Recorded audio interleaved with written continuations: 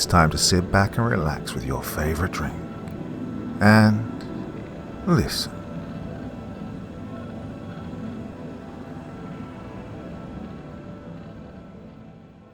The Vatican is studying vampires at a secret research facility. 3rd of October 2019, Vatican City. On the vanishingly slim chance that a living human being happens upon this writing, I am obliged to forgive her in advance for thinking its author mad. As shall become clear presently, the story to which it bears witness is one that no sane person could accept. Indeed, the author himself wouldn't have given it the slightest credence had he not found himself quite unexpectedly at its center. My name is Father Simon Merchant. I am an ordained priest in the Society of Jesus, better known as the Jesuit Order, as well as a trained microbiologist and with subspecializations in virology and bacteriology. I became a Jesuit after completing my undergraduate studies at Harvard and earning a medical degree from the Johns Hopkins School of Medicine. I subsequently completed a doctorate in microbiology from Oxford and, until recently, was professor and chair of the Department of Microbiology at the Georgetown University School of Medicine, where I also served as chief research scientist in the McClellan Institute for Virology. I do not mention these credentials to boast, but rather for the sake of lending some degree of credibility, however small, to what I am about to write. Besides, I will never serve in any of these capacities again. I will not survive the night. But I'm getting ahead of myself. Please forgive me, the prospect of impending doom compels me to rush. In late July, I was suddenly and unexpectedly summoned by my provincial superior, Father Joseph Quinlan, to an impromptu meeting at the headquarters of the Jesuit Conference in Washington, D.C. Foregoing any pleasantries, Father Quinlan immediately produced a signed directive from none other than the Superior General of the Order himself, stating in no uncertain terms, but without explanation, that I was expected in Rome in a week's time. "Everything has been arranged," Father Quinlan said flatly. "Georgetown has approved." "Yeah, but with all due respect, Father, what is this all about?" I asked, making no attempt to hide my confusion. "I know nothing more than what is in this letter, Father Merchant," he replied. "Pack your bags." A week later I arrived in Rome, where I was welcomed at the airport by a young, nervous-looking Jesuit in a stiff black cassock. "Father Merchant," he said, "I'm Father Antolini. I'm to escort you to the Vatican." Like Father Quinlan before him, the anxious young Jesuit had little to offer by way of explanation. Thinking better than to press him on the matter, I allowed him to carry my bags to the waiting car and obligingly took my place next to him in the front seat. Following a relatively short, if awkwardly silent drive, we passed through the gates of Vatican City and proceeded to an imposing building that I immediately recognized as the Museo Chiaramonti. Father Antolini parked the car in a sort of alleyway behind the museo and, after unloading my luggage from the trunk, ushered me through a conspicuously out-of-place door. There we were met by an elderly man wearing the black and white robes of a Dominican friar. "Father Merchant," he said with a kind smile, "I am Dom Collini. Welcome back to Rome." "Thank you, Father," I said, shaking his hand. "May I ask, what—" He cut me off with a raised hand. "All will be explained. Father Antolini here will see to your bags. Now, please follow me." We entered a large elevator which, by the looks of it, only had 2 buttons, one for up, the other for down. Dom Collini pressed the latter with a gnarled finger and grinned toothily. "I know what you are thinking," he mused as we began our descent. "Prepare yourself accordingly, Father. Everything you think you know is about to be unsettled." The elevator door opened to a cavernous underground vestibule where a sign on the damp stone wall read, "Institutum Pontificum Studiorum Occulti," the Pontifical Institute of Occult Studies. A deep voice roused me from my silent, awe-filled gawking. "Father Merchant," said a man in front of me, I, Father O'Hara. Though I couldn't place his deeply grooved face and dark eyes, I immediately recognized the name. Gerard O'Hara, the microbiologist? I asked in an incredulous tone. Yes, he replied flatly. It is a pleasure to finally meet the acquaintance of so esteemed a colleague. I am a great admirer of your work. Oh, the pleasure is all mine, Father, I sputtered, shaking his hand. It's not every day that I find myself in the company of a Nobel laureate. Oh, please forgive me. What exactly is going on? No one has offered the slightest explanation since I received the Superior's letter in Washington. I'm sure you are incredibly confused, Father O'Hara said with a patient smile. My apologies. For reasons that will become clear, we have been obliged to keep the nature and purpose of this meeting a secret. This very facility and the work that is undertaken here is itself highly classified. You will understand presently. But what on earth is this place? I inquired plaintively. I know you are a man of science, he said. So am I, but we are also men of God. Should it really be surprising to either of us that the Vatican has a secret research facility that studies all things supernatural? Oh, my jaw dropped. Supernatural? He nodded. Not the supernatural that is of God, mind you, but the other sort. Demons, ghosts, witches, and many other things besides. The Institute has been studying these phenomena for centuries. Its work predates the dawn of modern science, though only a small handful were, are, or ever will be aware of its existence. Well, I laughed despite myself. You've got to be joking, I said. On the contrary, he replied, gesturing to Father Collini, whose presence I had momentarily forgotten. Our Dominican colleague here is the world's foremost authority on demonic possession and exorcism. Did you know that? Dom Collini smiled courteously and made a slight bow. Well, of course you didn't, Father O'Hara continued. No more than you knew that I have been conducting research on vampires for nearly 15 years. As far as anyone knows, Dom Collini is nothing more than a medievalist, and I am merely a biologist, however accomplished each of us may be in his respective field. Father, I said, shaking my hand and screwing my eyes shut, what you're saying right now is absolutely insane. Can you please tell me why I'm here? He shrugged.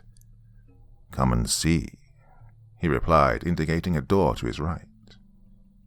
We proceeded into a massive library with hundreds of shelves, all of them lined from floor to ceiling with dusty volumes. Father O'Hara pressed a button on the wall and a large window emerged through which I saw what appeared to be a prison cell. Huddled motionless on the floor of the cell was a young man, or what seemed to be a young man at any rate. He was naked, rail-thin, and as white as a sheet, his face turned away from the window. We call him Tomislav, Father O'Hara said. Our operatives captured him in rural Serbia. Evidently he murdered his entire family along with 6 others. Who is he? I replied in a near whisper. That is not a he, Father O'Hara remarked. That is an it. I turned to look at him. What do you mean? I asked. Dom Collini chuckled from behind me, surprising me once again with his presence. Tomislav is no longer a human being, Father Merchant, he said. Tomislav is a vampire. I wheeled around to find myself eye to eye with Collini. Oh, enough of this, I shouted with a wizened face. Who is that man and why is he in that cell? Would you please be so kind as to redirect your attention to the window? Asked Father O'Hara. I did as he requested, at which point he pressed another button on the wall. The figure in the cell immediately sprang to life from the floor and catapulted itself headlong against the window. At seeing its face, I instinctively recoiled. The pupils of his cat-like eyes were narrow black slits ringed by sulphur, his mouth a gaping red gash filled with yellowing, razor-sharp fangs. He continued to smash his body against the window, all the while gnashing his hideous teeth and bellowing in a beast-like roar. "Don't worry," said Father O'Hara. "He can't see you." I stumbled a few steps backward and crossed myself. "What the—" "As Dom Collini said," O'Hara interrupted, "that is a vampire." I gawked at him with wild eyes. "Impossible," I sputtered. There are no such things. It's a superstition." "And yet, here is one before your very eyes," replied Dom Collini. Father O'Hara closed the window and ushered me to a chair. I collapsed onto it, cradling my head in my hands. "Father Merchant," he said somberly, "I know this comes as an enormous shock to you, but I assure you that you are not losing your mind. The thing behind that window is very real and very dangerous. The Church has been stalking its kind for millennia. Only recently has it begun to capture and study them. It wasn't that long ago that I found myself in precisely the same situation as you. I too was summoned here for reasons unbeknownst to me, and I too was shaken to my very core when I first beheld these creatures." "But why me?" I asked through my hands. "For the same reason I myself was," O'Hara replied, "for your expertise. My predecessor was the first to discover that the underlying cause of this phenomenon is, at least in part, microbiological. I was brought here to take his research to the next level, and you are here to do the same with mine." I looked up, my eyes red and irritated. "What?" Taking a breath, he sat down next to me and folded his hands in his lap. "We have known for some time about the actual existence of incorporeal entities, spirits, demons, ghosts, angels, and so forth. But as Dom Collini will be the first to admit, our ability to comprehend such entities, let alone manage them, is rather limited. Ever since the Church reconciled itself to science, which it did in no small part thanks to the efforts of our Jesuit forebears, it has not shied away from using the scientific method to expand the scope of its understanding. Unfortunately, that method is useless when applied to things without physical existence. The same is not true for our friend Tomislav, which, whatever else he or it may be, it is an embodied, material entity. Well, albeit of a sort we never encounter in nature," interjected Dom Collini. "Oh, I'm getting to that," O'Hara replied sharply. "First things first. Father Merchant, what I and my team have discovered may be summarized thusly. The root cause of vampirism is a virus, or something very much like a virus, that we have named the N1 photophobic hemophage. As far as viruses go, it's a large one. The virions are 90 or so nanometers in diameter, but it's definitely not a bacterium. It does not have any independent genetic capacity for metabolism or reproduction. It's nothing more than a bundle of nucleic acids, but, to that extent at least, it is molecularly carbon-based. What makes the N1pH so mysterious is the manner in which it operates. Upon being introduced to the living bloodstream, it immediately attaches itself to a host cell, sheds its protein coat, and injects its genetic information, just like a virus. From there it reproduces itself trillions of times, albeit at a rate several orders of magnitude higher than any natural occurring pathogen known to us, and proceeds to do what all viruses do when it gains the upper hand. It kills its host." "So, you're telling me that thing in there is dead?" Father O'Hara sighed and averted his gaze toward the towering bookshelves. "Well," he replied, "not exactly. Think of the movies and comic books, Father Merchant. What do they tell us about vampires?" I smirked. "They hate garlic and holy water and sunlight," I said. that they cast no reflection, that you kill them by driving stakes through their hearts. I was driving at the notion that they are neither living nor dead, but undead, said Father O'Hara, returning his gaze to me. How can something that is dead move about seemingly of its own volition? How can it intelligibly communicate in human language if it does not think? And how can it think if it does not have some sort of rudimentary consciousness? On the other hand, how can it be alive if it doesn't have a heartbeat, if it doesn't oxygenate its blood through respiration, if it lacks homeostasis or metabolism? The thing you saw flailing about in that cell has a body temperature of well below 80 degrees Fahrenheit. It is capable of moving air through its lungs, through its larynx, but it does not breathe. It has reflexes, it responds differentially to stimuli, it even feels pain, but it does not eat. It drinks blood, interjected Dom Collini. What you're describing is biologically impossible, I stated decisively. In the absence of oxygen and nutrition, living cells die. This is indisputable. And this is what is truly miraculous about N1PH, replied Father O'Hara. In less than 48 hours, it completely overtakes every single living cell in a human body, replaces them with hybridized iterations of itself, and systematically reprograms the genome. The virus alters the cells at a molecular level so that they are able to reproduce indefinitely without oxygen, without digestion, without excretion. This effectively renders them immortal.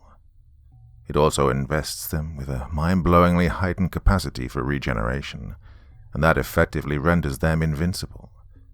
It strengthens the bones, increases muscle mass. The list goes on and on. The end result is an organism that is virtually indestructible, with levels of speed, agility, and strength that are far in excess of anything human beings are capable of. But there are a few catches. It drinks blood, Dom Collini reiterated, much to Father O'Hara's annoyance. Yes, it drinks blood, O'Hara snapped. Hence the term hemophage. The vampire is compelled to consume blood by a genetic imperative that we do not fully understand. Blood is the raw material out of which the virus replenishes itself, or rather the hybridized, formerly human cells it has subordinated. The fangs you beheld in the creature's mouth are the result of the virus recoding its genome to meet this imperative. So is its stomach, which no longer digests so much as it absorbs, redirecting the blood food directly to cell nuclei through a network of microscopic rhizomes. So, what happens if it goes without blood? I inquired. Father O'Hara grinned. Oh, we have studied that at great length, he said. The vampire must consume around 5% of its body weight in blood every 48 hours or so. If it does not do this, it begins to putrefy rapidly. On average, it cannot endure without blood for more than 3 days. Beyond that point, the N1PH seems to, shut itself off.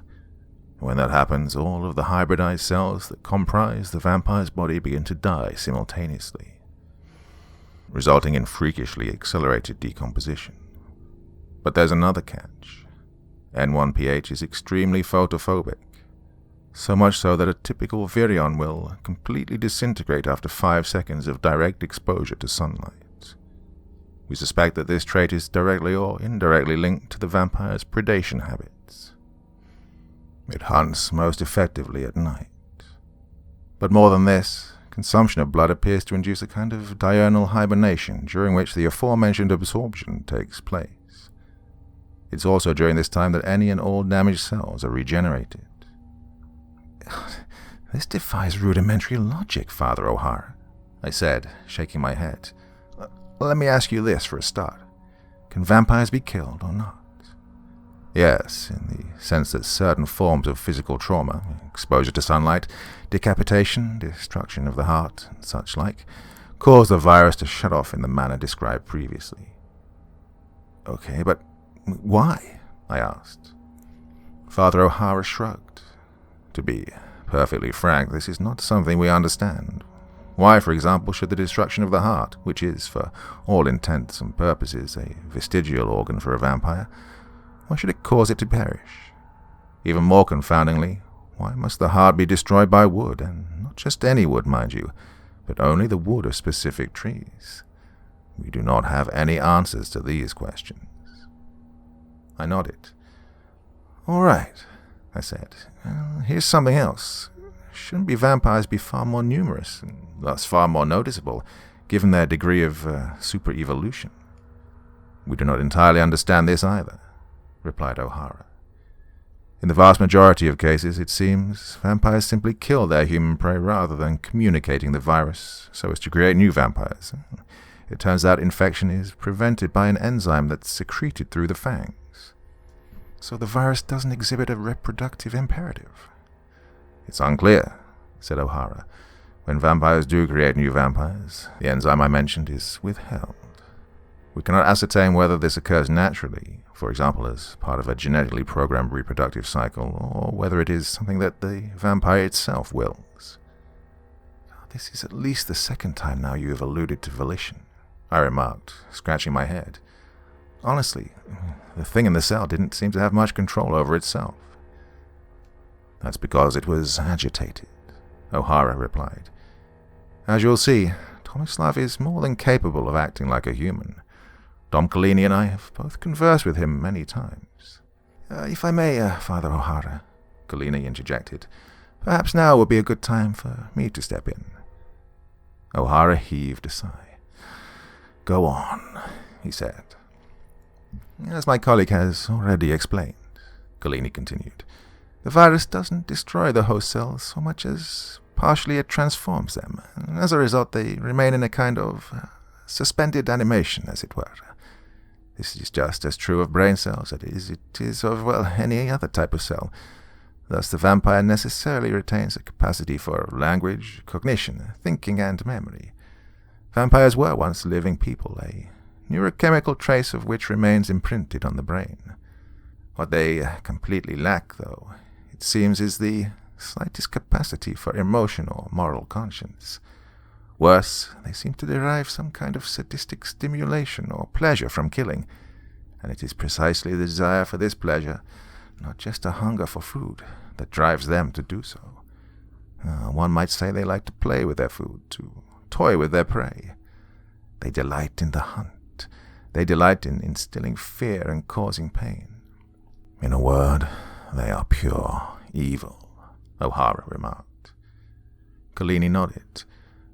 Precisely, he said, and this is where my colleague's scientific acumen begins to falter. Many of the superstitions surrounding vampires are false. Do vampires cast a reflection? Of course they do. They are physical entities, but many of these superstitions are true. Most interestingly, the fact that vampires experience extreme distress at the mere sight of a cross or other blessed object. Holy water has the same physical properties as an unblessed water, but yes, it causes physical damage to a vampire's flesh. How can this be? You tell me, I replied dryly. My area of expertise is demons, Father Merchant, Collini said. Unlike vampires, which have weight, height, proportion, and the like, demons cannot be poked and prodded in a laboratory. But vampires are very much like demons in one crucial aspect. They are motivated by an unrelenting appetite for evil. I do not doubt that there's a biological dimension to that appetite, but it is not ultimately reducible to their physical constitution. Father O'Hara huffed slightly. Vampires cannot be monsters of the sort we routinely find in the animal kingdom, Collini continued, nor can the virus that brings them into existence be the mere result of an evolutionary mutation. Someone or something had to create that virus, and I am enough of a philosopher to know that it wasn't God.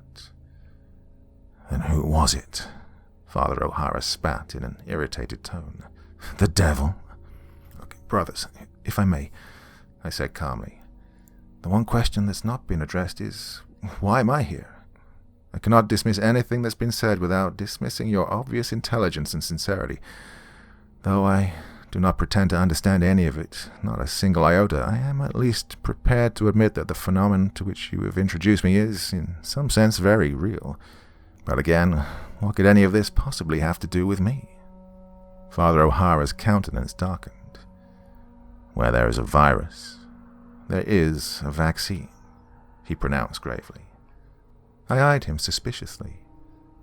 You want me to find a cure for this? Not exactly, O'Hara replied.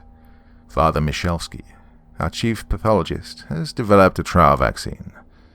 The Holy Father himself has directed you to review Michalski's work and evaluate the merits of testing it. Sebastian Michalski is in on this too? I thought to myself in exasperated wonder. God, is there anyone from Pontifical Academy of Sciences who isn't involved in this project? O'Hara produced a small envelope from his cassock and handed it to me. The papal seal was clearly visible on its face. Based on what you've told me, I said, opening the envelope, traditional vaccination models would scarcely seem feasible in a case such as this. As the document in your hand makes clear, said Don Collini, my role here is that of advocatus diabolus, and, apologies for the bad pun, I am obliged in that capacity to warn you that the ultimate cause of this phenomenon may be diabolical. What do you mean? I asked. I have personally witnessed dozens of demonic possessions, he replied. If it is possible for a demon to take control of a living, in-soul body, what is to stop it from doing the same thing to a corpse? And what if the virus is merely the physical mechanism by which this end is achieved? In that case, destroying the undead body does not vanquish the source of its reanimation. It merely frees it to do the same to another. This is where Dom Collini and I part ways, O'Hara remarked. The undead are not ensouled. They're killing machines that mimic the speech and behavior of living men. I make no objection to the prospect that Satan himself is the ultimate cause of vampirism, but I deny that vampires are merely possessed cadavers. Father Collini said it best. The hybridized cells are in suspended animation. They are neither living nor dead. If there was a way to eradicate the virus while simultaneously reviving the original cells, would this not be akin to reviving a patient in cardiac arrest?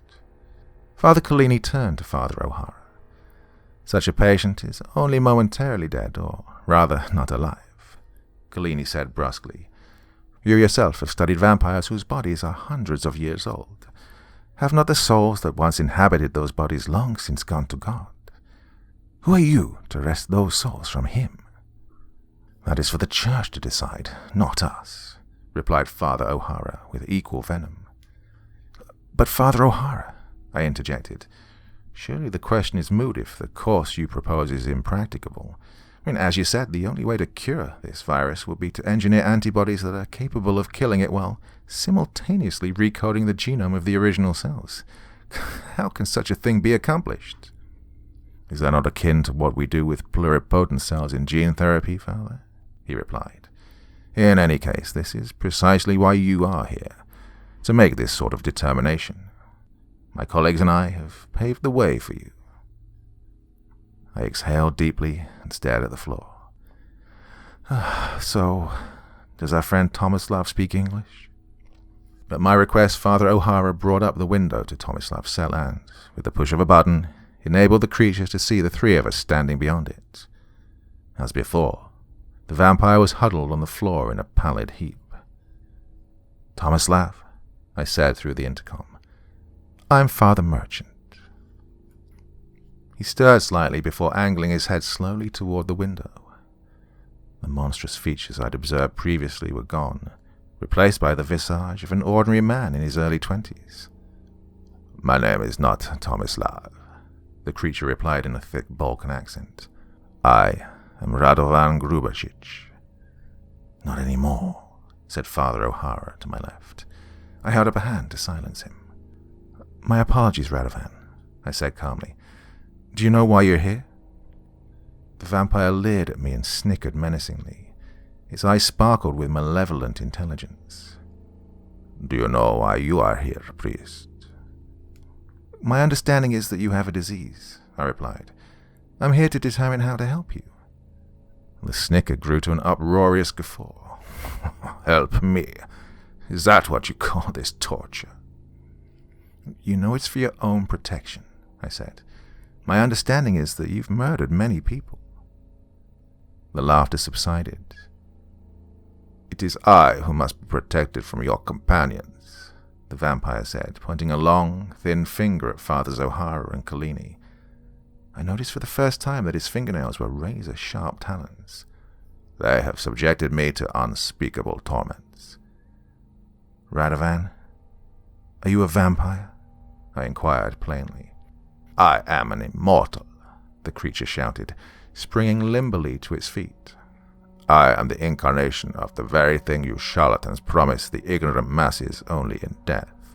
Now you call it a disease and presume to cure me of it. Would you do the same for your Christ, I wonder? Father Collini produced a small crucifix from his robes and held it up toward the window. Stay where you are, he growled. The vampire recoiled with a sinister hiss. Why did you tell Father Merchant here what you did to your own children? Said Father O'Hara. The vampire resumed his snicker. The price of immortality is blood, it said to O'Hara. Is this not what your church teaches, you hypocrite? We're here in our capacity as scientists, I interjected. Our aim is to understand. Fine, then, the vampire replied, turning his dark, cold eyes to me. You understand survival of the fittest. This is the creed of your mortal science. Does the wolf murder the sheep, or does he merely do what is in the nature of all creatures to do? That is, survive. It's not in the nature of human beings to kill other innocent human beings, I retorted. The history of your race suggests otherwise. The difference is that unevolved human beings like you feel guilt and shame at what clearly comes quite naturally to you. We have transcended your weak, pitiful kind. Our destiny is to inherit the earth. Yours is extinction. Come, scientist. Surely you understand that there's no morality in nature, only strength and power. Perhaps it's wrong to say that the wolf murders the sheep, I replied. But does he enjoy stalking her? Does he take pleasure in her agony?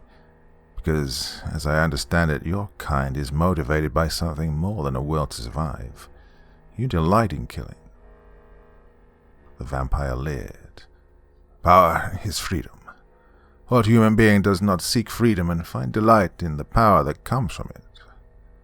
I have been free from the shackles of your pathetic morality. My power lies in this. I am more human than you could ever possibly be. Father Collini took me and O'Hara aside. Before its transformation, the vampire was a 22-year-old farm laborer with little more than an elementary education. Oh, listen to how it talks. Putting aside the puzzling fact that it speaks English fluently, how could it possibly hold forth like this? I have engaged in many such disquisitions with demons. This is not the symptom of a disease. On the contrary, Don Collini, replied O'Hara. We know that the virus is capable of physically augmenting the biological architecture of its host. You yourself suggested that this includes the brain. Collini nodded. Observe, Father Merchant. He turned to the vampire. Dice in veritatem, spiritus infernalis est? Quid illud est, the vampire replied immediately. Non intelligio strepitus tuos. Collini turned back to Father O'Hara and me. So the virus is capable of teaching his host to speak Latin? O'Hara scoffed. Is it really so difficult to believe? Just look at everything the creature is capable of. You yourself witnessed it bite through its restraints and leap 10 feet in the air. I grow weary of these trifles, the vampire remarked from behind the window. Father O'Hara slammed his fist against one of the buttons on the wall. The vampire unleashed a hideous roar as the window closed. Enough, growled O'Hara. There are 2 options on the table here, both untested, and the Holy Father has ordered you to consider them, Father Merchant. That is what you must do. But what's the second option? I asked earnestly.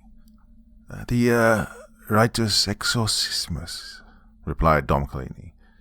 Which would, in all likelihood, destroy the subject, retorted O'Hara. We have 24 such subjects in our custody at present, said Collini. If everything you claim about them is accurate, then surely we can afford to sacrifice 1 or 2. Gentlemen, I interjected, I should like to speak with Father Michlewski. Unfortunately, he is not with us at the moment, O'Hara replied. He was attacked by a subject last week and is recovering from his injuries at Salvator Mundi. I'll direct you to his laboratory. We proceeded through a maze-like corridor and entered the room in question, a typical research lab of the sort found in universities and hospitals throughout the world. Father O'Hara picked up a large portfolio from one of the tables and handed it to me. All of Michlewski's findings are here, he said.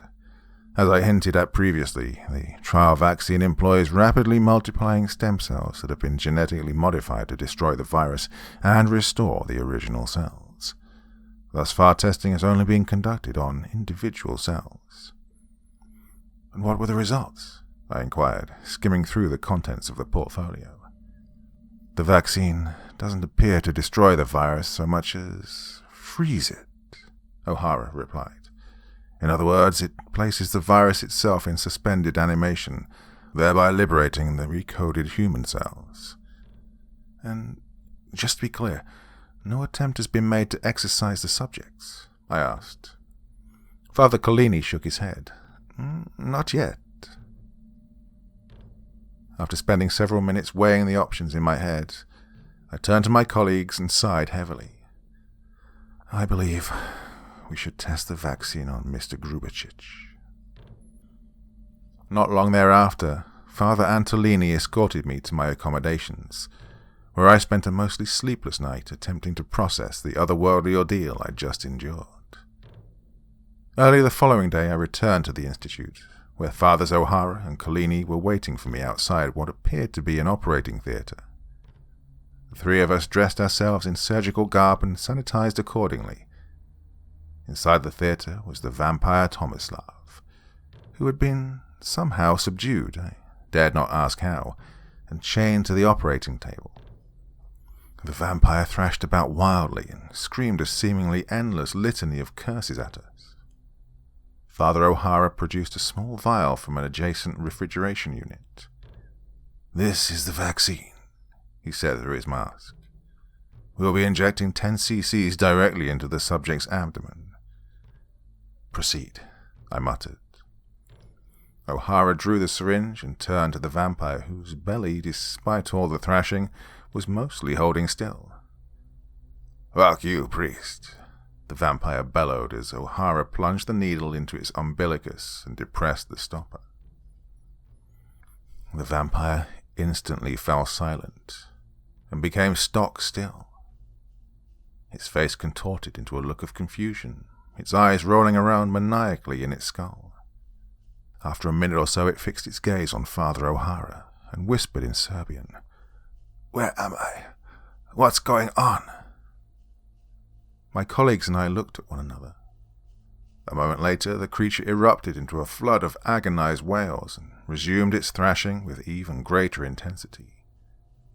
Before my very eyes, hundreds of cyst-like growths began to appear over the entire length of its pale body. The growths started to swell and redden as they proliferated. In less than 30 seconds, they completely covered the vampire's body, obscuring and distorting his features beyond recognition. Some grew to the size of grapefruits. No sooner had I observed these things when the body in front of me exploded in a torrent of gore, the force of which knocked us clean off our feet. Rushing to wipe the blood and any tissue from our surgical visors, I saw that nothing remained of the body save a bubbling pile of bone, sinew, and torn flesh. The entire operating theatre was dripping with carnage, as were our own blood-soaked garments. For a moment everything was still, but the rivulets of gore slithering down the walls. We then heard something like a distant guttural moan that seemed to emanate from nowhere in particular. I immediately crossed myself, and my colleagues did the same. We exited the theatre in stunned silence, and did our best to unburden ourselves of the creature's remains. Taking several hours to recuperate, we reconvened in our original meeting spot, the library, and stared at each other wordlessly. "You are the scientists," Father Collini said, breaking the silence. "What happened?" "I really have no idea," I replied. "But if I had to guess, we just observed the most violent and aggressive instance of cancer in the history of creation." Father O'Hara said nothing. Turning to him, I noticed he was cradling his face in his hands and trembling slightly. "Father, are you all right?" I asked. There was no response. Father Collini and I looked at each other nervously. "Father O'Hara," Collini said, reaching out to place his hand on O'Hara's shoulder. And in an instant, O'Hara sprang forward from his seat with a piercing scream and grabbed Collini's forearm. I tumbled backwards from my seat. Just as I began to yell, O'Hara effortlessly pulled Collini across the table and flung him like a doll across the length of the room, his body crashing violently into the bookshelves. O'Hara's head turned toward me with a snap. In a matter of seconds, the pupils of his eyes narrowed to cat-like slits, the surrounding sclera turning a sickening shade of yellow, the incisors in his gaping mouth transforming into knife-like fangs. Moments later, the door of the library swung open and a cadre of soldiers in full armor swarmed the room. O'Hara emitted a nauseating hiss before the leader of the cadre fired what appeared to be a dart directly between his sulphurous eyes. Immediately, the priest dropped on the floor, motionless. Several soldiers rushed upon his body and shackled him. The soldier who'd fired the dart crouched down next to me and lifted his visor. "Are you okay, Father?" he asked with concern. His helmet was emblazoned with the insignia of the Pontificia Cohors Helvetica, the Swiss Guard. "See to Dom Collini," I stammered, gesturing weakly toward the other side of the library. And then everything faded to black. I woke sometime later in a small infirmary. Father Collini was sitting next to my bed, flanked by several Swiss Guards. He was bruised and disheveled, but otherwise no worse for wear. "You fainted, Father Merchant," he said calmly. I coughed and pulled myself into a sitting position. "Are you all right, Father?" "Fine." "And, Father O'Hara?" Collini sighed. "He is infected, transformed." "But how?" I asked, horrified. "He wasn't bitten." Collini shrugged slightly and glanced at the floor. "I believe my hypothesis has been vindicated," he said somberly. "The virus wasn't communicated to O'Hara by physical means. Whatever dark entity had been dwelling within the vampire was evicted upon the destruction of its body and immediately took up residence in our colleague. It is not the virus that causes the vampire, but the vampire, or rather its spirit, that causes the virus." "But if that's so—" "Yes," Collini interrupted. "The spirit must be cast out by exorcism. There's only one problem, and I'm afraid it's rather grave. While we were recovering from the episode with Tomislav, it appears that Father O'Hara surreptitiously administered the vaccine to all 24 of the vampires in this facility. Every single one of them has been destroyed." My jaw dropped. Then the spirits have been unleashed. No sooner had the words left my mouth than I began to hear a chorus of screams erupting from every corner of the institute. The Swiss Guard drew their weapons, their heads darting frantically from left to right. Dom Collini and I looked at each other. "Run," he whispered. And what followed is a blur. Somehow I managed to escape and take shelter in the very hotel where I now write this account. Less than an hour later, I began to hear sirens blazing through the streets of Rome. The news was reporting that a biohazard incident had occurred at Vatican City, which has since gone into a complete lockdown. Regardless of what happens next, it's unlikely that the truth will be forthcoming, in which case I hope this account will find the light of day. As for me, however, I fear that one of the many demonic spirits that were unleashed in the bowels of the Vatican this morning has taken possession of me. I can slowly feel it squeezing my life away. The window of my room is open, looming 30 stories above the street. It beckons to me. Oh, I trust that God will forgive me for what I must do. I will not allow this demon to turn me. Part 2. It was a prematurely dark afternoon in Rome. 3 hours earlier, the Angelus bells were tolling solemnly over the rooftops. A fog as thick as stone had risen from the Tiber and woven itself like gossamer through the winding arteries of the city, draping it in damp, drizzling shadow. Deep in the noiseless sprawl of the apostolic palace, 2 priests sat silently in a gloomy antechamber, their eyes fixed on the enormous oaken door that loomed before them. The younger of the 2 was a Jesuit in his late 50s, a short, perfectly bald man with the spry, stocky build of a prize-fighter beneath his black cassock. The brow over his thin metal spectacles was deeply furrowed, his eyes deep-set and steely.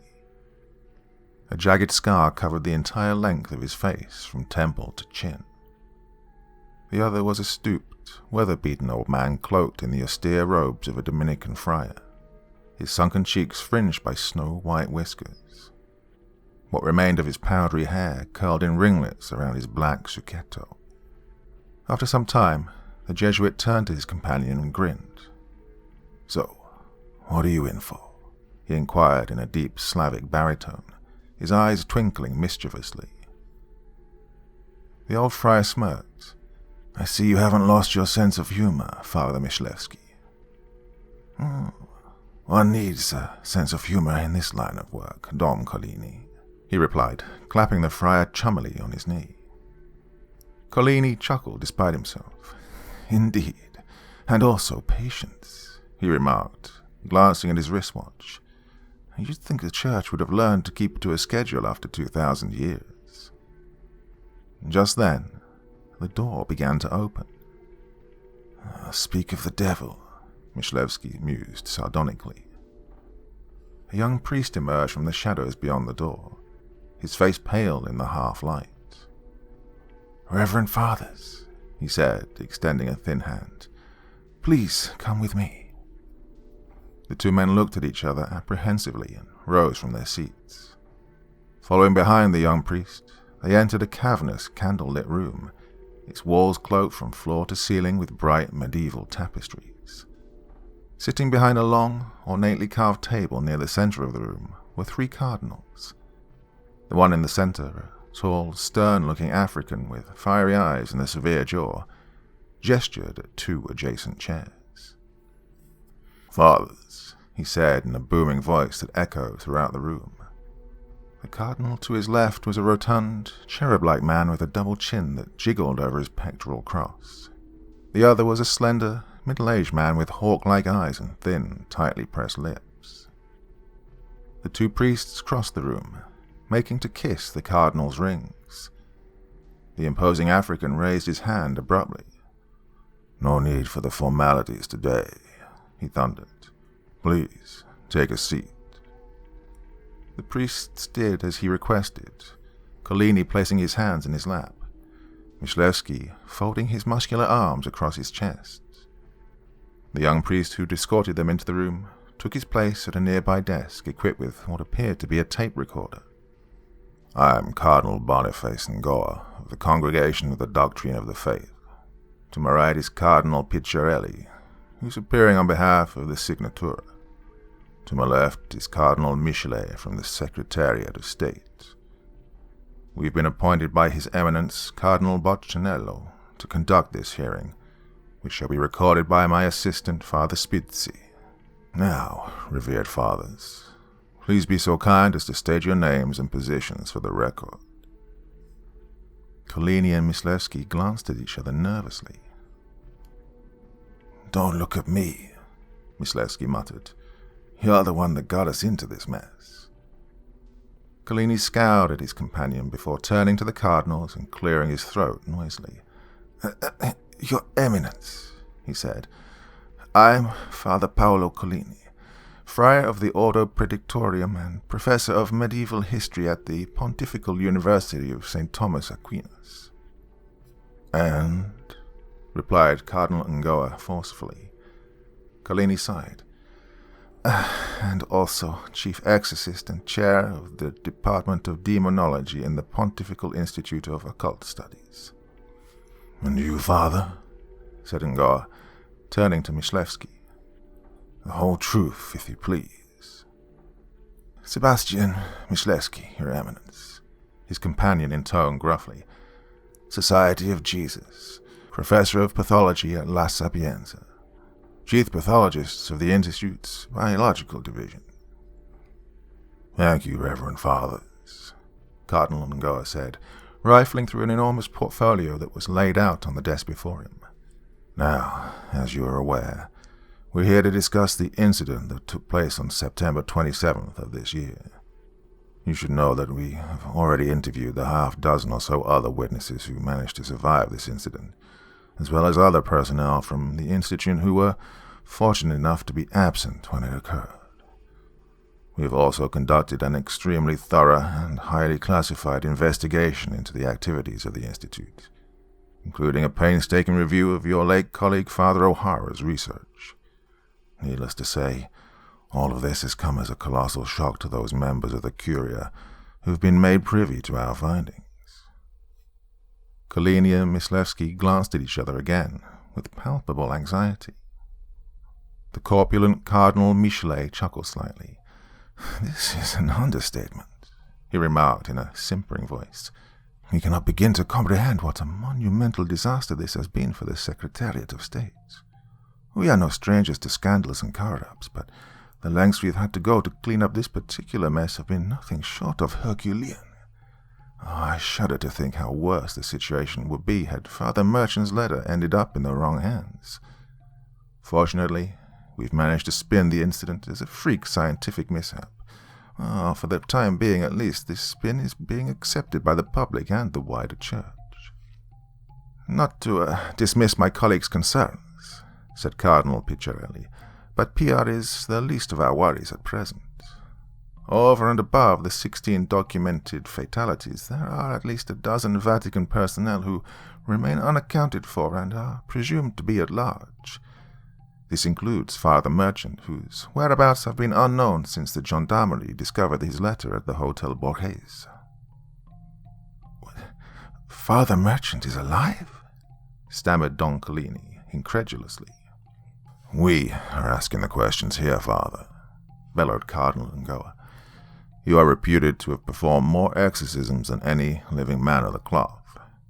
How is it, then, that none of the exorcists known to the Congregation of the Doctrine of the Faith have ever heard of you in this capacity? As far as we're aware, only a handful of exorcisms have taken place under the Church's imprimatur since the Second Vatican Council. You were not consulted by any of the parties involved in these cases. Is that correct?" "Yes," Don Collini replied with a sigh. "The fellows of the Institute are bound by a strict oath of secrecy that we have scrupulously maintained for 8 centuries. "Is this true, Father Myslevsky?" Ngoa asked. "You know it is, Your Eminence," Myslevsky replied tersely. "You've already gone through our archives with a finely toothed comb." Ngoa frowned menacingly. "Regardless, I want these things stated for the record," he said through gritted teeth. "The Church's official position was, and is, that vampires do not exist. Yet the Institute has been tussling with them for centuries. Among the volumes we found in your collection is a manuscript from the 12th century entitled De Vampiris et aliis Daemonis Incarnati. Are you familiar with it, Don Collini?" Collini shrugged. Of course. It was written by Berengar of Guzon, the principal associate of the Institute's founder, Saint Alethius of Chartres. And the text describes vampires as corpses that have been reanimated by infernal powers to wreak havoc on the living, correct? Ngoa asked. Yes, Collini replied. And does it explain when, where, and how these creatures first came into existence? Collini nodded. Berengar notes correctly that tales of vampire-like beings have figured in countless folk traditions from time immemorial. Nonetheless, he speculates that the first true vampire was a Jewish apostate from the Second Temple period named Simeon ben Simeon. According to several Kabbalistic texts, he was evidently a rabbi who had been anathematized for dabbling in necromancy and other occult practices.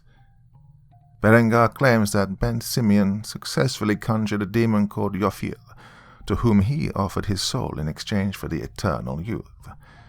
The demon proceeded to wrest his soul and take possession of his body. What do you mean by wrest his soul? Cardinal Picciarelli inquired pointedly. Simply put, it killed the rabbi and forcibly evacuated his spirit, presumably to hell, Collini replied. So, this incarnate demon proceeded to prey upon the living, thereby creating new vampires? Ngoa asked. Father Collini sighed and shook his head. We do not know exactly. In addition to infernal pacts, Berengar believed that those who are bitten or otherwise attacked by vampires can become vampires in turn.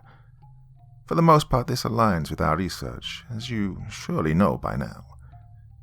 It's not entirely clear to us, however, why some of the vampire's victims transform and others do not.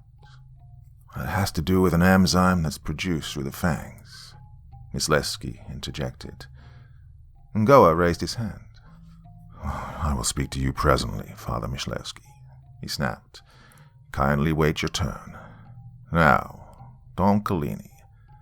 The text claims that vampires can be destroyed by means of fire, sunlight, decapitation, and destruction of the heart. Is this correct? Yes, Collini replied, although the heart can only be successfully destroyed with a stake constructed of ashwood. Why ashwood? Asked Cardinal Michelet, puzzlingly. Collini shrugged. We don't know. In the legends, ash is one of many trees from which the true cross is reputed to have been fabricated. This is as good an explanation as any. Vampires are also vulnerable to Euphorbium millii, the plant associated with the crown of thorns, as well as silver. The latter weakness has long been associated with Judas Iscariot's betrayal of Christ, although, as Father Myslevsky can attest, there appears to be biochemical factors involved as well. In any case, Ngoa continued, vampires can be destroyed, and this has been the Church's preferred method for dealing with them for centuries, yes? Collini nodded. And who exactly was responsible for doing this? Ngoa asked. In the year 1156, Pope Adrian IV directed Saint Alethius to form a secret army of vampire slayers under the auspices of the Institute. Thus was founded the Ordo Melutum Sacri Cordis, the Order of Knights of the Sacred Heart, a secret cadre of warrior priests. In the 16th century, the order was reconstituted as a secret division of the Pontifical Swiss Guard. Does the order remain active? In 1967, Pope Paul VI directed the Institute to adopt its present policy, Collini replied. Which is what exactly? Inquired Cardinal Michelet. To conduct scientific research on captured vampires, said Collini with a shrug. Members of the order have been responsible for doing the capturing. They also serve as the Institute's gendarme. But Dom Collini, Ngoa intoned gravely, if vampires are demons, then surely the Church has seen fit to exorcise them, yes? Collini averted his gaze. No, he replied sheepishly. Ngoa's brow furrowed. Why not? because until recently the prevailing view has been that vampirism is a largely biological phenomenon with a largely biological solution," Myslevsky interjected. "All right, Father Myslevsky," Ngoa replied with a heaving sigh. "Oh, let's talk about that.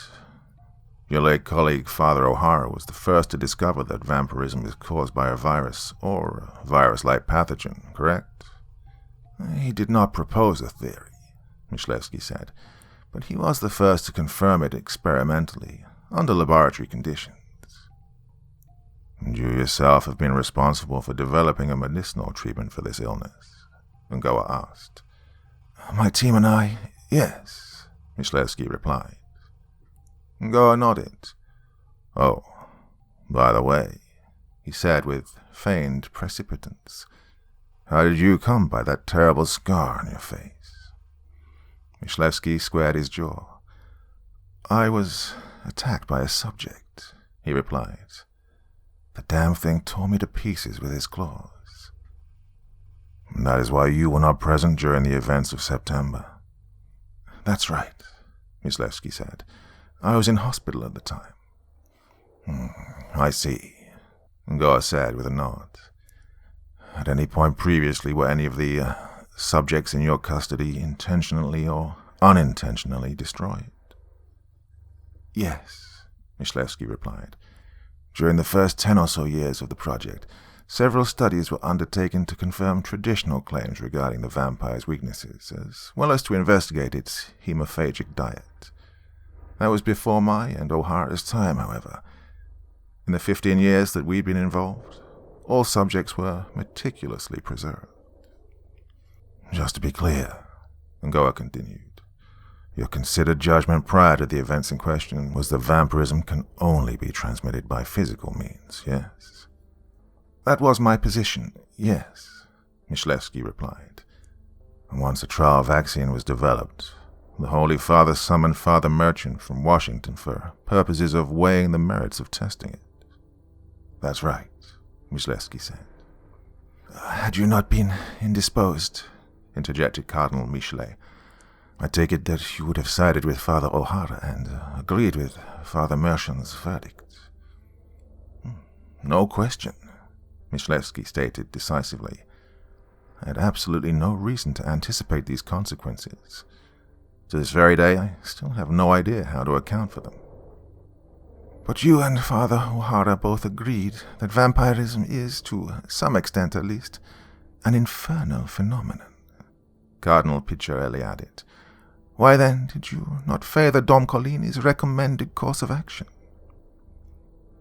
Myslevsky glowered at the Cardinal. "Our position was that the N1PH virus causes human beings to transform into demons, not the other way round, in which case exorcism would most likely accomplish nothing but the subject's destruction. A medical intervention, in contrast, stood to eradicate the virus and restore the human host to life." "Or so you thought," replied Ngoa brusquely. "You say you have no idea why the vaccine backfired in such a spectacular manner." Myslevsky looked away and shook his head weakly. "Well then," Ngoa huffed, "do you have any idea why multiple individuals, including Father O'Hara and, we presume, Father Merchant, ended up being infected despite the fact that none of them were physically attacked by subjects?" Ngoa asked. "There's no scientific explanation for it," Myslevsky said in a defeated tone. Ngoa grinned smugly. "If I may return to you, Dom Collini," he said, "is it not your position that the destruction of the subject's physical form is what facilitated the transmission of the virus?" "Yes," Collini agreed. "My theory is that N1PH is merely a particular modality of demonic possession. It is the mechanism by which certain species of disembodied spirits prey upon us. When the bodies of the undead are destroyed, this essentially liberates the spirits in question, thereby allowing them to infect others." Ngoa shook his head confusedly. "But you yourself said earlier that the Church has been hunting and killing vampires for centuries." Were there any known instances of the virus being transmitted in this manner before now? Not as far as I or anyone else knows, Collini replied with a shrug. According to Berengar, the souls of innocent people who have been murdered by vampires go to God, whereas when the vampire is destroyed, the vampiric entity returns to hell, just as other demons do when they are exorcised from the bodies of the living. All right, Ngoa said.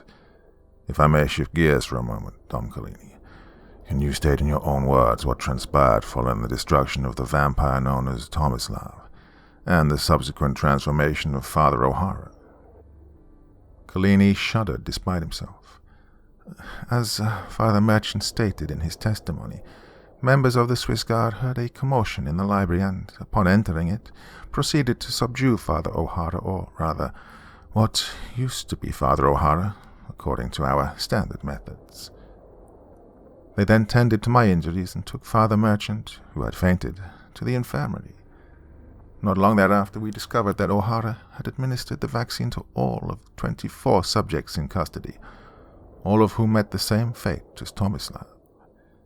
I informed Father Merchant of this once he had regained consciousness. And it was at this point you began to hear screams throughout the facility, yes? Yes, Collini said in a faltering voice. Father Merchant fled at my urging. I then rushed out to the hallway alongside the team of guards, where we immediately beheld several other guards firing their weapons at Institute personnel who had evidently become vampires. Who gave you the command to employ incendiary weapons against the creatures? Cardinal Michelet inquired. Captain Ossing, on my recommendation, Collini replied. And why did you make such a recommendation at that particular juncture? Collini studied his shoes pensively. I don't quite know. Many scholars in the tradition have argued that fire is the most potent and decisive weapon in the Slayer's arsenal. Perhaps I was thinking this in the back of my mind. And was this course of action successful? Cardinal Picciarelli asked. We successfully neutralized 8 vampires, as you know, Collini replied. But at least a dozen appeared to have escaped, including the former Father O'Hara, Ngoa countered. Is it not so? Collini fixed a steely-eyed gaze at Ngoa. It is, he replied quietly, but... But what? Ngoa growled. No further infections have occurred in Vatican City since that day, Your Eminence. Ngoa pursed his lips and nodded. And you think the flamethrowers are responsible for this? Your guess is as good as mine, Reverend Cardinal, Collini replied with a shrug. Ngoa sunk into his chair and stared up at the towering ceiling. Here's where we are now, he said. All, or virtually all, of the facts on the ground, including the existence of the Institute itself, have been suppressed, at least for the time being. Obviously, many more are privy to them now than were before, but only within the steepest reaches of the hierarchy. The Holy Father will review the findings of this hearing alongside all the others and arrive at a determination regarding our next step. I must tell you, though, that he already has certain predilections. He intends to shutter the Institute. Michelewski volunteered. Ngoa shook his head. On the contrary, he replied. The Holy Father believes that this incident may bespeak a novel and wholly unprecedented diabolical threat. For this reason, he favors the re-establishment of the Order of the Knights of Sacred Heart and the immediate resumption of full-time vampire hunting. If this is what he ultimately directs us to do, it'll fall upon you and other senior members of the Institute, as well as your compatriots in the Swiss Guard, to see that his wishes are fulfilled. Your first priority will be locating the missing, particularly Father Merchant. Collini and Michelewski turned toward each other with wide eyes and mouths ajar. That is all, fathers, Ngoa pronounced gravely. Vade cum Dio. Father Simon Merchant stepped out onto the small balcony of his room at the Hotel Borghese, which loomed some 30 stories above the bustling Via Crescenzio below. Trembling and drenched in sweat, the priest closed his eyes, crossed himself, and plunged headlong into the brisk night air. In an instant, everything went black. Much to his startled chagrin, Father Merchant realized that he was still conscious. "I'm dead," he thought to himself in the void of his mind. "That remains to be seen," replied an ethereal voice almost immediately.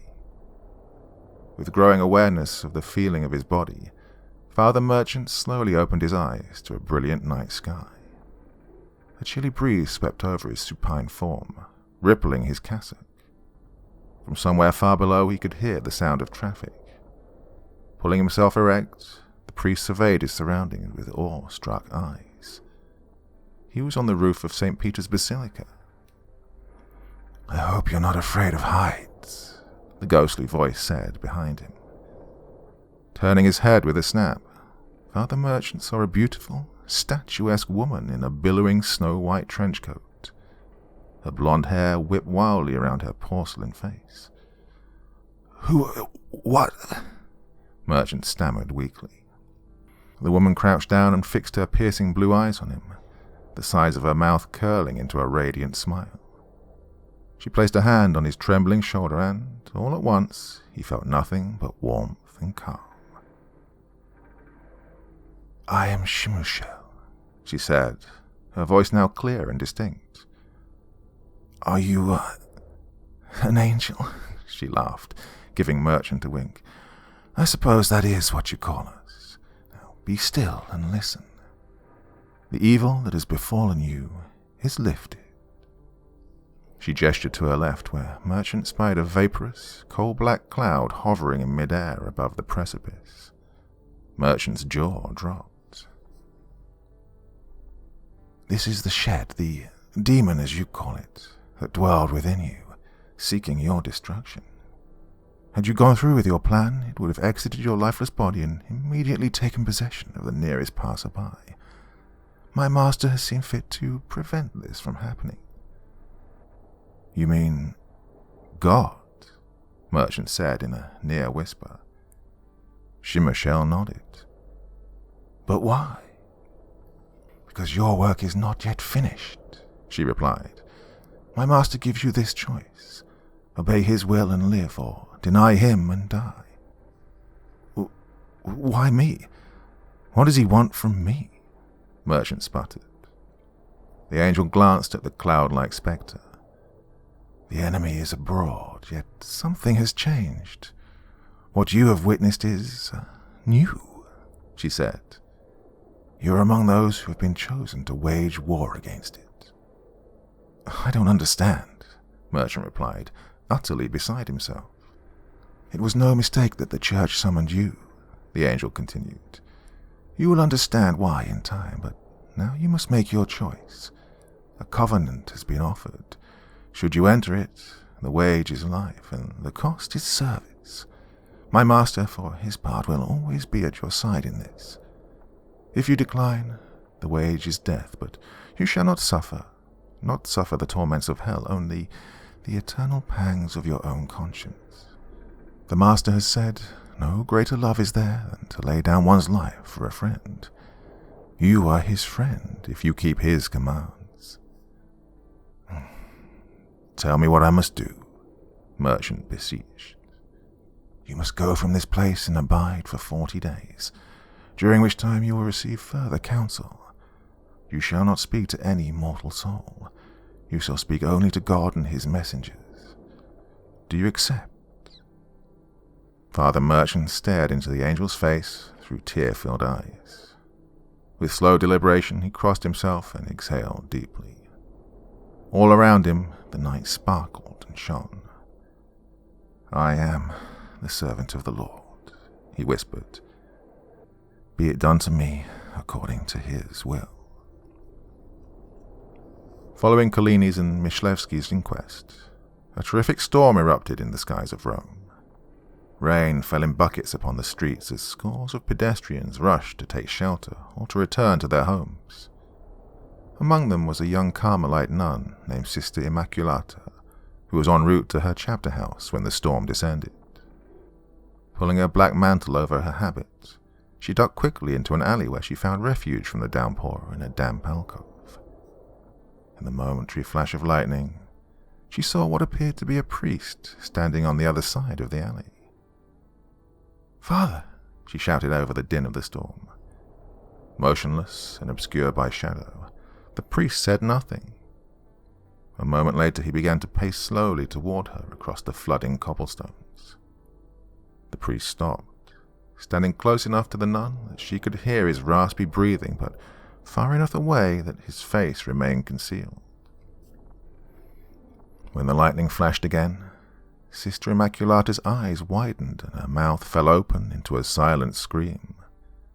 The glowing yellow eyes and gleaming razor-like fangs that appeared before her were the last things she would ever see with human eyes. All across the Eternal City that night, the sewers would run red with innocent blood. Part 3. Texts and Visions. From the Times of London, 3rd of February. Rome. 6 additional victims have been identified in the latest of a string of disappearances and brutal homicides that have been terrorizing the Italian capital for nearly 5 weeks. According to a joint statement from the municipal police, the Polizia di Stato, and the Carabinieri, law enforcement officials are redoubling their efforts to investigate the crimes, which have thus far resulted in at least 16 disappearances and 27 confirmed slayings. The body of the first known victim, a 30-year-old nun named Sister Immaculata Bruno, was discovered in early January. As of this morning, there are no firm leads. On a cold but otherwise calm February evening, a pair of carabinieri were just about to complete their shift when they received a call from dispatch reporting a disturbance and possible break-in at the Church of St. Hilary in the Trastevere district. Officer Angioni, the senior of the two, rolled his eyes and heaved an annoyed sigh. "The hell with this," he said to his partner, Fiorelli. "I just want to grab a sandwich and go home to bed already." It's probably just some crazy bum, drunk off his ass," Fiorelli replied. "Let's get it over with." Arriving at the church a few minutes later, the officers encountered a nervous-looking priest pacing outside the door of the rectory. Upon seeing them, he rushed forward. "Officers," he sputtered, pointing to the adjacent church. "There's someone in there." "Okay, just calm down, Father," replied Angioni, placing his hands on the priest's shoulders. "Are you the one who phoned this in?" "Yes," the priest replied with unabated agitation. "I am the pastor here. I was awakened by loud sounds in the church, banging sounds, crashing, glass breaking. Oh, please help."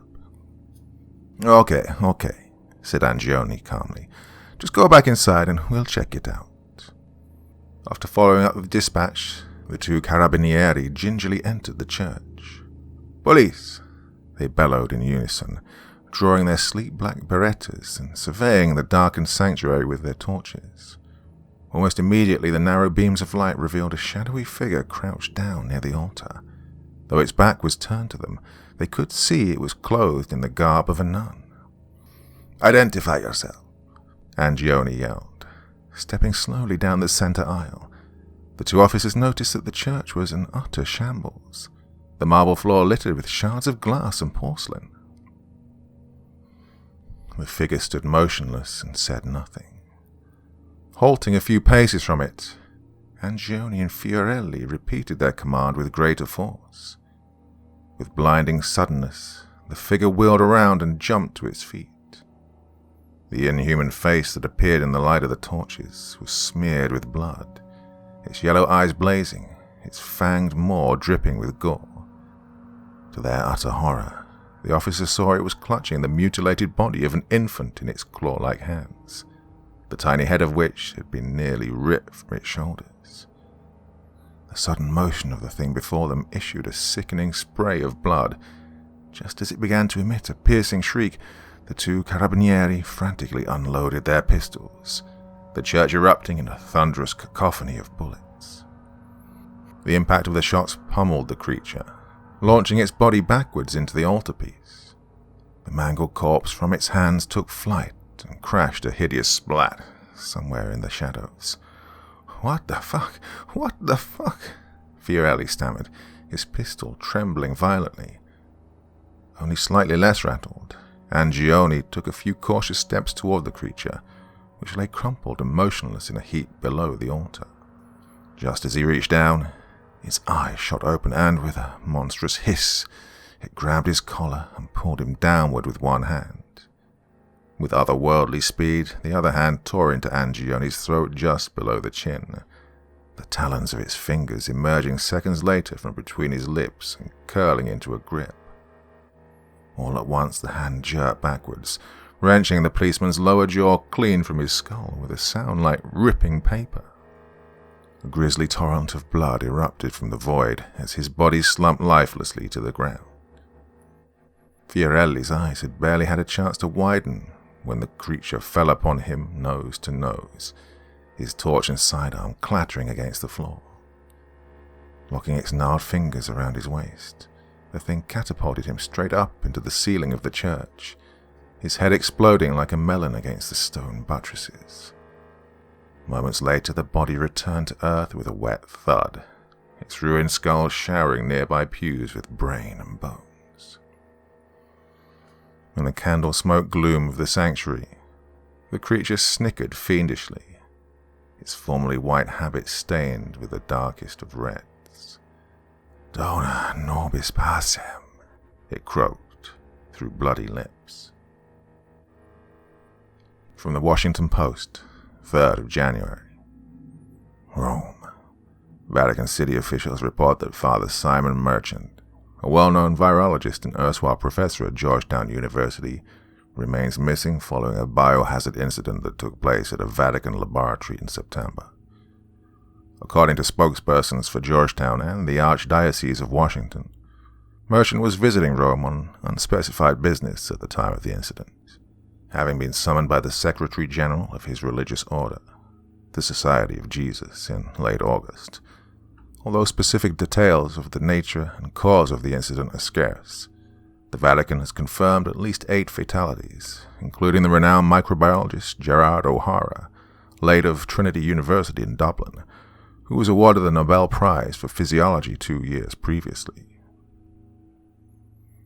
Olivia Norcross had been waiting outside the Department of Microbiology for nearly 45 minutes when an administrative assistant finally ushered her into the interim chair's office. She was a prim, unassuming woman of 27, with sable hair and olive complexion. Unconventionally attractive, even beautiful, despite the heavy toll taken by overwork and chronic lack of sleep. A brilliant graduate student of considerable promise, she had, until recently, been Simon Merchant's protégé and star pupil, overseeing nearly a dozen clinical studies and clocking in countless hours in Merchant's lab.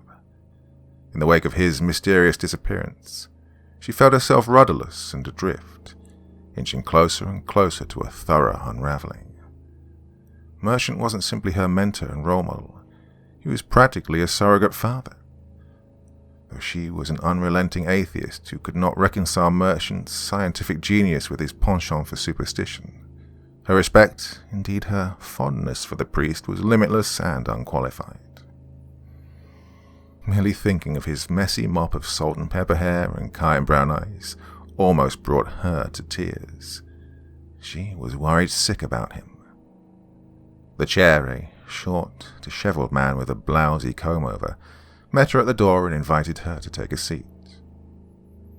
"I'm sorry to keep you waiting, Miss Norcross," he said with a note of exhaustion, plopping down behind his desk. "What can I do for you?" Olivia placed her weather-beaten bag on the floor next to her, straightened her posture, and folded her hands politely in her lap. "Thanks for making time for me, Dr. Davis," she replied. "I know how busy you are." Davis dismissed this remark with a blasé wave of his hand. "I just wanted to touch base with you about Father Merchant. Olivia continued. "It's been months now, and me and the other lab rats are still totally in the dark. Well, on top of that, no one's really been providing us with any direction, so we're just kind of flailing about at the moment. I don't know, I was hoping you could provide some kind of clarification." Davis stared at her with a bored, unblinking gaze. "Well," he said, I don't know what to tell you exactly. I've stepped in as chair. Dr. Gibbons has taken over at McClellan. Classes have been reassigned." "Sorry," she interrupted, "but it's not She closed her eyes and heaved a frustrated sigh. "Look, who is bottom-lining this situation exactly? The Jesuits? The Vatican? The Italian police? Interpol? Who?" Davis contorted his lips into an exaggerated frown and shrugged slightly. "Well," he replied, "my understanding is that the Society and the Archdiocese are liaising with the Vatican." "Okay," Olivia huffed, "but what are they saying?" The chair remained lackadaisical. "That they've been working with the Italian police to locate Father Merchant. Well, thus far unsuccessfully." "And are there any leads?" Olivia replied with palpable desperation. "Not that I know of," said Davis, shrugging disinterestedly. "Oh, Jesus Christ," Olivia spat, slapping her hands noisily against the arms of the chair. Are they even trying that hard? One of the world's top microbiologists just, vanished into thin air. Does anyone even care? Davis screwed his eyes shut and rubbed his temples. "Look," he said with a sigh, "I understand your concern, I really do. Believe me, everyone around here feels the same way. We're taking it very seriously." "Could have fooled me," Olivia sneered under her breath. "But there really isn't anything else we can do," he continued. "It's out of our hands." Olivia shook her head in obvious frustration. "Right. Okay," she replied brusquely. "Thanks." "Yeah, thanks for wasting my time, asshole," Olivia thought to herself as she left the office. "You know what? Screw this. I'm going to Rome."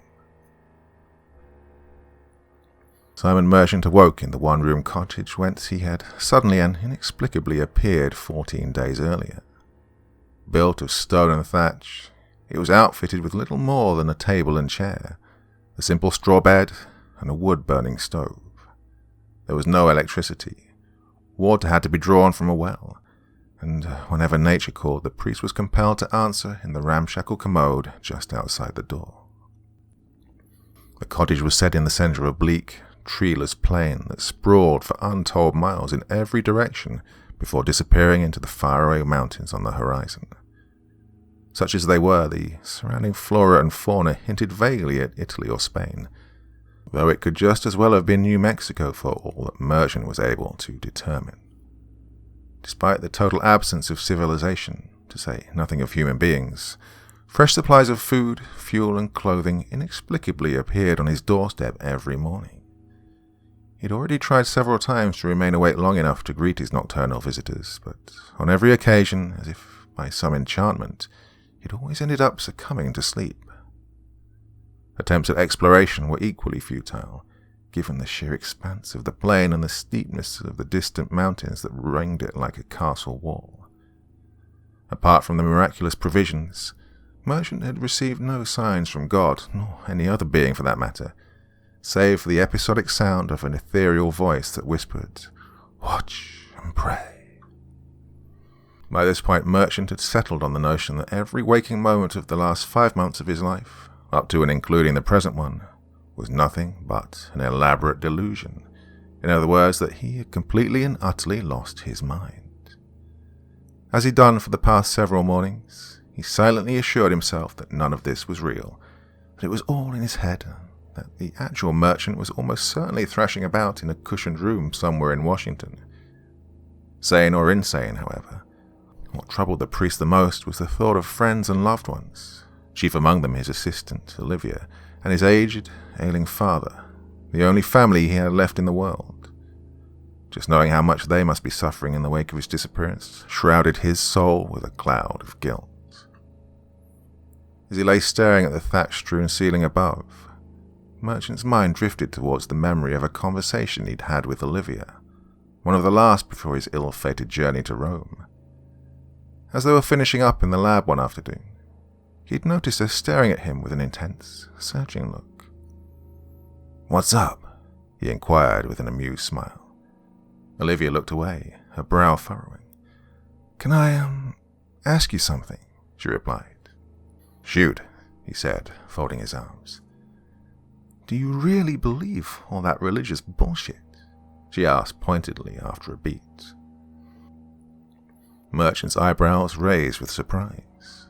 Well, he knew that Olivia was a skeptic, an atheist even, but she had never once broached the topic of religion in their nearly 4 years of collaboration, and he, for his part, had followed suit. "Wow," he replied in a flummoxed tone. "Didn't see that coming on this particular afternoon." She returned her gaze to him.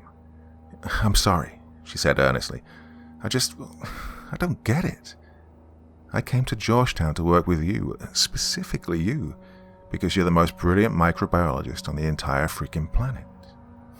"Flattery will get you nowhere, Miss Norcross," Merchant interjected with a dismissive chuckle. "I'm being serious here, Simon," she continued with heightened insistence. "How can someone as smart as you possibly go in for all that garbage? I mean, why in the hell are you even a priest?" Merchant heaved a sigh, his eyes darkening. It's complicated," he said with a hint of frustration, pulling himself off the bench he'd been sitting on. "It's later. I don't know if I have the stomach for this right now." "I'm sorry," Olivia replied. "I didn't mean—" Merchant silenced her with a wave. "It's okay," he intoned calmly. "Really, you're totally within your rights to ask. I mean, if the tables were turned, I'd be wondering about it too. Now's not a good time."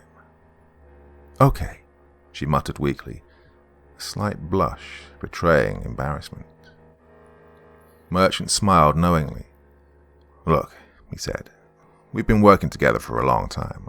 I don't have any problem admitting to you that it's an issue for me, my faith, my vocation as a priest. Has been for a long time. I'm not sure what I believe anymore, and it's very, very difficult, and I'm trying to figure it all out, but you have to understand that this is very personal, and it's not something I'm ready to discuss with you or, well, frankly, anyone." Olivia stared at him with pitying eyes.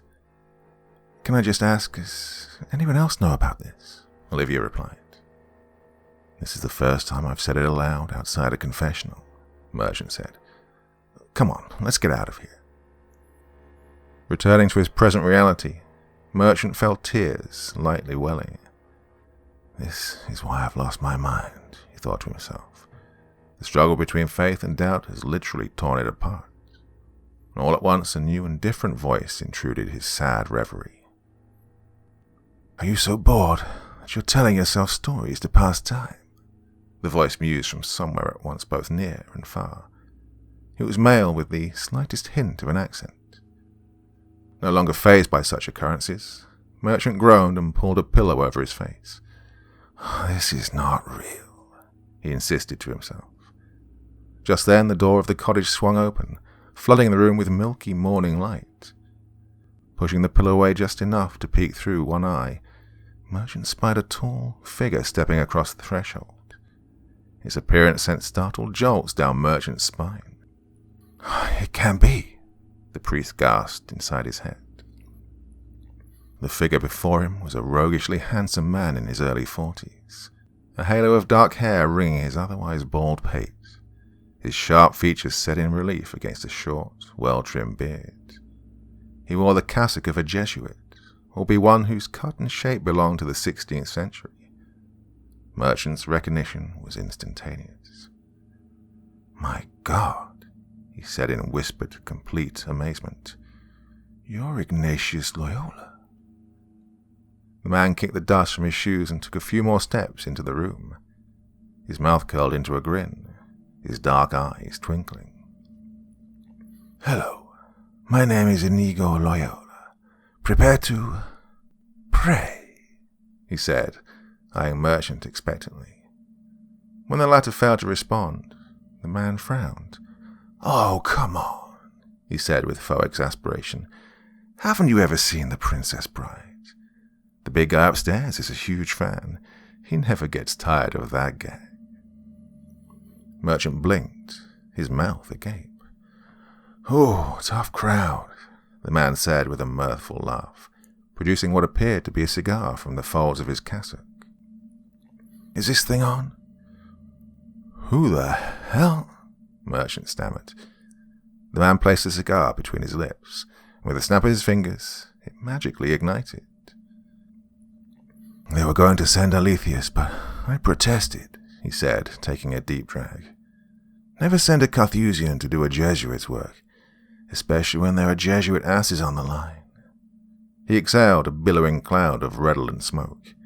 And if it's a Jesuit you're going to send, well, you could do certainly worse than the founder of the order, right? It's official, Merchant said to himself. I am completely, totally, and certifiably insane. The man chuckled. Oh, come on now, he said with a playful click of his tongue. Quit feeling sorry for yourself and get the hell out of that bed. It's a beautiful day, and you must join me for a walk. From Berengar of Guisons, De Vampiris et Tales Demonis Incarnati, on vampires and other embodied demons, translated from the Latin by Father Paolo Collini, O.P. Let him who is wise guard himself against the vampire's cunning. Like all who dwell in the abode of the adversary, it is a deceiver without peer. Exploiting mortal weakness, it will stop at nothing to confound the children of God and lay waste to their souls. Though it expertly mimics the speech, action, and even character of its victim, do not be fooled by this canard. The victim's soul has long since fled its body. Only the demon remains. It is said that the progenitor of all vampires was the sorcerer Ben Simeon, the defiler of the covenant, the corrupter of the law, the satanic invert of Moses and all of the patriarchs of Israel. From fear of death, he abandoned the God who had freed his people from bondage and elevated them above all nations.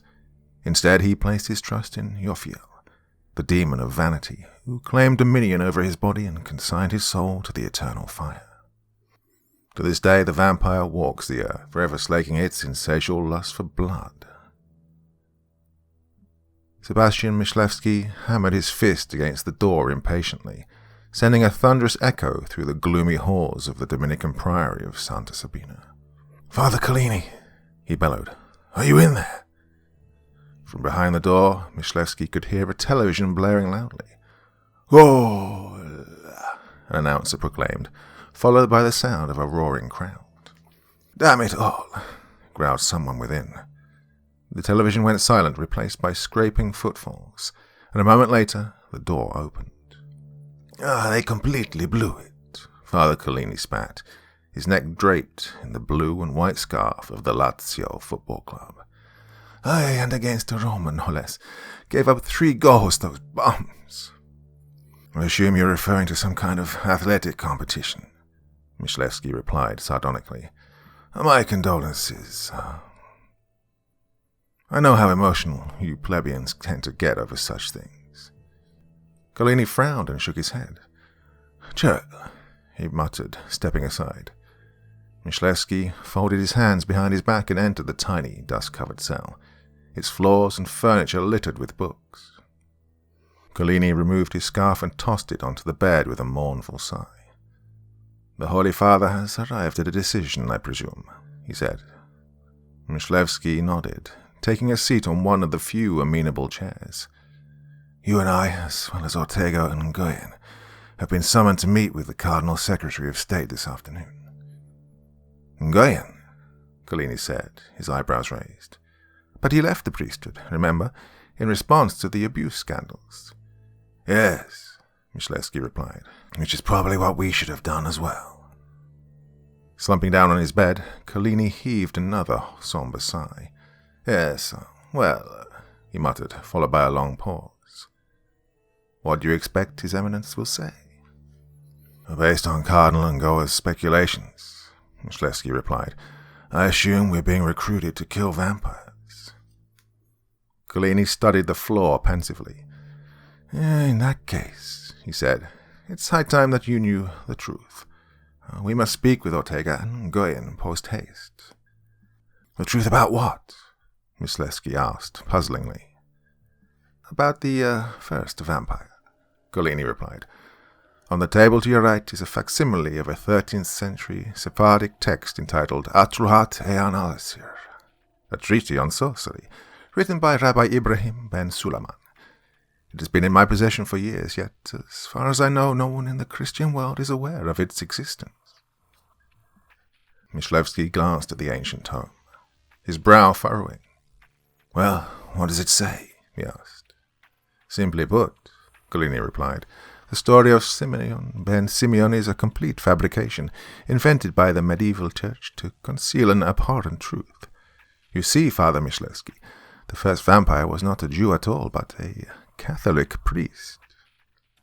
Imagine that, Myslevsky said with a sarcastic chuckle. The church blaming the Jews for something that isn't their fault. Surely you jest. Golini frowned. I know.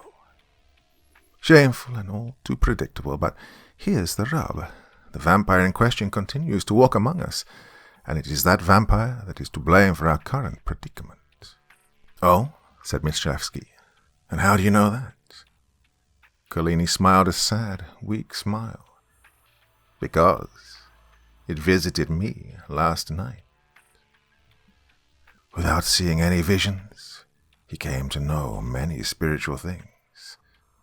St. Ignatius Loyola, writing of himself. Out in the sunlight, Merchant could see that the man before him appeared as real as anything he had ever experienced before or since. As if reading his mind, the latter reached out and grabbed Merchant's chin, giving it a gentle shake. Startled, Merchant recoiled with a slight yelp, much to his companion's amusement. You are not the first of our order to lose his faith, the man said. Far from it.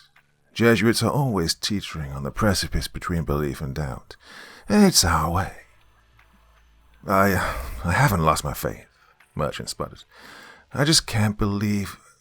In what? The man interrupted. Angels, demons, saints, miracles. What's left for you to have faith in when you doubt all these things? Merchant swallowed. God, he replied after a pause.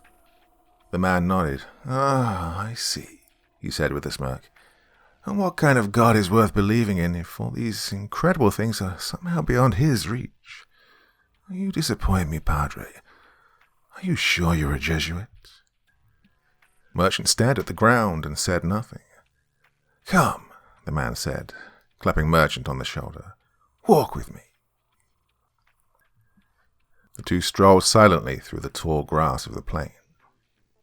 You're a learned man, the man remarked. Tell me, what causes you to doubt your own mind? Merchant thought for a moment. None of this is scientifically possible, he replied at length. Does that mean that it's a delusion? Well, no, not necessarily, but as a scientist, I'm obliged to give my assent to the simplest explanation. It's infinitely more likely that I'm mad than that vampires exist or I'm being visited by angels and saints. You can't deny this, no matter who or what you are. The man grinned deviously. Let's assume for the sake of argument that I am real, he said. How do you know that I'm a messenger of God rather than a demonic trickster? Well, come to that, how do you know that the being who brought you to this place is truly an angel? Perhaps it's Satan himself. I don't know, Merchant replied plainly. That's the point. And yet you claim to know that God exists? I never said that, Merchant retorted with growing exasperation. I don't know that God exists. I have faith that he does, the man interrupted, even though this cannot be ascertained by scientific means. As the Church teaches, Merchant replied, the truth of God is revealed through the light of reason. There is evidence that he exists, whether or not it's scientific in nature. Well, the man scoffed. If you are indeed a madman who cannot trust his own mind, then you do not have any capacity for reason and so cannot reliably distinguish evidence from mere fancy. And even if you could, what room is left for faith in God if reason suffices to establish his existence? Ask yourself, prior to your recent adventures, had you ever experienced anything in your whole life that so much as hinted at the existence of gods under any description? Did you ever experience anything but the terrible absence, the void where God should be but isn't? You must admit that when existence is pondered through the lens of reason alone, the only rational conclusion to draw is that there is no God. Never has been, never will be. Any human being who's endured suffering, whether his own or that of others, immediately understands why this is the case.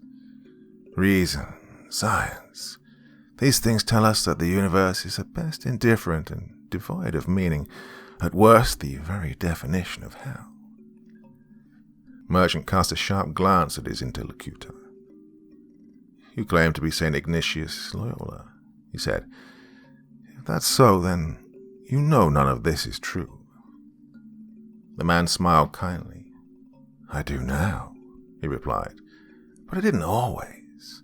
When I was in your shoes, I just had faith. Nothing more, nothing less." "But why would any rational person have faith when every single thing he encounters in life undermines and belies it?" Merchant asked plaintively. Because even the most rational person in the world is still a person," the man replied. "Which is to say, he's more than just a thinker. He's a creature that feels and wills.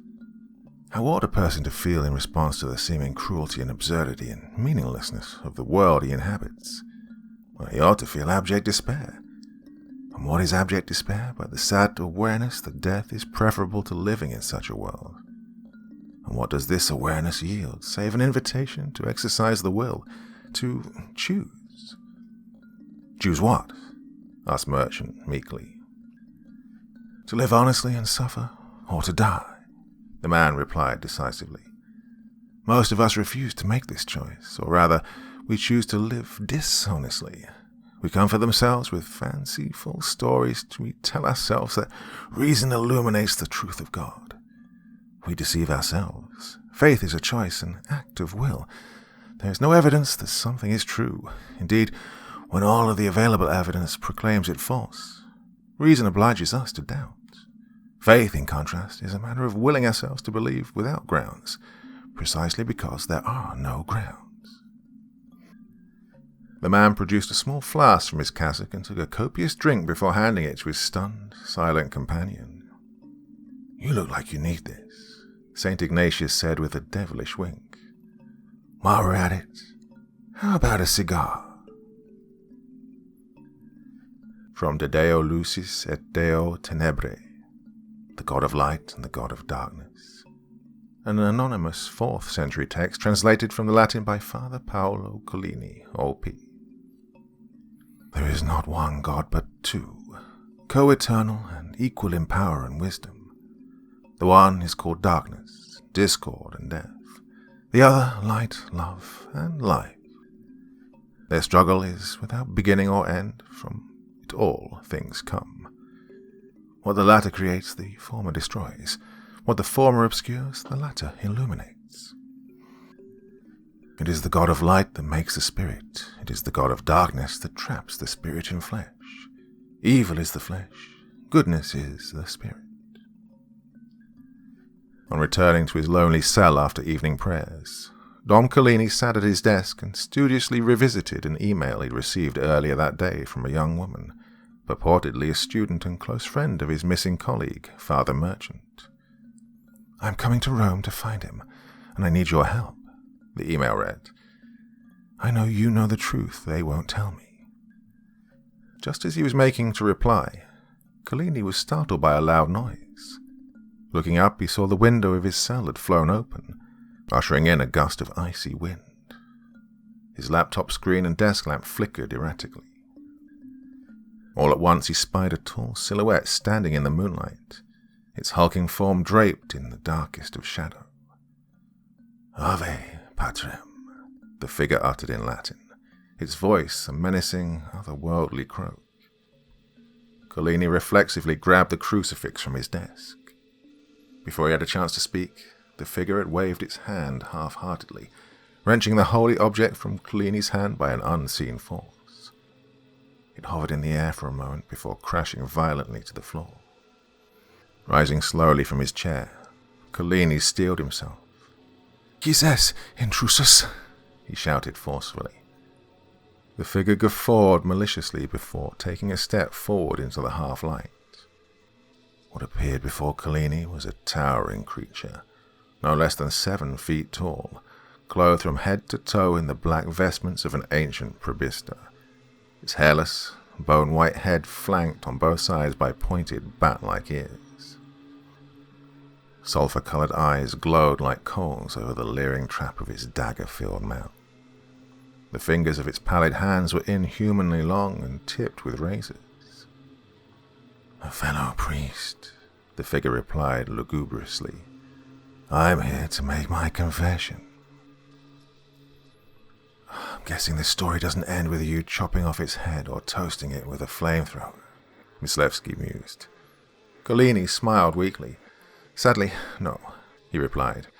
"I am actually quite fortunate to be alive, given who I was contending with." "The granddaddy of all vampires," Myslevsky remarked dryly.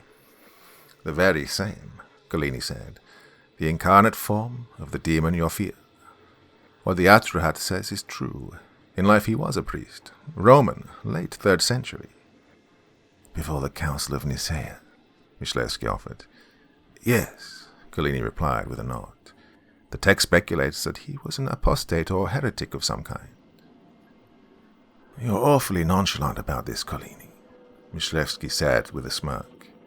"Do you always unwind with a little football after facing down demonic threats?" Collini gave his companion a puzzled look. "Of course," he said. "What's your point?" Myslevsky chuckled and shook his head. "Never mind," he said. "So, was your demonic friend kind enough to confirm any of these speculations, or what?" "That would have simplified things immensely," Collini replied. "Unfortunately, the creature wasn't exactly in the mood for conversation." "So what did it say then?" Myslevsky inquired searchingly. "It said, and I quote, 'We have come to liberate hell, to wipe your false creed from the face of the earth. We have come to unthrone him, and all with your help.'" "Well, that doesn't sound good, does it?" Myslevsky sniggered cynically. "It most certainly does not," Collini replied sternly. "When the demon said to your help, I believe that it may have been referring to the church." Myslevsky's eyes widened. "You think the church is in league with these things?" "No, not exactly," Collini replied. "I think they may have friends on the inside." Myslevsky heaved a world-weary sigh. "Well, in that case, I guess we'd better find Ortega and Ngoyen." "Great minds think alike, Father," Collini replied, with a wink.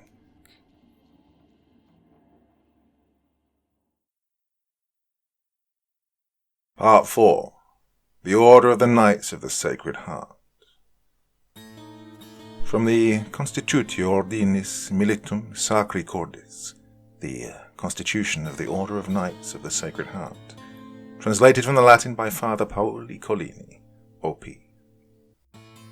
In accordance with the will of Adrian IV, the successor of the Prince of the Apostles and Supreme Pontiff of the Universal Church, I, Alethius of Chartres, Prefect of this Institute, do hereby order the raising of a holy army under the sign of the most Sacred Heart of Jesus, that shall wage relentless war with fire and steel against all the battalions of hell until every infernal spirit that preys upon the children of God has been eradicated from the face of the earth.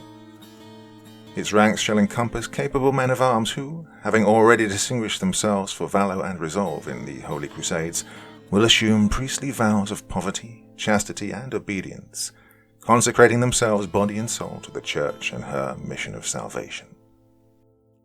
Taking up the sword as their rood, and donning mail as vestments, these holy knights shall lay waste to the foes of Christ.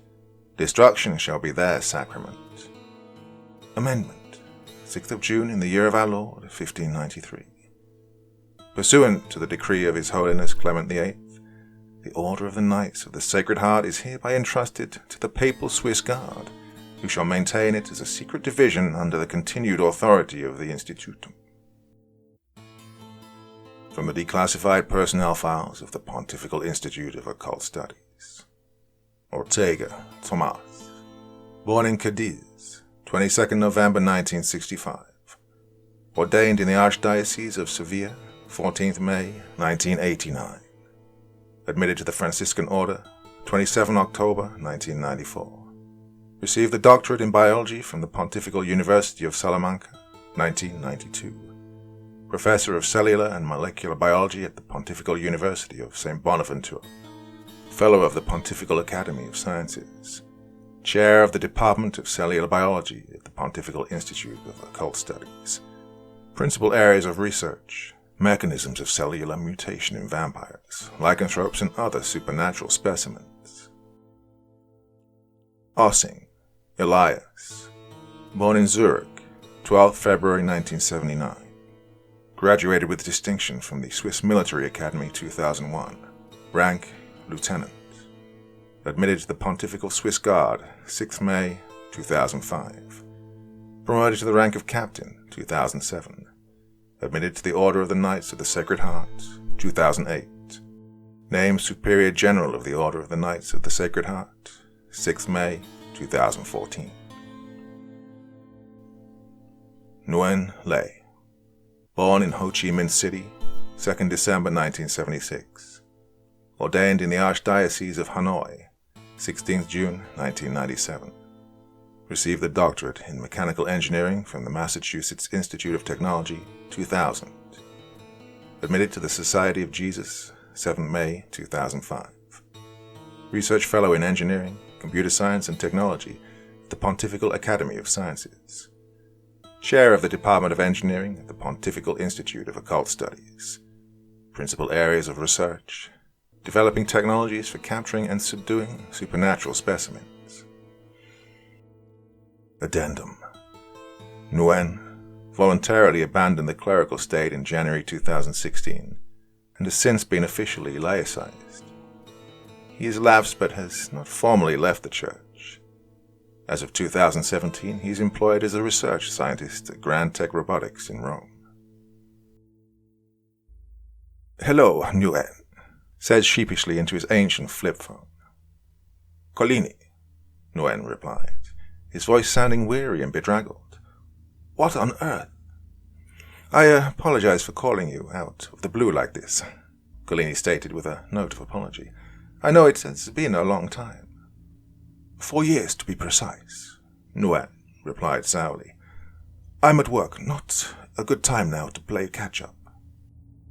"You know, I wouldn't be calling you if it weren't extremely important," Collini said. "Please, just hear me out." Nguyen heaved an irritated sigh. "Is this about the Cardinal Secretary of State?" he asked. "How did you know?" Collini replied with bewilderment. "Because one of his underlings contacted me this morning," Nguyen said. "Do you honestly think I have any interest in meeting with those bastards?" "No, you don't understand, Nguyen," Collini replied forcefully. "It's about the Institute." Nguyen said nothing for a moment. "How could he possibly know about that?" he asked puzzlingly. "Have you been not paying attention to the news, Nguyen?" Collini replied. "The so-called biohazard incident. The epidemic of murders and disappearing clergy, including O'Hara," Collini replied. "Oh my God," Nguyen said with a gasp. "There's been a breach." Collini chuckled darkly. "That's a rather enormous understatement," he replied. "Listen, Nguyen, will you please meet with me? It's far too complicated to explain over the phone." Nguyen exhaled loudly. All right. Lê Nguyen was a well-groomed, neatly dressed man in his early 40s, slight of stature with a wiry build and intense dark eyes that surveyed the world through smart horn-rimmed spectacles. As a young Jesuit with an impeccable academic pedigree, Nguyen had assumed a distinguished position at the Pontifical Academy of Sciences. Not long thereafter he was recruited by the Institute, where he was eventually appointed chair of the Department of Engineering, or chief gadget guy, as his colleague Father Myslewski liked to put it. During his tenure, Nguyen had been single-handedly responsible for modernizing the Institute's technological infrastructure and, even more importantly, for developing a range of sophisticated equipment for use in apprehending and subduing research subjects. All the while, however, he'd been enduring a protracted crisis of conscience in response to the Church's numberless abuse scandals that eventually drove him from the priesthood and, at least in practice, from the Church itself. Within an hour of his conversation with Collini, Nguyen found himself returned to the Institute for the first time in several years. With a sad smile, Collini greeted him at the elevator and silently ushered him to the library, where he was met by his former colleagues, Michlewski, the pathologist, Ortega, the molecular biologist, and Ossing, chief of the Institute's gendarme. Upon seeing Nguyen, the three men slowly rose from their seats. Draped in the austere habit of Franciscan order, Tomas Ortega was a tall, stern-faced man on the cusp of 60, his square jaw wreathed by a jet-black, well-manicured beard. At full height he towered over Nguyen by at least a foot. "Welcome back, Lee," he said in a crisp Castilian accent, taking Nguyen's hand in a spindly grip. To Ortega's right stood Elias Ossing, captain of the Swiss Guard, his lips set in a kind smile. Though roughly as tall as the former, the blonde-haired, ruddy-faced Ossing was in all other respects a study in contrasts. Boyishly handsome in peak physical condition, the Swiss radiated mirth and youthful exuberance.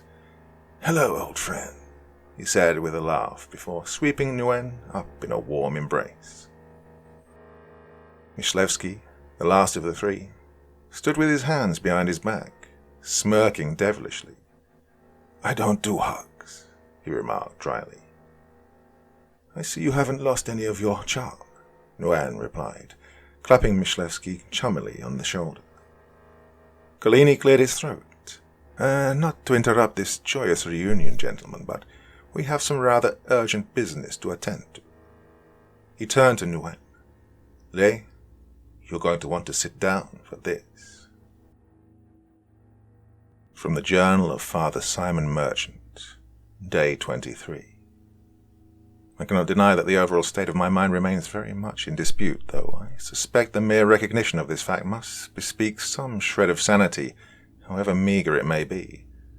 At the same time, honesty compels me to admit that the words of Loyola, with whom I have been conversing on a daily basis for nearly 2 weeks, have affected me deeply, indeed that they have shaken me to the very foundations of my being. As a result, it has become clear that I stand to gain nothing from the presumption of madness, and, in keeping with the Saints' counsel, would instead do best to suspend disbelief and surrender, if only tentatively, to the yoke of faith. That this task has proven so difficult for a man of the cloth bears explanation. My parents were poor Irish immigrants who wanted nothing more than that I should become educated. It is true that fulfilling this wish would gradually take a toll on my faith, but that is obviously not the whole story. Given that I was a priest before I was a scientist, how did I come by that faith in the first place? I will tell you, reader, though doing so rends my heart to pieces.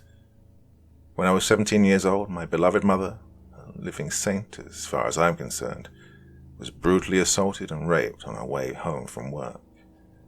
Upon learning of this, my immediate response was to seek out her assailant and murder him with my bare hands. Yet when I expressed this desire for vengeance to my mother in the moments leading up to her death, she smiled and shook her head. "If you do that, you'll be like him," she said in her inimitable brogue, "and my death will have been in vain. You must honor my memory by forgiving him, Simon, just as I have forgiven him. You must become a different kind of person. I believe God put you on this earth to help people, to love them, heed His will. That is my dying wish." It was at that very moment that I received my vocation, when I resolved to not only become a priest, but to join the Society of Jesus, whose express aim is to create men and women who devote their lives to serving others. Tragically, the same event that ignited my faith has been a constant source of its undoing. Though my training as a scientist has equipped me to better understand the nature of the cosmos, it has also erected a formidable barrier to belief. In doing so, it has prevented me from making peace with my mother's death, racking me with terrible guilt and rendering me increasingly powerless to fulfill her dying wish, that I should be good. I have long been and continue to be deeply troubled by the prospect of a God that willingly suffers evil to exist, not just in the form of infernal spirits, but also, and more importantly, in the various forms of human depravity to which innocent people like my mother repeatedly fall victim. For all that, however, I'm increasingly persuaded by Loyola's views on this subject. I'm also greatly surprised by them, particularly his suggestion that God might be less than perfect. After all, does this not run contrary to the theological core of all Abrahamic religions? Loyola, for his part, contends that the true core of these creeds is the radical possibility of a relationship between God and man. Yet if our very existence as humans is to be flawed and limited, how could a perfect being possibly relate to us? Indeed, how could God even be good in the absence of an independent and co-eternal evil which, in some sense, he suffers alongside us? What if it turns out that the universe is, and always has been, the result of a never-ending struggle between the primordial forces of good and evil, light and darkness, life and death, order and chaos? Come to that, what if neither of these forces is ultimately capable of vanquishing the other, precisely because they do not and cannot exist apart from each other? Though he refused to speak decisively on the matter, Loyola did suggest that all of the religions of the world may be rightly viewed as so many metaphors expressing the same underlying truth, namely that our foremost imperative as human beings is to align ourselves with God and, by extension, to do whatever is in our power to nurture, strengthen, and sustain that force which drives the universe toward balance and equilibrium, the force of harmony, relationality, goodness, and love. The Church may not have a monopoly on this imperative, but it does have an especially potent means of bringing it to life in the story of Christ. After all, what is love if not the willingness and the desire to sacrifice oneself for the good of others? When we follow this reasoning to its logical conclusion, we find that all of the various and sundry manifestations of the opposing force, again, not just the snares of the devil, but also the crimes of men, are ultimately manifestations of a fundamental selfishness. What else are demons, then, but perfectly selfish beings that care for nothing save empowering themselves at the expense of others? Surely this is the essence of their cruelty, their hatred, their evil. As Loyola said, love is a matter of shedding one's own blood for the sake of others. Hatred, of taking others' blood for the sake of oneself. Thus, Satan, no less than the crimes that men visit upon each other within his name, is quite literally Antichrist, a diabolic inversion of all that is good. But now we come to the most perplexing question of all. What role could I, a man of such weak and faltering faith, possibly play in all this? Why have I been chosen to play it? Gerard O'Hara was a man far more talented and capable than I could ever hope to be. If what God wanted or needed was merely a scientist, why did he spare my life rather than O'Hara's? Why didn't he suffer me to join the ranks of his enemies? When I put these questions to Loyola, his response was as follows. Why did God command Abraham to sacrifice Isaac? If we are honest, we must admit that there is not and cannot be any rational answer to that question. What God commanded Abraham to do was manifestly senseless, irrational, absurd, perverse. Abraham himself accepted this as plain truth, and yet he chose to obey. Why? Precisely because he had no rational reason to do so. Through a sheer act of will, Abraham embraced the impossibility that, though Isaac should die, yet he shall live, that though God may suffer evil, yet God is good. This is faith. If Loyola is right, it would appear the choice before me is clear, either to act in the absence of reason or to remain motionless and inert in the presence of doubt. I do not yet know whether I have acquired what is necessary to make this choice, but for the first time in a long time, I find myself trusting in God to illuminate my path. After Collini had finished his story, Nguyen stared at the floor of the library in stunned silence, utterly shell-shocked. "Are you all right, Lay?" Captain Ossing asked concernedly. Nguyen turned his dark eyes upward, but made no reply. "I know it's a lot to take in," Collini said meekly. "At least you know why you're here." Nguyen heaved an exhausted sigh and shook his head. "All right," he muttered in a near whisper. Not long thereafter, the 5 men found themselves in the same shadowy antechamber where Collini and Myslevsky had testified mere days previously. Before them sat the stern and inquisitorial Cardinal Secretary of State, flanked on his right by the rotund Cardinal Michelet. "It is a pleasure to see you again, fathers," Michelet said to Collini and Myslevsky in a simpering voice. "Oh, the pleasure is all ours," replied Myslevsky, with barely concealed sarcasm. The 5 dutifully kissed the Cardinal's rings before taking their seats. "Let's cut to the chase," the Cardinal Secretary said, adjusting his reading glasses and glowering menacingly. "The Holy Father has reviewed the findings of our investigation and has issued the following directive." Michelet handed him a document. "It is a solemn judgment of the Holy See. The adversary, with the aid of his infernal armies, conspires to unleash a fearsome assault against not only the Holy Catholic Church, but the whole of creation, the nature and scope of which is unprecedented in the annals of human history. It is our will, accordingly, that the Pontifical Institute of Occult Studies, under the direction of its senior-most leadership, shall marshal the full force of its erudition in the service of investigating and neutralizing this threat by the swiftest and most efficacious means possible.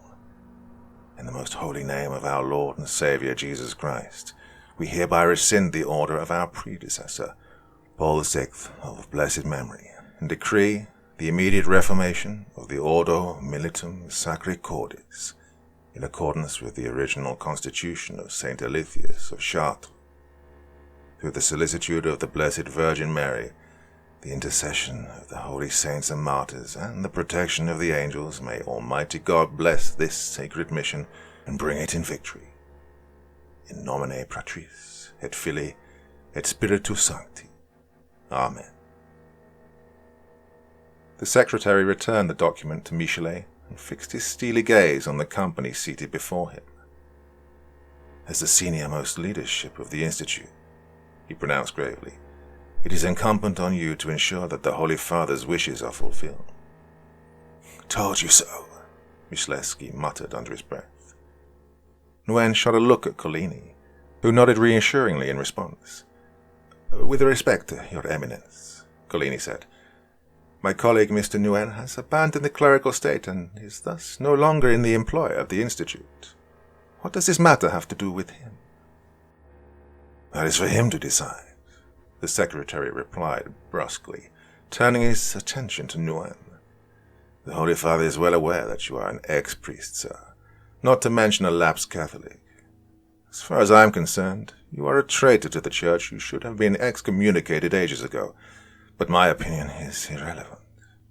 The Holy Father believes that you are essential to the success of this endeavor. Obviously, it is your decision to make.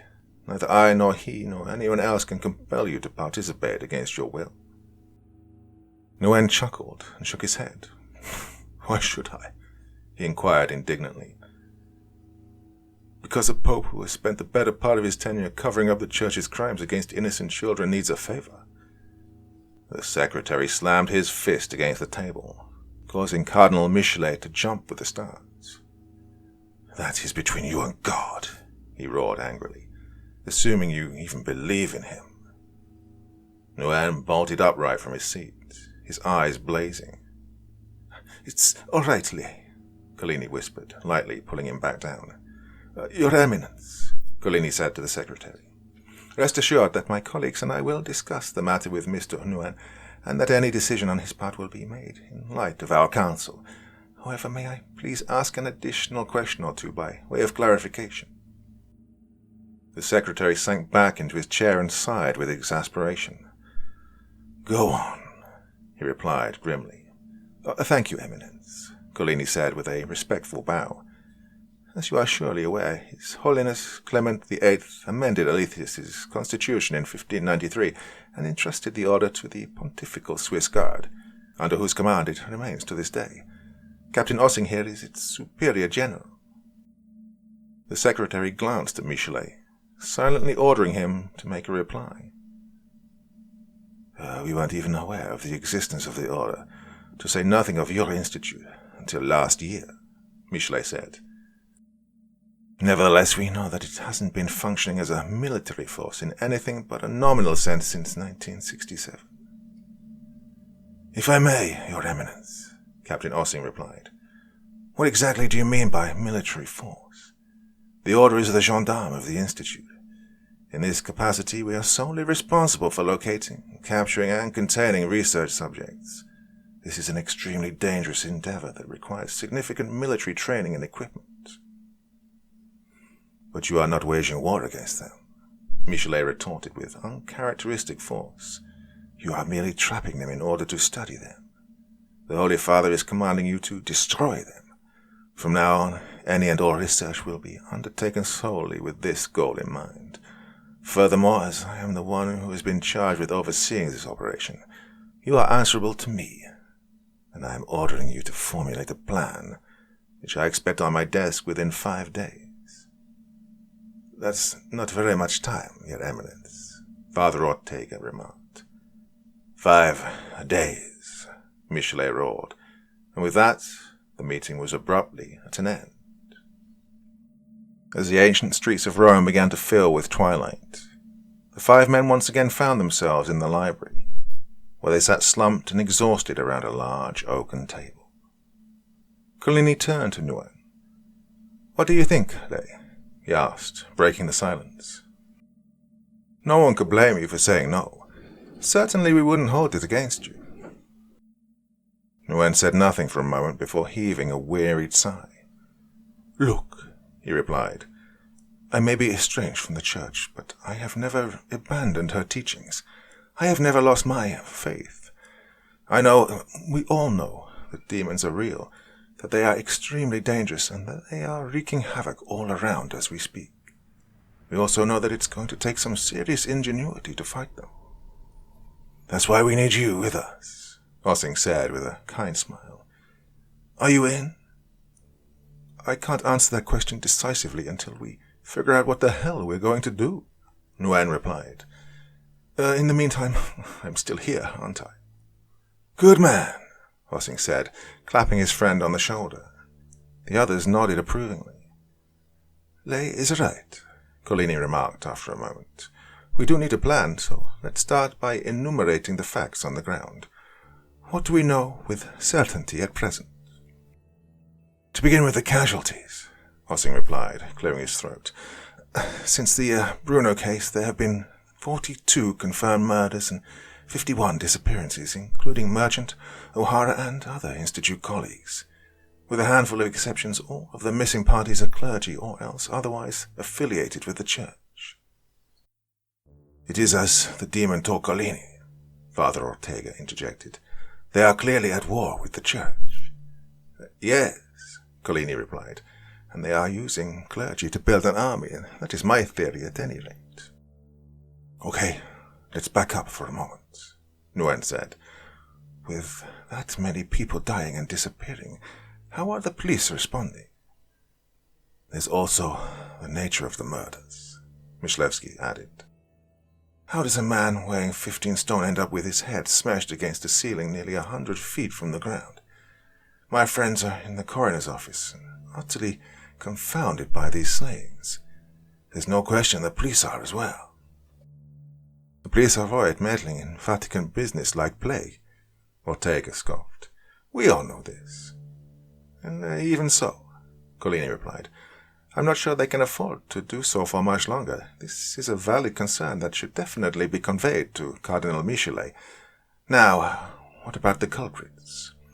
Unless I am quite mad, it would appear that the chief architect of this plot is none other than Novatius of Rome, the incarnation of Yophiel and the patriarch of all vampires, whose very existence was a matter of pure conjecture until the creature appeared before my very eyes at Santa Sabina.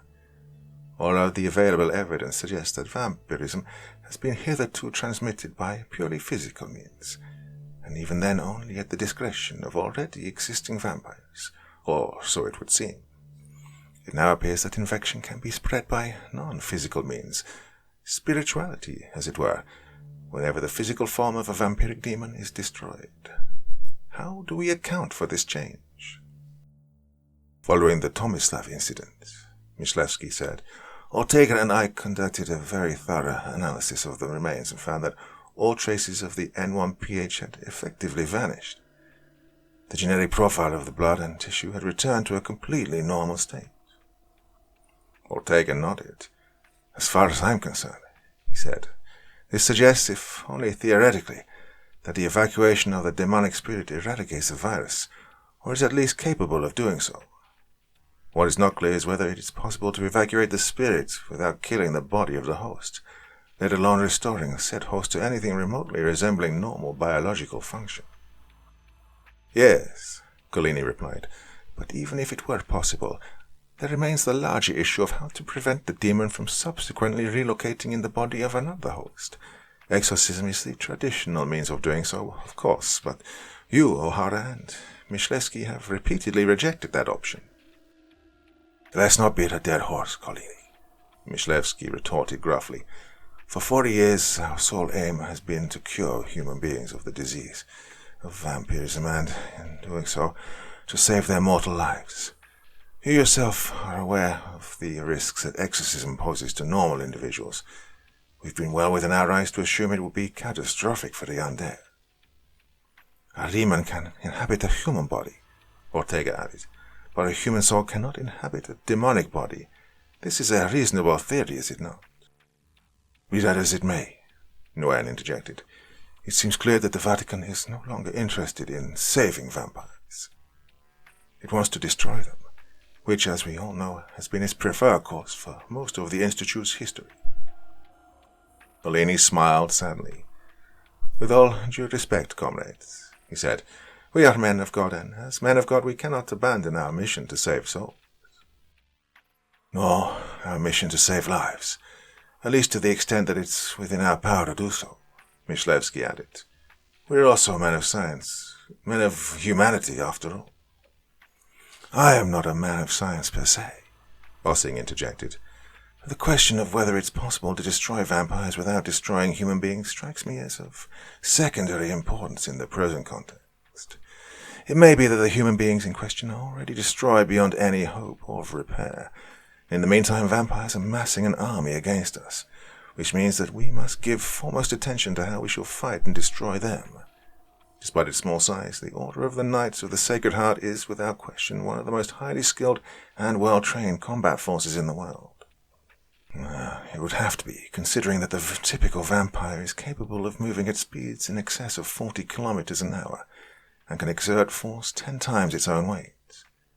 At least some of them have the ability to alter their physical form, to psychologically manipulate human beings, even to use telekinesis. While it's true that the Order hasn't been in the business of actively hunting vampires for several decades, let alone waging war against an organized army of them, everyone in this room knows that my men and I are capable of successfully neutralizing them when and if the need arises. Of course we do, Nguyen replied, but unless the situation has changed radically since the last time I was here, the equipment at the Order's disposal is in short supply and, in any case, not especially useful for anything but capturing and subduing vampires. I would know, as I was the one who designed most of it in the first place. Meanwhile, the Order's standard tactical weapons, which, by your own admission, Elias, are rarely used in practice, are woefully outdated. Am I wrong, or did you not end up resorting to Soviet-era flamethrowers during the September outbreak? You are not wrong, Lay, Collini interjected, but you forget that it was precisely the use of these weapons that prevented the virus from spreading further, or so it would appear. But, as I have been saying for months, Myslevsky added with a note of impatience, does this not at least gesture at a solution to the problem mentioned earlier? Why would destroying the vampires with flame prevent further infection, unless doing so in some sense serve to eradicate the demonic spirit? Perhaps it did, Father Myslevsky, Collini replied. But I have my doubts, sir. Let us not forget that the vampires in question had only been possessed for a few minutes at the time of their destruction, and were arguably still in the process of transforming. We have no idea if the same consequences will result in the case of a mature vampire. It won't be easy for us to test that theory in any case, Ossing remarked dryly. Incendiary weapons may be powerful, but they are also extremely ungainly. Many, if not most, mature vampires could easily dispatch a man with a flamethrower before he even has a chance to pull the trigger. In my judgment, this is not the best option. Oh, sorry to interrupt, Nguyen said, but aren't these issues best left for me to address? I'll take care of the weapons. Fear not, I work fast, and I get things right the first time. That you do, Collini replied with a tired smile. So, does this mean you're in? Nguyen heaved a heavy sigh and nodded. Excellent, Collini said briskly. You and Captain Ossing should devote foremost attention to developing the manpower and equipment necessary to wage this war effectively. The rest of us will continue to investigate other options as circumstances permit.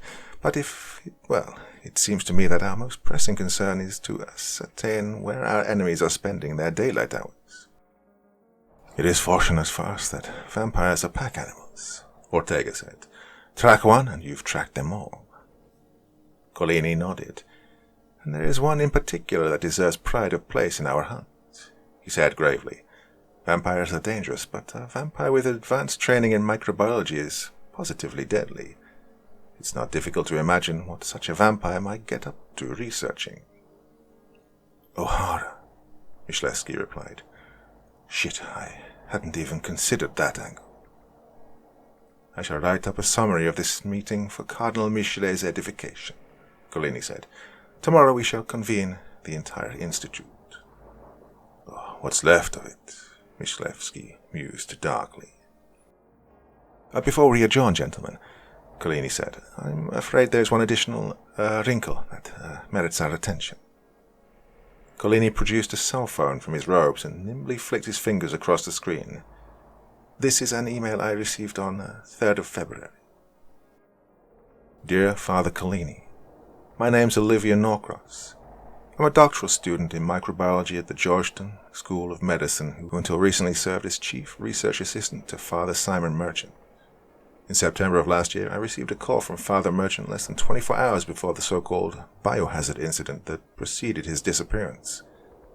Although he seemed extremely troubled, even frightened, he insisted that he was merely doing consultation work for a Vatican lab and refused to divulge any additional details.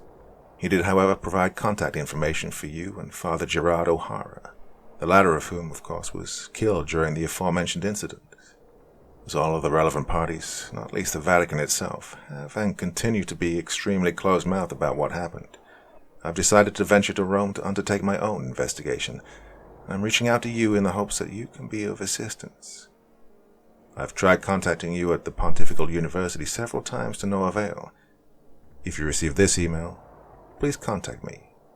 Regards, O. Norcross. Myslevsky threw his hands up with a loud sigh. Oh, that's just fantastic, he sniggered. Did you reply? Ortega asked worryingly. Unfortunately, I was interrupted by an uninvited guest from hell, Collini replied with a smirk.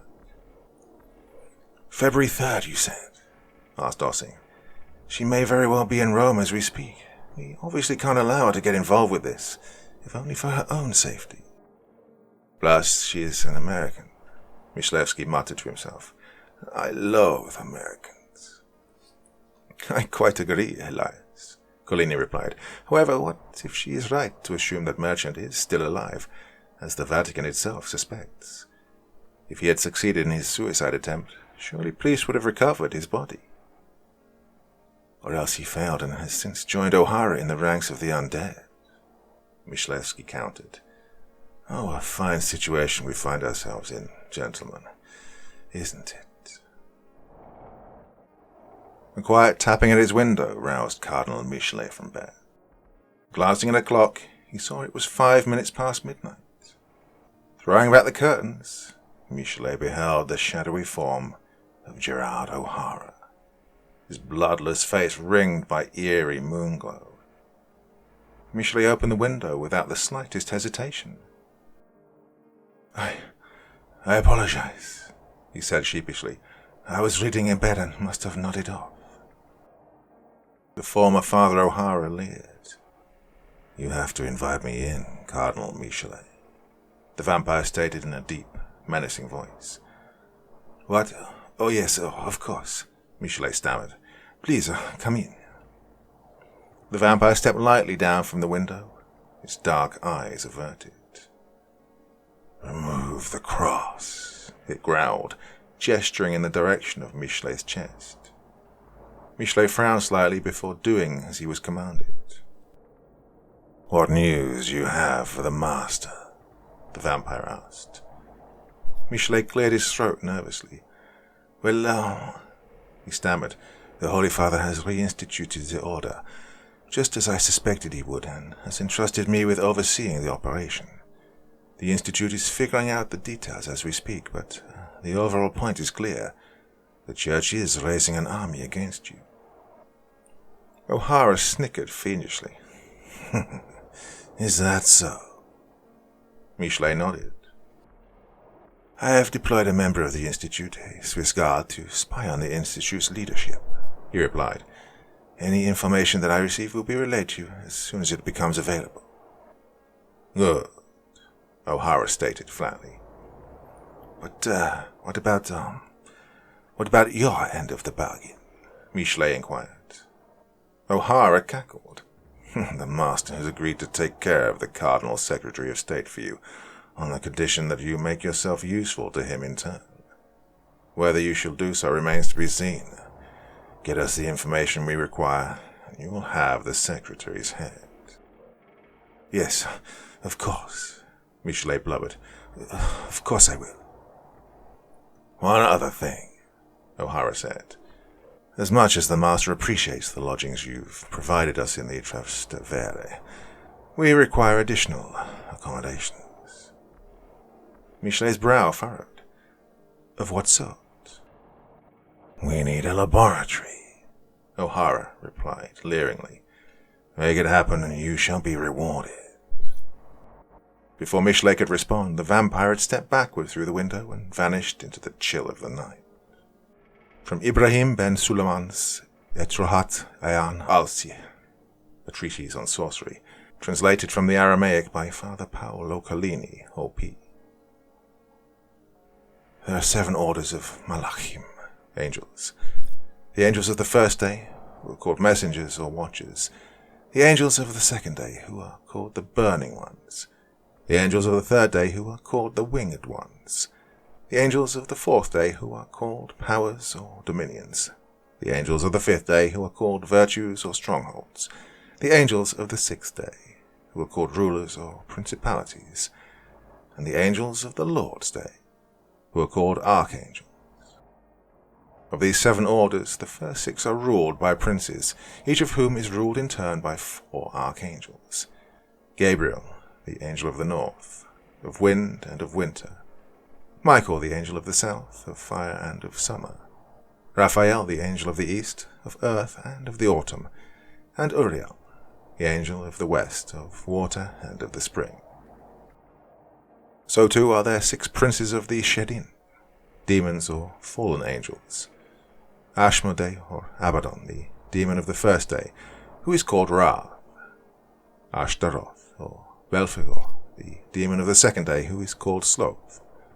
Baal-zebub, the demon of the third day, who is called Gluttony. Belial, the demon of the fourth day, who is called Lust. Mammon, the demon of the fifth day, who is called Greed. And Azazel, the demon of the sixth day, who is called Envy.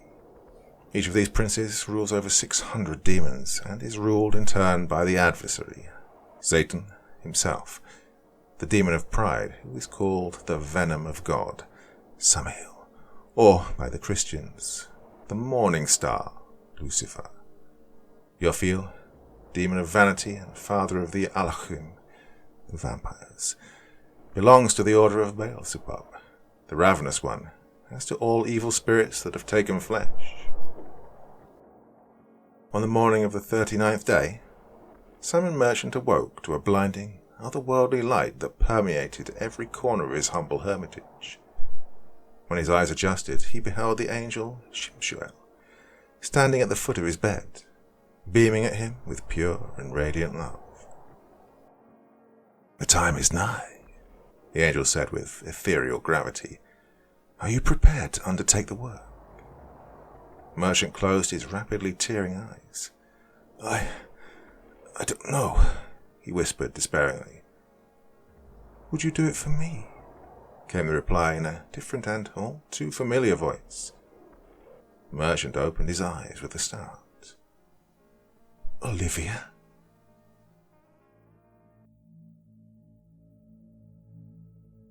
Part 5.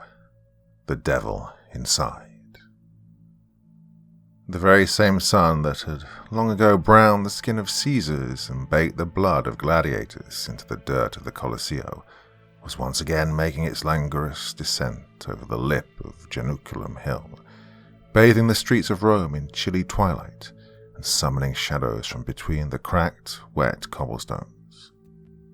Somewhere deep below those streets, the staff of the Pontifical Institute of Occult Studies had assembled en masse in an ancient subterranean vault, chattering nervously amongst themselves in hushed whispers.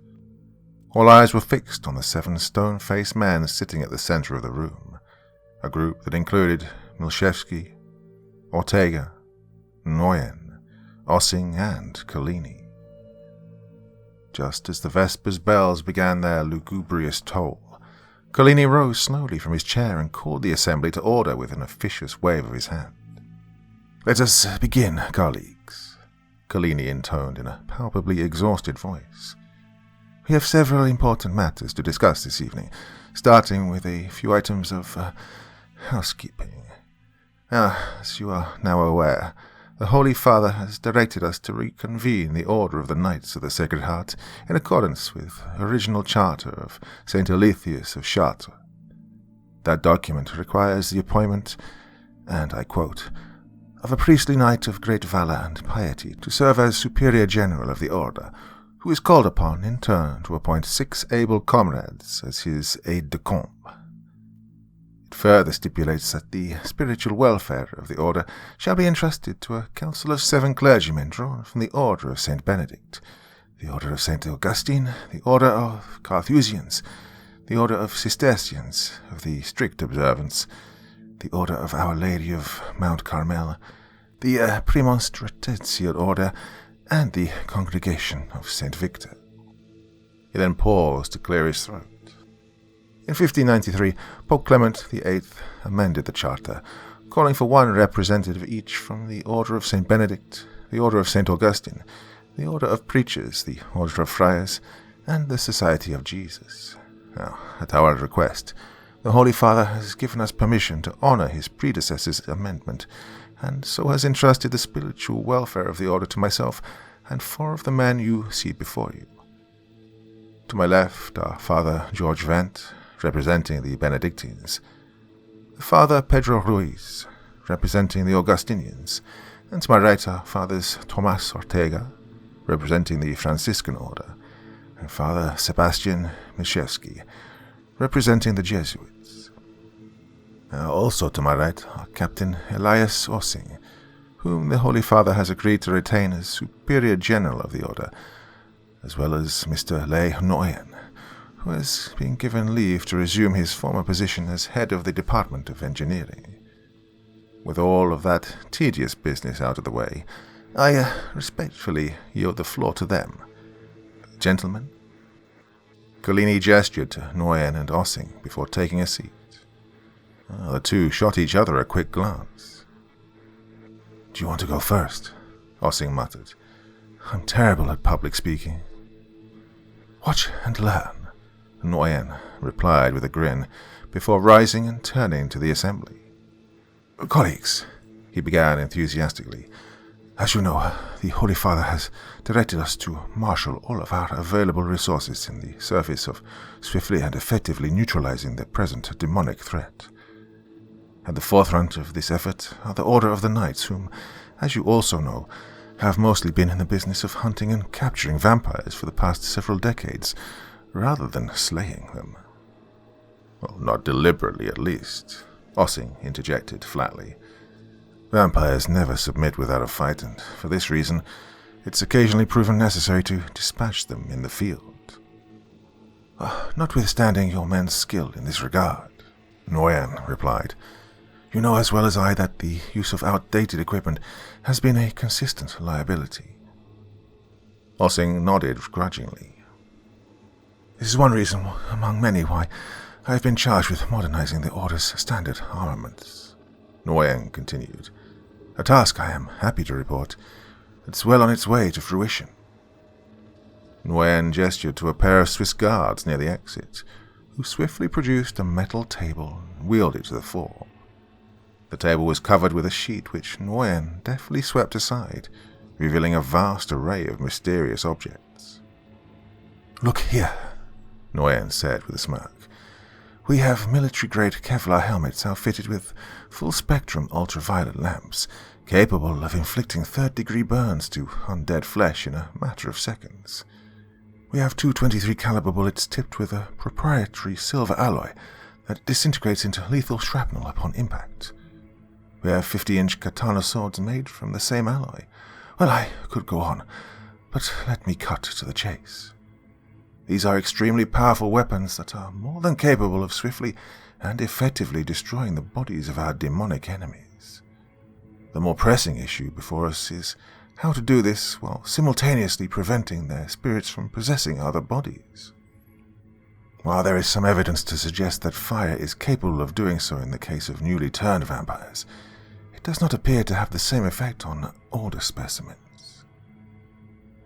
"What Mr. Nguyen says is true," Ossing interjected. "We know this thanks to the brave sacrifice of a certain individual who, just last week, volunteered to serve as a guinea pig. Now, that individual was armed with a standard-issue flamethrower and was able to neutralize several baby vamps without issue. However, when he turned his weapon on an older specimen, estimated to be around 90 years old, he turned within minutes of neutralizing the creature and has been since neutralized himself." A wave of nervous murmuring erupted among the assembled staff members. "The good news," Ossing continued, "is that we appear to have a workable solution. From the declassified files of Father Gerard O'Hara, S.J.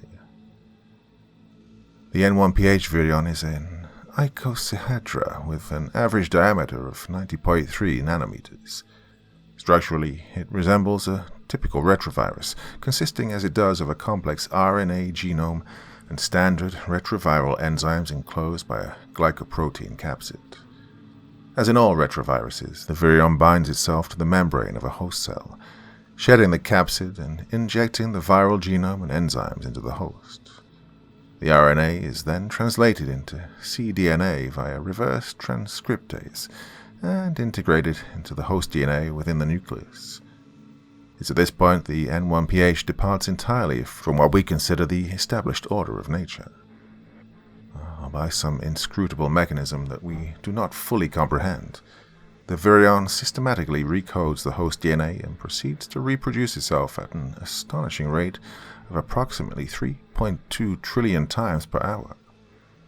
Within 24 hours on average, every cell in the host has been imbued with novel properties of a sort not found in any other living organism, chief among them the capacity for indefinite cellular reproduction in the absence of oxygen, hydration, and nutrition.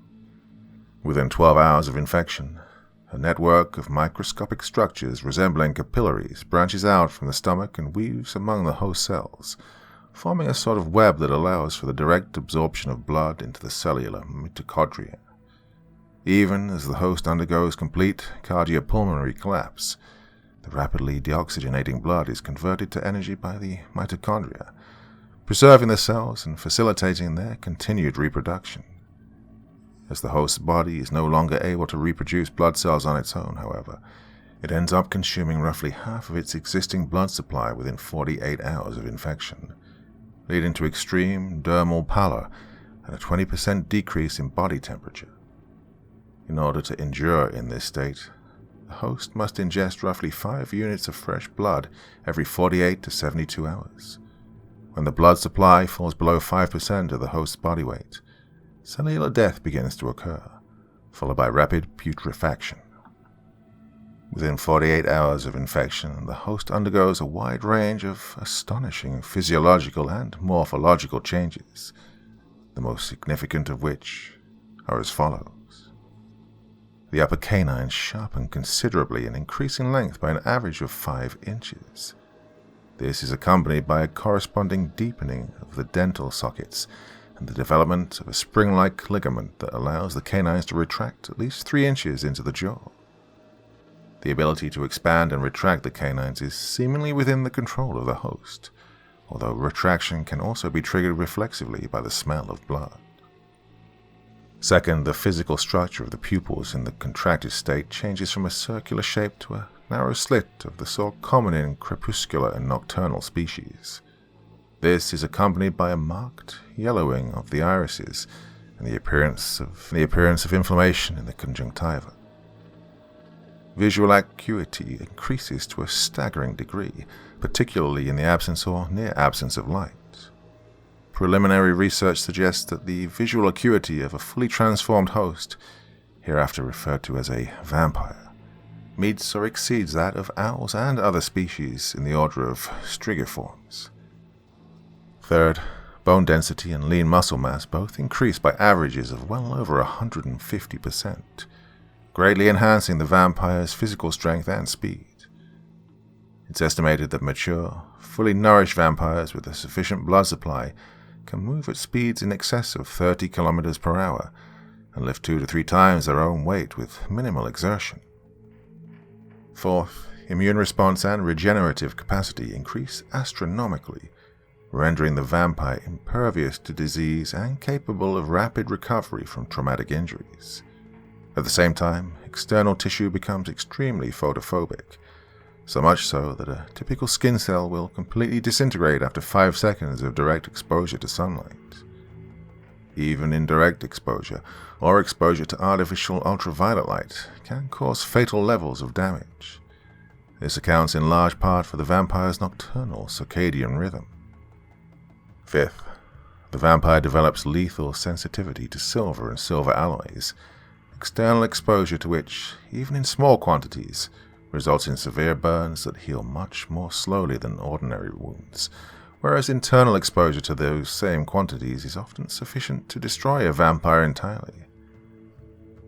This led Michalski and Ortega to hypothesize that intravenous injection of colloidal silver compounds may provide temporary protection against vampire attacks, a hypothesis that has since been confirmed under laboratory conditions. Vampires are also sensitive to certain species of wood, the tensile strength of which is greatly increased relative to their bone density. Stakes made from ashwood, for example, may be driven through the vampire's sternum with comparatively little effort.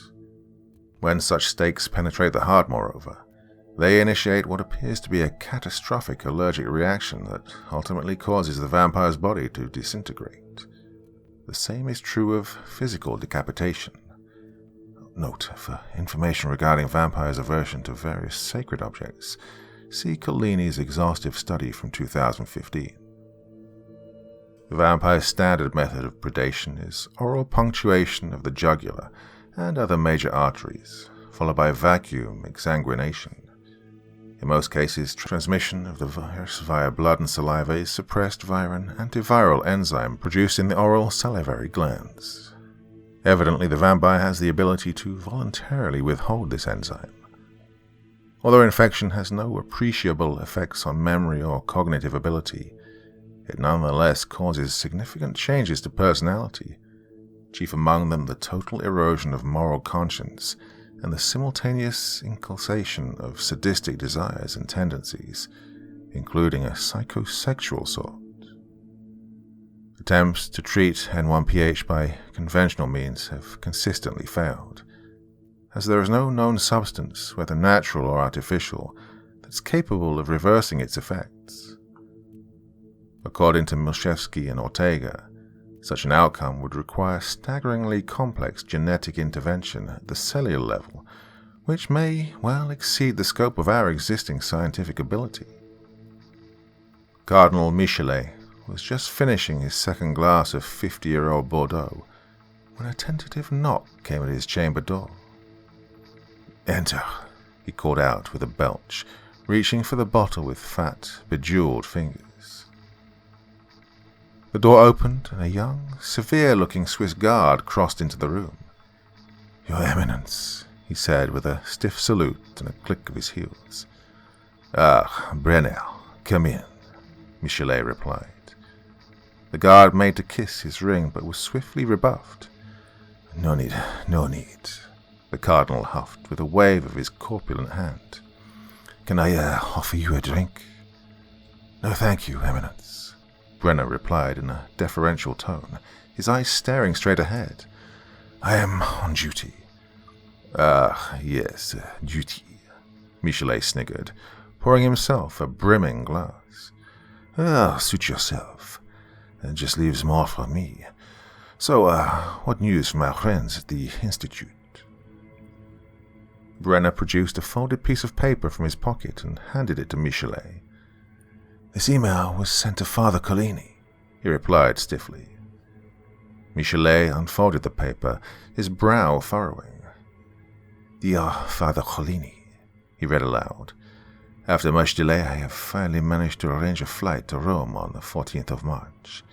In the event I have not heard from you by the time of my arrival, please know that I will be making every effort to reach you in person at Santa Sabina. My itinerary is attached. Kind regards, O. Norcross." Michelet batted the paper with the back of his hand. "Who is O. Norcross?" Brenner cleared his throat. "Evidently, she is a student of Simon Merchant's," he replied. "She believes he is still alive and is coming to Rome to find him." "And, is he still alive?" Michelet inquired. No one knows," Brenner replied with a shrug. "He's been missing for quite some time." Michelet said, pursing his lips.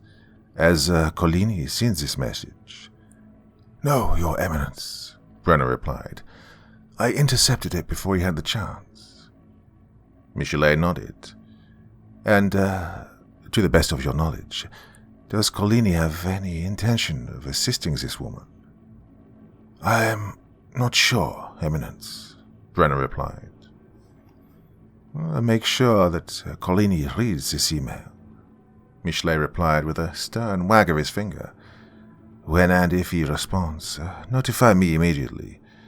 You're dismissed." Michelet watched Brenner leave, his mouth pulling itself into a malevolent leer.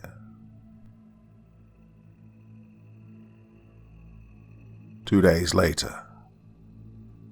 All at once dozens of coffins began to stir as pale, raven-clawed fingers emerged from the funereal darkness within.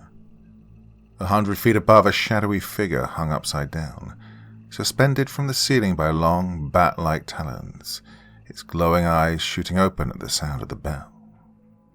Releasing its grip, the figure hurtled down toward the floor, turning in midair and landing squarely on its feet. All around the crypt, the undead rose from their damp, mildewy beds, arranging themselves into soldierly lines before their master. To his left stood the reanimated corpse of Father Gerard O'Hara, its leering face drained of blood, its eyes soulless, predatory, black as coals. The master pointed a knife-like finger at his lieutenant and croaked through ancient fangs. "Speak." The vampire O'Hara bowed reverently and turned his sulphurous eyes to the army of fiends, the vast majority of whom were dressed, like O'Hara, in clerical garb. "The battle has begun," he thundered. "The corrupt priest and the fallen knight have betrayed the church of filth and shit, and delivered our enemies to us. A whore is coming to Santa Sabina in search of a dead priest. She is the bait that shall lure Collini to his doom." The assembled fiends chortled, their laughter echoing maliciously through the tombs. From L'Osservatore Romano, Wednesday, 18th March. Vatican City. Vatican authorities are reporting the disappearance of Cardinal Secretary of State Francisco Rovino, who has been missing since Tuesday. According to Cardinal Undersecretary Jean-Baptiste Michelet, Rovino was last seen in his chambers at the Apostolic Palace shortly after 5 p.m. Monday evening. Suspicions were aroused when the Cardinal Secretary failed to appear for regularly scheduled meetings for the following morning. Rovino's disappearance is the latest in a series of still unexplained murders and missing persons incidents that began in January, at least 6 dozen of which have involved members of the clergy. As of this writing, no leads have been reported by the gendarmerie or the Italian police. The taxi lurched to a stop, rousing its solitary passenger from the heavy sleep that had overtaken her during the ride from Fiumicino Airport. Olivia Norcross slowly opened her eyes and glanced out the window. Night had fallen in Rome, bringing with it a dense fog that draped itself over the city like a shroud, blurring every angle and edge in its wake. "Ecco qui, signora," said the driver in a weary voice. "We are here." Still exhausted from the long transatlantic flight, Olivia yawned deeply and pulled herself upright. Turning forward, she immediately beheld the driver's bored, expressionless eyes staring at her in the rearview mirror. Fat raindrops plunked on the roof of the cab. "This is Santa Sabina?" she inquired sleepily, arching her back slightly in a stretch. "Si," the driver replied. "Fare is at €25. Olivia nodded and began rummaging around in her purse. The driver exited the cab, popped the trunk, and shuffled around to the passenger side to open the door. The moment he did so, the entire cab was flooded with wet chill. Olivia shuddered and pulled the collar of her coat tightly against her pale neck as she slid out of her seat. "Cold night," she muttered as the driver reached into the trunk for a bag. "Si," he replied laconically, lowering her luggage to the sidewalk. Olivia paid the fare and thanked him, smiling courteously. The driver closed the trunk with a grunt and hurriedly returned to his cab. Olivia watched as he sped away up the Clivo de Publicia, his brake lights quickly vanishing into the gloomy distance. All at once she found herself all alone on the deserted, fog-bathed street with the silhouette of the basilica looming ominously above her. She knew that Father Paolo Collini dwelled somewhere nearby, but finding him in such conditions would not be easy. Picking up a bag, Olivia pulled her cell phone from the pocket of her coat. After locating the number for the Dominican chapter house, she tapped the green call button with her thumb and waited for someone to pick up. No one did.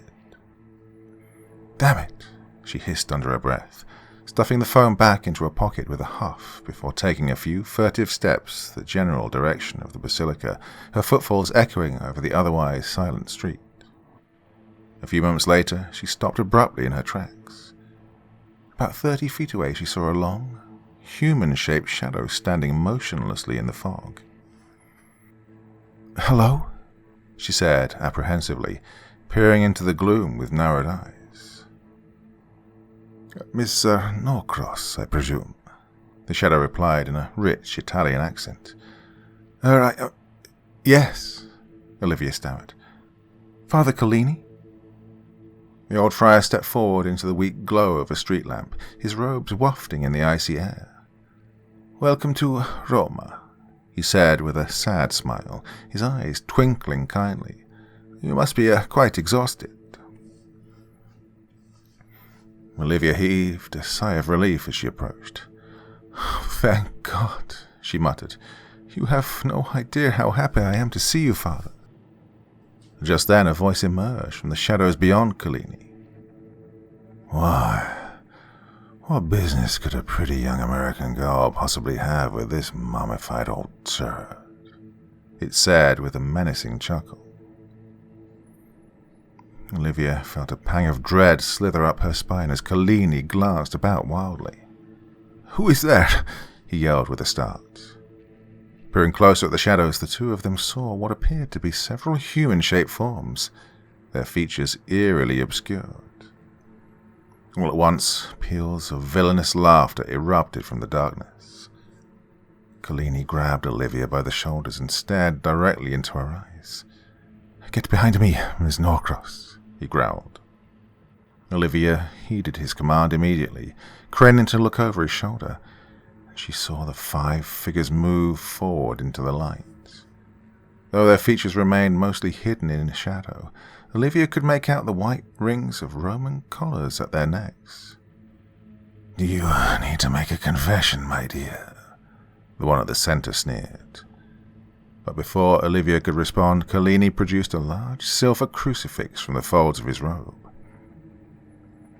"Save your servant, O Lord, who trusts in you," he thundered, raising the crucifix above his head. "Let him find in you a fortified tower in the face of the enemy." The figures snarled bestially in response and continued their languorous approach. "Let the enemy have no power over him," Collini intoned forcefully. Somewhere behind him a new voice came in reply. "And the sons of iniquity be powerless to harm him." Collini's brow furrowed in confusion. "The Lord, send him aid from your holy place," he continued tentatively. Again the voice replied, "And watch over him from Zion." "I know that voice," Olivia muttered to herself. A moment later she heard a thunderous sound. All at once the entire street was flooded with blinding light, exposing the true forms of the figures that had menaced her from the shadows. Though dressed in the garb of priests, the beings that appeared before her horrified gaze were as pale as snow, with glowing cat-like eyes and bloody lips that curled over rows of razor-like fangs. Before she could even scream, the one at the center had bellowed hideously. Looking over her shoulder and shielding her eyes, she saw 2 enormous spotlights mounted on tall pylons. Below them stood what appeared to be a platoon of armored soldiers led by a tall, handsome man dressed in the colorful uniform of the Pontifical Swiss Guard. To his right, a familiar face beamed at Olivia from the fog. "Simon!" she gasped, her knees buckling. Collini caught her under the arms. "It can't be," he muttered in wild wonder. Merchant took a step forward and raised his hands toward the dark heavens. "Lord, heed my prayer," he exclaimed in a booming voice. "Let my cry be heard by you," the soldiers replied in unison. The leader of the soldiers rushed forward, giving Collini a quick nod and taking Olivia by the arm. "I am Captain Ossing. You need to come with me right now," he said firmly. "Simon! Simon!" Olivia screamed as he began to lead her away. Momentarily meeting her eyes, Merchant mouthed the words, "It's okay," and smiled reassuringly before returning his steely eyes to the approaching vampires. And with that, she drifted out of consciousness. Merchant soon found himself shoulder to shoulder with Collini, who gawked at him with slack-jawed astonishment. "Hello, Father," Merchant said in a near whisper without taking his eyes off his undead foes. Before the latter could respond, Merchant had raised his hands and made the sign of the cross. The apparent leader of the vampires took another step forward. "Who are you?" the vampire hissed, seething with rage. Merchant responded in a thundering voice. "O Lord, despise not my petition, but in your mercy hear and answer me. I call upon your servant Ignatius, in league with the holy angel Shimshishel, to bind this creature to my will." The vampire's face went blank as it fell motionlessly to its knees. "Seize him," Merchant growled over his shoulder. And with that, the dark streets of Rome erupted into war between the living and the undead.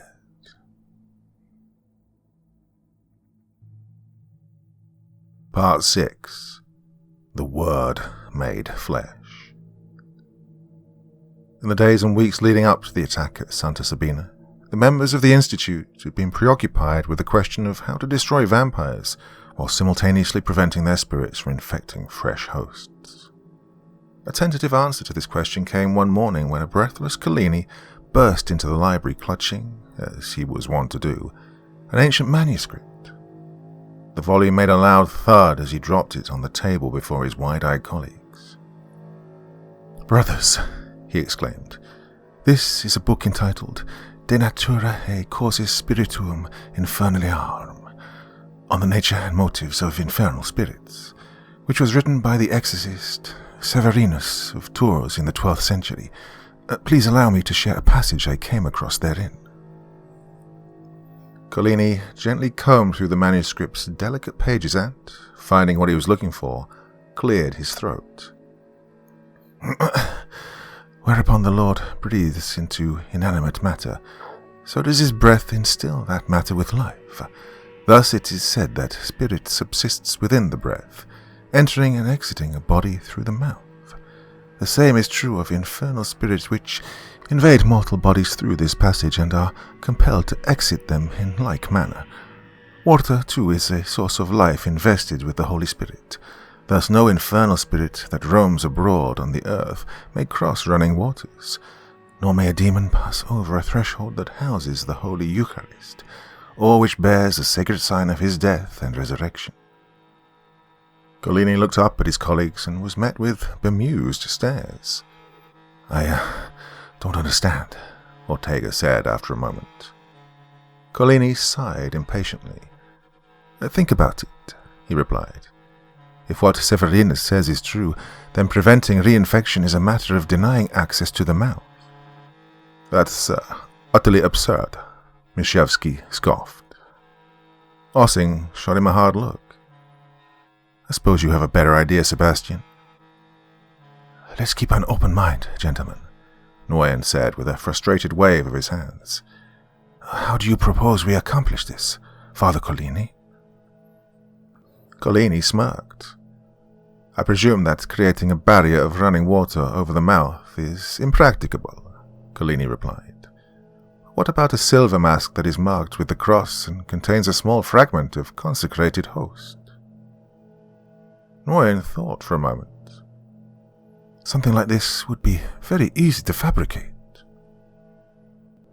"To be clear, Paolo," Ortega said, "your hypothesis is that such a mask will prevent a demonic spirit from entering a new body." "Indeed," Collini replied decisively.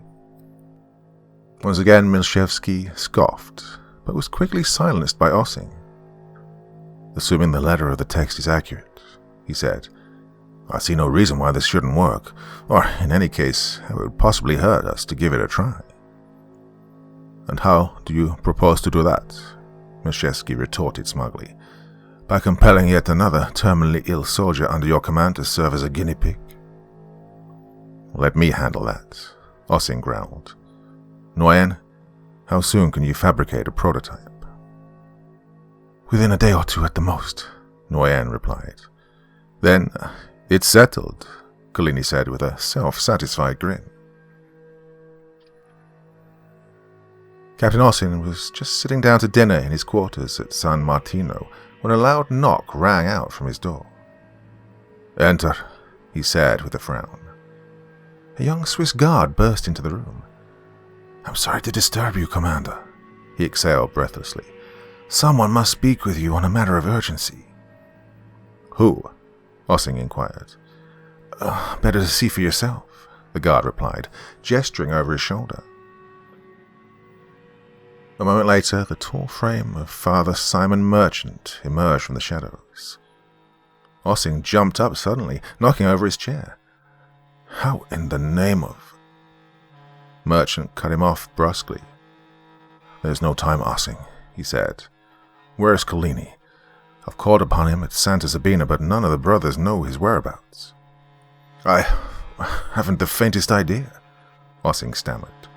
Wait, oh yes, tonight's the night he was due to meet with a student of yours, Miss Norcross." "Oh, a trap has been set," Merchant replied. "You must summon your men at once."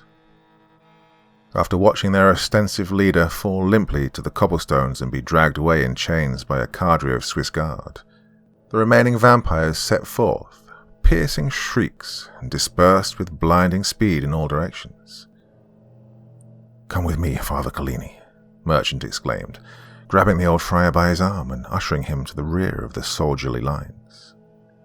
The assembled Swiss Guard looked about confusedly over their silver masks, their helmet-mounted lights cutting chaotic rifts through the deep shadows. No sooner had one of them mouthed the words, "Where are we?" when he was set upon from above by a hulking vampire dressed in the robes of a Benedictine monk. The vampire grabbed his neck and, with a hideous snap, broke his neck into jagged splinters.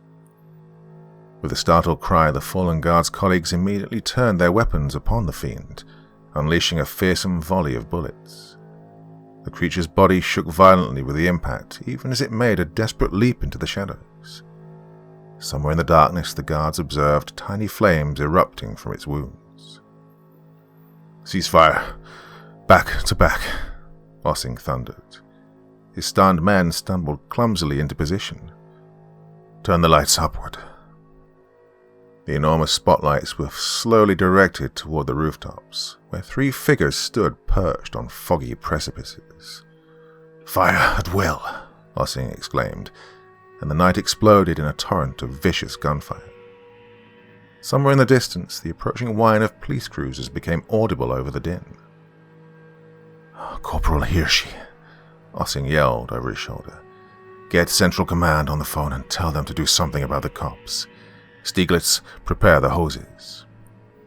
"I'll handle that, Ossing," Merchant cried over the clamor, but Ossing did not hear him. No sooner had Merchant closed his mouth when all 3 of the figures plummeted like stones toward the guards, their monstrous frames riddled with burning bullet holes, their faces quickly turning black as poisonous silver worked its way through their dead veins.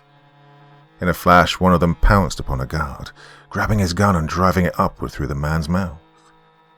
The barrel exploded through the guard's skull as a sickening sheet of blood and brain matter burst into the cold night air.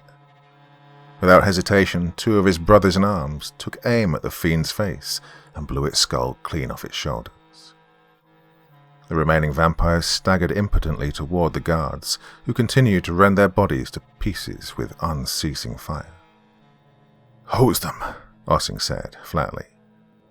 Heeding his superior's command, Lieutenant Stieglitz and his men activated 2 large hoses and blasted the vampires with a powerful flood of holy water. In a matter of seconds, their bodies burst into flame and melted into slimy piles of disintegrated flesh. Somewhere to the right, their comrade succumbed to his wounds, disappearing in a cloud of fiery ash. "Ceasefire!" Ossing barked, and all at once the street fell silent. Merchant and Collini, who had watched the onslaught from the rear of the line, stood huddled together in speechless awe. "Where are the people?" Collini whispered. "So much noise, and yet—" The question roused Merchant from his stupor. "Oh, yes, well," he replied with a cough. "I may have had something to do with that." The 5 superiors of the Pontifical Institute for Occult Studies gazed with glassy, unbelieving eyes at the figure before them. The figure of a man whom they'd long since presumed to be dead, or worse. Even for them, the story he'd just finished telling was astonishing beyond words. "I do not pretend to know why I've been chosen in this way," Merchant stated quietly, "but it definitely wasn't for my scientific prowess. That dubious honor belongs to our unfortunate former colleague, Father O'Hara. It seems, though, that I don't quite understand this either." Milshevsky spoke up after a prolonged and awkward silence. "I am a cynical man, Simon," he said gently. "A skeptic even, but for all that, I believe your story." Collini nodded. "So do I," he said, "though I do not begin to understand it. It seems to me that much of what God has revealed to you was promulgated long ago. For example, in the 4th century Gnostic text, De Deo Lucis et de Deo Tenebrae. And look what happened to the Gnostics," Nguyen remarked dryly. "That is my point," Collini replied. Perhaps the, church... With respect, Dom Collini, Merchant interjected. I think this is perhaps a topic for another time. Collini sighed. Perhaps, he replied plaintively. But to the issue at hand, I must ask, Father, how is it that you were able to subdue the creature with such ease? Come to that, what of the mysterious forefending of crowds of bystanders? Well, it was hardly with ease, Merchant laughed.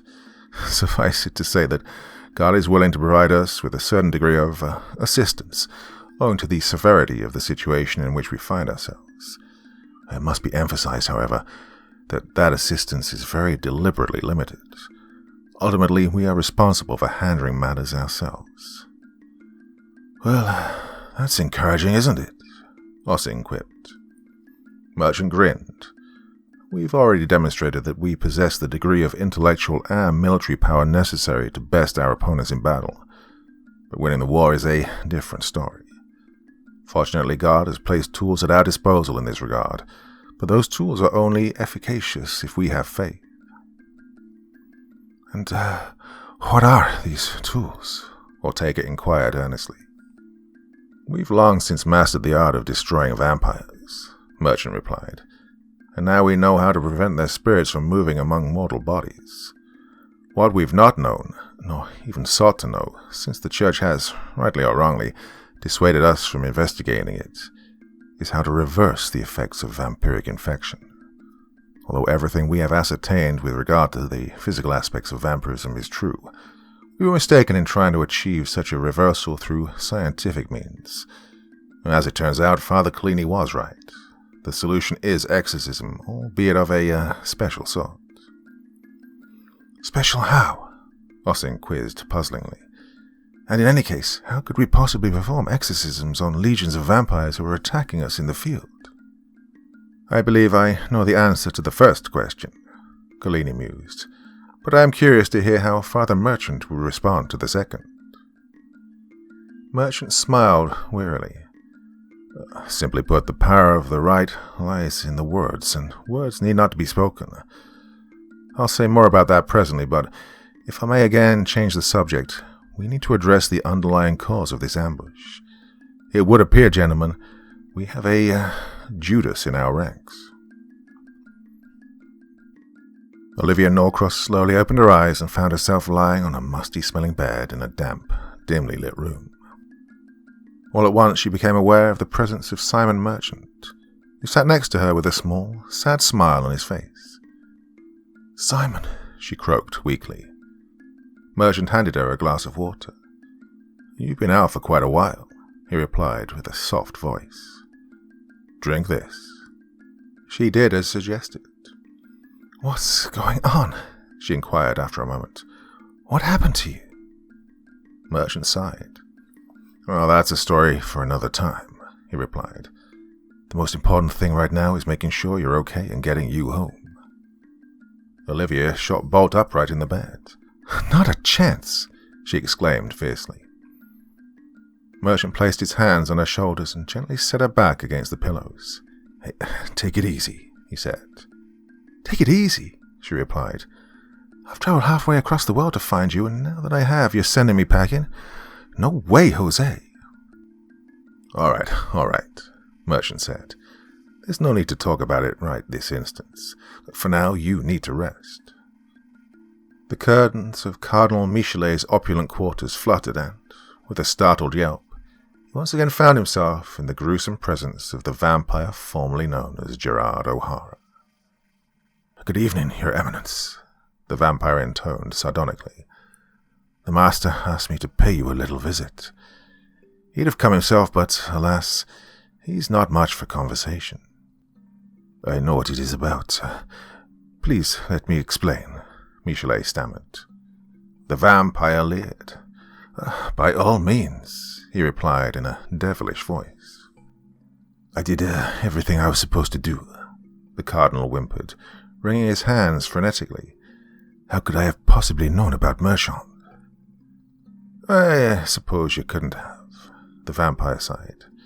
"In any case, the master isn't interested in crying over spilled milk. He wants to get to the bottom of Merchant's reappearance, and as well as the newfound powers he appears to have acquired in his absence. More importantly, he wants to know the Institute's next steps. Of course, Michelet replied, simperingly. You have my word. The vampire nodded menacingly. The Master doesn't care about who's responsible for what, only about obtaining the desired results. If those results fail to materialize going forward, my dear Cardinal Michelet, the Master will rip out your still beating heart with his bare hands and feast upon it before your dying eyes. Understood? Michelet winced and gave a slight half nod by way of response. The vampire vanished before his eyes. From Rabbi Ibrahim ben Suleiman's Atrahat Ean al-Sir, a treatise on sorcery, translated from the Arabic by Father Paolo Collini, O.P.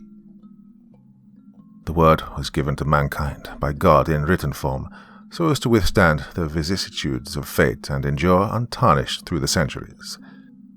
It is for this reason that the physical form of the holy text is itself sacred and so must be treated with utmost honor and reverence. The Torah scrolls and even the written commentaries of the sages possess enormous spiritual power simply in virtue of the words they contain. Thus are they said to be effective weapons against all manner of sorcery and diabolical force more generally, to cure every ailment and injury, and even to restore the dead to life. Merchant exited Olivia's room and quietly closed the door behind him. Dom Collini sat slumped in a chair in the hallway, his ancient face haggard and exhausted.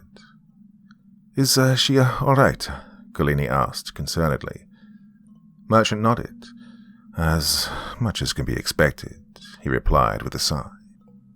"Good," Collini said.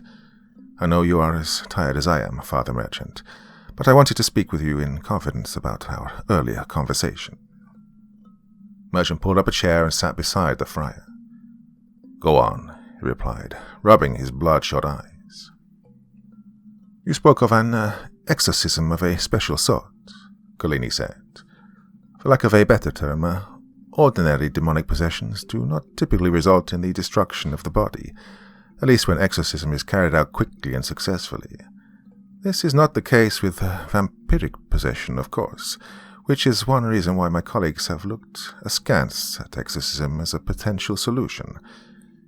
If the exorcism of which you speak is special, it must be because it has the power to restore the possessed to life, body and soul."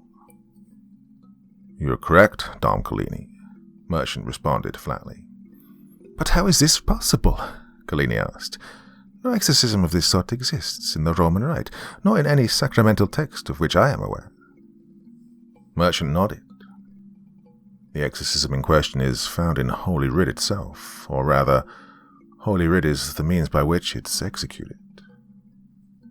Collini's brow furrowed.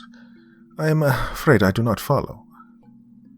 "This exorcism comes not from our tradition, but that of our forebears," Merchant replied. "It's buried deep in the Kabbalistic texts, and even there it's shrouded in obscurity. While it is true that all of the religions of Abraham condemn the raising of the dead as necromancy, the Jews, or at least the greatest mystics of their line, made an exception in cases of vampirism." "Are you saying that there is a Jewish form of an exorcism rite that reverses the physical and spiritual symptoms of vampirism?" Collini asked, with astonishment. "Well, not a rite so much as a way of, using the power that is latent in the written text of the Bible itself," Merchant replied. "The mystics believe that the sacred words written on the physical page are capable by themselves of doing what rites and spoken incantations are not. Simply put, the exorcism works by injecting those words into the body of the vampire." "That's not really putting it simply, Father," Collini scoffed. Merchant grinned. "Yeah, I know, he said, patting Collini lightly on the shoulder. "I'll take a shot at explaining it more clearly to you and the others once I've had some sleep. Failing that, perhaps you can call upon St. Ignatius of Loyola to do it for you," Collini replied, with a wink.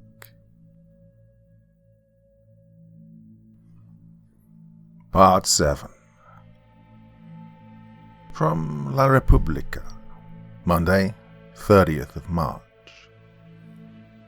Vatican City. With Easter Sunday less than a month away, Vatican authorities are scrambling to ensure the safety of the estimated 170,000 persons expected to attend the papal Easter Mass at St. Peter's Basilica. The Holy See's efforts follow in the wake of the more than 100 unexplained murders and disappearances that have been reported in and around Rome since January, the vast majority of which have involved members of the clergy and other individuals linked to the Vatican. Among the missing are the eminent American biologist, Father Simon Merchant, the Nobel laureate, Father Gerard O'Hara, and Cardinal Secretary of State, Francisco Rovino, the latter of whom has since been temporarily replaced by the Cardinal Undersecretary, Jean-Baptiste Michelet. Rovino was last seen in his chambers at the Apostolic Palace shortly after 5 p.m., although it's unclear whether and to what extent the Vatican Gendarmerie is directly cooperating with Italian law enforcement to investigate these incidents. Representatives of both parties assure the public that diligent efforts are being made, despite the evident absence of actionable leads. Captain Ossing was abruptly roused from contemplation by the buzz of the smartphone on his desk.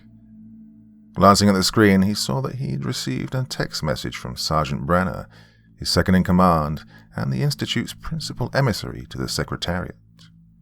Earlier that day, Collini had reminded him that the Institute's weekly report for Cardinal Michelet was overdue, and that he needed to submit his own portion of said report post-haste. In customary fashion, Ossing had directed Brenner to carry out the perfunctory task on his behalf. He assumed that the present text was merely confirmation that the sergeant had done so. Ossing opened the text and, scanning its contents, found himself immediately perplexed. "I will be home later than usual tonight, my love," he read aloud. "I may have another surprise for you. Don't worry where the money is coming from." The message ended with a kiss emoji. Ossing's brow furrowed. What in the hell is this? Upon entering Cardinal Michelet's opulent quarters, Sergeant Emile Brenner was immediately besieged by a torrent of abuse. "Oh, you incompetent, you worthless peon," Michelet shrieked, his fat, beet-red face quivering with rage. "Do you take me for a fool?" Brenner stopped abruptly in his tracks and cocked his head. "Your Eminence?" he inquired innocently. I don't... "Silence!" Michelet bellowed furiously as he struggled to pull his bloated frame upright. "I am not paying you a king's ransom to overlook crucial intelligence. Oh, you bungling imbecile. Your espionage skills are non-existent." Brenner averted his eyes and stammered incoherently before Michelet cut him off, slamming his meaty fist into the desk with an echoing boom. "Stop sniveling and listen to me, you ignoramus. Holy Week will be here soon.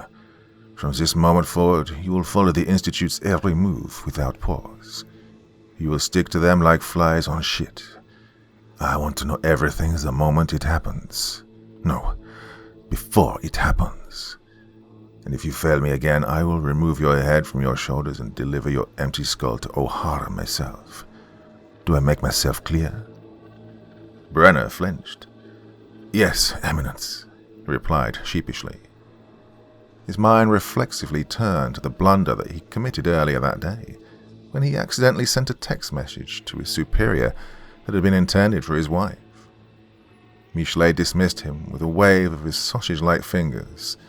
Just as the guard made to exit the room, a thought occurred to him. "Your Eminence," he blurted with a note of urgency, "there is something important I need to tell you." Michelet heaved an impatient sigh. "Oh, please do not waste my time, Brenner," he spat. Brenner shook his head spasmodically. "The leadership of the Institute has dispatched Swiss Guard to stand watch outside their respective quarters at night," he gushed. "I know for a fact that Ortega will be alone at San Bonaventura this evening. If it pleases you, I can devise some pretext or another for dismissing the guard on duty." Michelet's eyes narrowed. Well, he mused deviously. Perhaps you are not such a fool after all, Brenner. Simon Merchant found himself standing before two enormous, richly carved doors. All at once he became aware of the presence of Olivier, who, Merchant noticed, was inexplicably clad in the garb of a Carmelite nun. "They're waiting for you," she said in a ghost-like voice. Her pale fingers gestured toward the doors, which opened with a slow, otherworldly creak to reveal rows of men in identical scarlet and black vestments, their faces hidden in the shadow. "It's the courier," Merchant thought to himself, stepping forward. As his eyes adjusted to the candle smoke gloom, he suddenly realized that the figures around him had the heads of jackals, their bestial yellow eyes flashing at him from the darkness, their lupine snouts dripping with snot and blood. Looking down at himself, Merchant saw that he was arrayed in papal garments and carrying a large golden mitre. Just then a booming voice erupted from somewhere out of sight. "The sign of the traitor is a kiss," it intoned.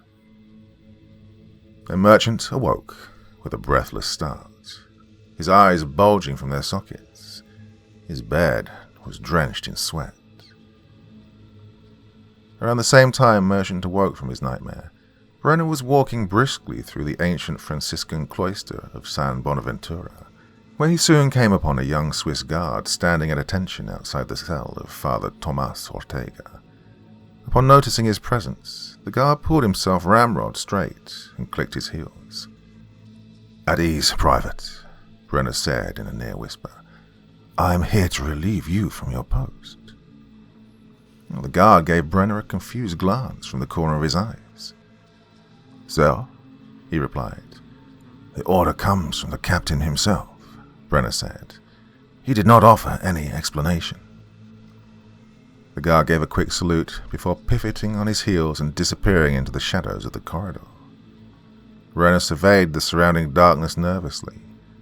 A few moments later, he rapped lightly on Ortega's door, signaling to his co-conspirator that the coast was clear.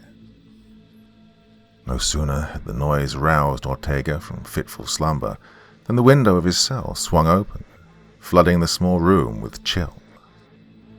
Turning his head toward the window, the half-awake friar beheld a pair of glowing yellow eyes glaring at him over a grinning, saw-like mouth.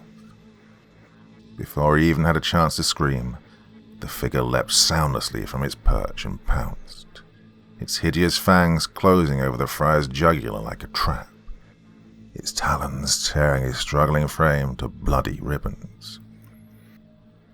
The figure vanished as quickly as it appeared, stealing silently into the cold night and leaving no sign of its presence, save the gore-sprayed walls and the gawking, frozen face of its mutilated victim. The following morning, Merchant stumbled groggily into the library, where his colleagues were waiting for him, all except Ortega.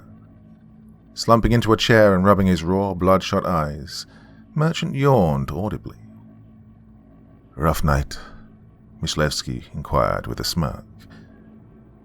Merchant forced out a chuckle before abruptly looking away with a furrowed brow. I had a dream," he stammered, his eyes wandering about the room as he struggled to jog his memory. A moment later his eyes widened. "The sign of the traitor is a kiss," he exclaimed suddenly. Collini shot him a confused look. "Come again?" A voice in the dream said, "The sign of the traitor is a kiss," Merchant replied breathlessly. All at once, Ossing remembered the bizarre text message from Brenner. Had it not ended with a kiss emoji? Sitting bolt upright in his chair, he began to survey the room wildly.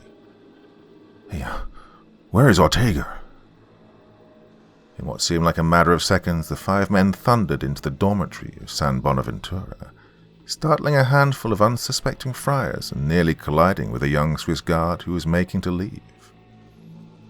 Ossing grabbed the man by his shoulders. "Private," he gasped. "Have you seen Father Ortega?"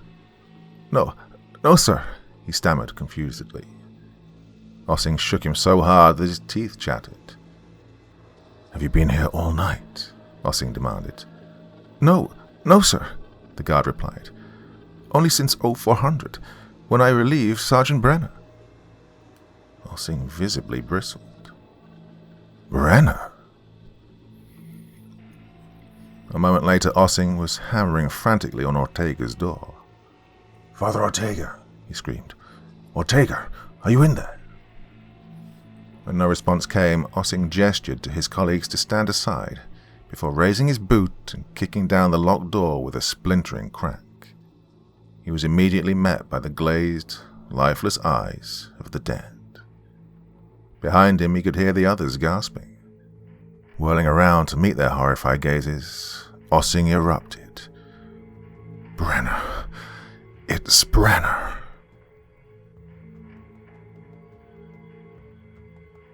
Poland, the 13th century. The villagers chattered nervously among themselves as they surveyed the grisly sight before them. Lying in a newly dug tomb was the disinterred corpse of Yakov ben Levi, its lips dripping with fresh blood, his burial shroud stained with gore. The elder tugged his beard thoughtfully as he surveyed the body. "Untoit," he stated decisively, before turning to a young boy at his side. "Shimon," he said, "you must fetch the rabbi at once." The boy nodded before sprinting at breakneck speed toward the forest, where the famed rabbi of Veroshanka dwelled in a small hermitage of stone and thatch. The rabbi was just sitting down to a cup of tea when the door swung open and the boy burst into the humble, book-filled room, clutching his side and gasping for air. "Master Rabbi," the boy wheezed, "you must come at once." The rabbi peered over his voluminous beard. "What is the meaning of this, child?" he growled. "Untoit," the boy wheezed. "Please, come." About half an hour later, the boy emerged from the forest, the rabbi following a few paces behind him with a large sack slung over his bony shoulders. Upon seeing the rabbi, the villagers fell silent, falling to their knees and averting their eyes. As he drew near, a few made to kiss the hem of his robe. The rabbi shook them off. "Where?" he inquired gruffly. The elder rose from his knees and bowed reverently before gesturing to the open tomb. The rabbi gave a nod, his eyes narrowing. "Has it fed?" The elder snapped his fingers. "Bring the maiden," he said over his shoulder. A few moments later, a pair of men produced a stretcher on which laid the small, pale body of a girl. The rabbi bent down and placed a gnarled hand on the girl's cheek. "Still warm," he muttered softly. Gently turning her head to expose the neck, he ran his fingers over a pair of tiny wounds. There's time yet." The rabbi struggled to his feet and pointed at the corpse of Yakov ben Levi. "It is too dark here," he stated flatly. "Take the body and place it in the sunlight." The elder snapped his fingers again, whereupon a large man grabbed the corpse by its ankles and dragged it away from the tomb, pulling it slowly through the dirt into a sliver of twilight a few yards away. All at once the corpse's eyes shot open, its bloody mouth erupting into a fiendish hiss. The villagers davened and muttered prayers as they watched it burst into flames. The rabbi gave a satisfied nod before stooping to rummage through his bag. "Open the mouth," he said, gesturing to the young girl. A moment later, he produced a small scrap of parchment on which was clearly visible the inked strokes of the Holy Torah. Far below the bustling cobbles of Trastevere, the vampire formerly known as Gerard O'Hara cast his yellow eyes upon a thin sliver of sunlight gleaming weakly on the floor of the crypt. A second vampire stood nearby, awaiting direction. "Approach the light," O'Hara commanded brusquely. The creature bristled apprehensively and, muttering its assent, took a few furtive steps forward. O'Hara observed carefully as it placed its fingers into the glimmer of sunbeam, the pale flesh brightening to a brilliant white. There was no flame to be seen. O'Hara leered. "Now place your whole hand into the light. What do you feel?" The vampire complied, gawking with amazement at its unblemished hand. "I feel warmth, but there is no pain," it hissed. O'Hara's leering grin widened as he motioned for the creature to move forward. Before it could do so, however, he noticed that its hand had begun to emit thin strands of smoke, the flesh erupting into furious blisters. "It burns," the creature wailed, recoiling into the darkness. O'Hara heaved a frustrated sigh. Damn it all," he growled. "We are closer, but time is not on our side."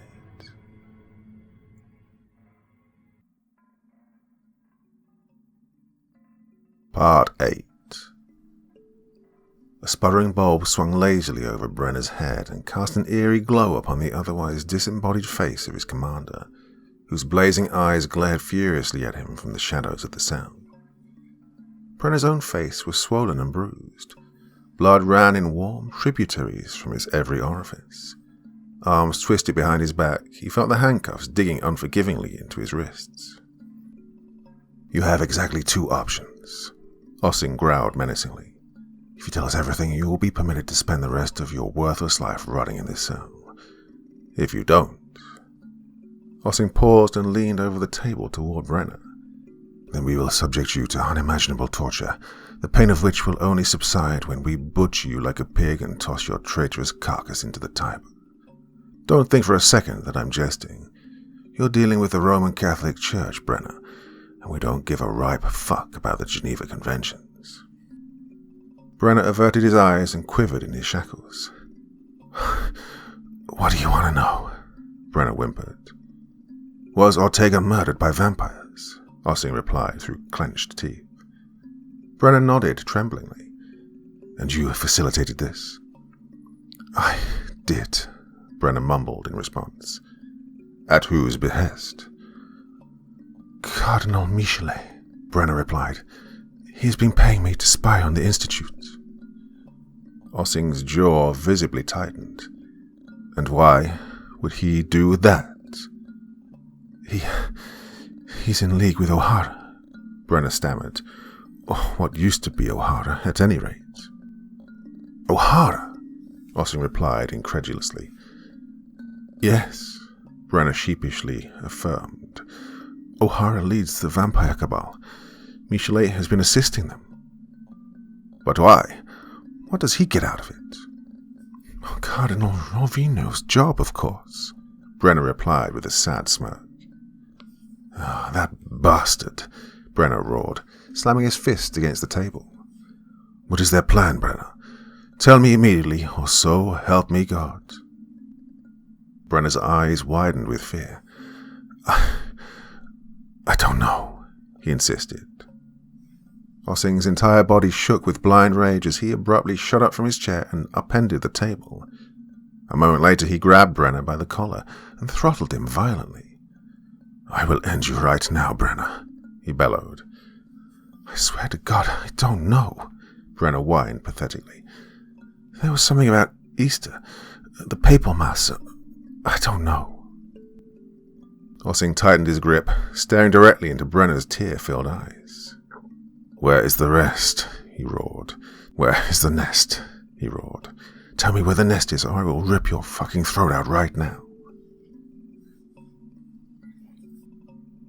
Once again, Collini and Michlewski found themselves met by the unremittingly stern face of Cardinal Boniface Ngoa, a face neither of them had hoped, let alone expected, to see again so soon.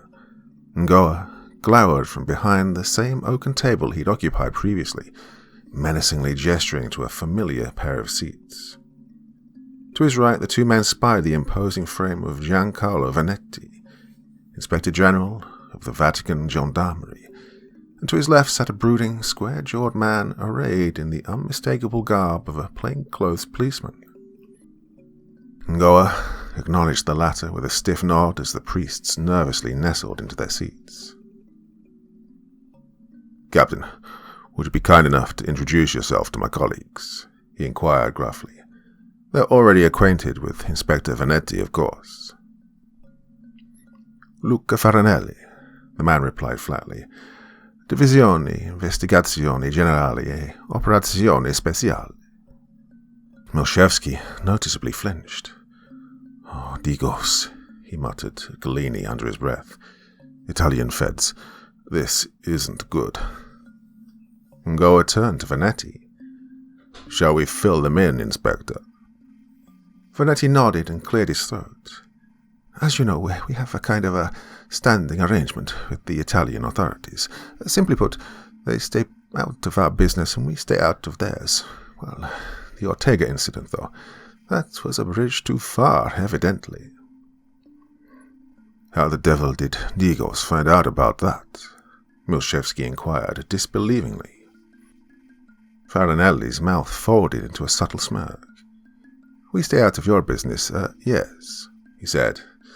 That doesn't mean we don't know about it. Only to a point, Ngoa interjected, noticing his colleague's palpable alarm. Farinelli's smirk widened. Naturally, we have been more than a little curious. What with all these murders and disappearances, needless to say, that curiosity increases tenfold when there are civilians involved. Galini and Milchevsky glanced at each other furtively. As I said, Milchevsky muttered, this is not good. You are the undisputed master of understatement, Galini replied in a whispering sigh. Olivia Norcross's pale eyes widened to the size of saucers. Absolutely not, she stated determinedly. Sitting across her in a slumped posture, Merchant cradled his face in his hands and sighed. It's far too dangerous for you. Stop, she interrupted, with an officious wave of her hand. Just stop. Jesus Christ, Simon. The fact that you still haven't explained any of this to me is fucked up enough, and now you're trying to send me packing? Again, hell no. Merchant rose from his chair abruptly and raised his arms in exasperation. Oh, there's no time for this, he exclaimed. You're going home. Olivia followed suit, rising slowly and fixing him with a steely gaze. Ah, is that so? She inquired with a defiant cock of her head. Yes, Merchant replied forcefully. Olivia's eyes narrowed as she moved closer to him. Oh, I will never speak to you again, she hissed through clenched teeth. A moment later, she turned on her heel and made for the door. Olivia, Merchant implored helplessly. Oh, fuck you, Simon. Olivia spat over her shoulder and stomped loudly out of the room, passing a timid young priest on her way out. Noticing the latter, Merchant threw up his hands and heaved a sigh. Yes, what is it? He inquired defeatedly. Oh, you must come at once, Father, the young priest replied with unexpected firmness. No sooner had Milchevsky and Galini left Cardinal Ngoa's chambers when they were intercepted by Ossing and Merchant. Dripping with sweat, eyes wild, the two men struggled to catch their breath. Oh, Captain Ossing, Galini began. What's going on? Ossing cut him off. The library, now. In a matter of minutes, the four men clambered into the room in question. Nguyen was waiting for them, looking pale and bedraggled. Ossing gestured to a pair of chairs and began pacing the room maniacally. Glancing at each other nervously, Galini and Milchevsky heeded the silent command. The gendarmerie is moving to place Michelet under arrest, Ossing stated breathlessly. What? Milchevsky gasped in utter bemusement. He is in league with the undead, Merchant stated flatly. Milchevsky chuckled sardonically as Nguyen mouthed the words, Jesus Christ, dropping his head to the table with a thud. What on earth are you talking about? Galini stammered, his gaze shifting wildly from one face to the next. Ossing stopped mid-pace and gripped the table. Brenner is the fucking rat. He told us everything. Michelet is working for the vamps. He's been spying on us. Nguyen raised his head from the table, his eyes wide with disbelief. For God's sake, why? To get Ravino out of the way, Merchant replied. It gets worse, Ossing added. O'Hara is your field's consigliere. They're planning some kind of massive attack for Easter Sunday. Collini's brow furrowed. But how? He inquired confusedly. No one will be around Vatican City after midnight on Easter. Milchevsky shook his head and smirked. Just think about it for a second, will you, Paolo? He replied. Imagine you are an evil vampire king who wants to unleash total war on the Catholic Church on the holiest day of the year. What would you need in order to accomplish your goal? Well, the ability to walk in broad daylight, for starters, Collini said scoffingly. Milchevsky nodded, his smirk widening. Indeed, he smarmily replied. And who, if anyone, could bring something like that about? Nguyen's eyes widened with alarm. Oh God, he intoned gravely. O'Hara. Very same, Merchant interjected. Michelet hasn't just been spying on behalf of the undead. He's been providing material assistance to them as well. What sort of material assistance? Collini inquired. A place to sleep for one, Ossing replied. For another, a place for O'Hara to do his work as Dracula's very own mad scientist. Collini gasped, crossing himself.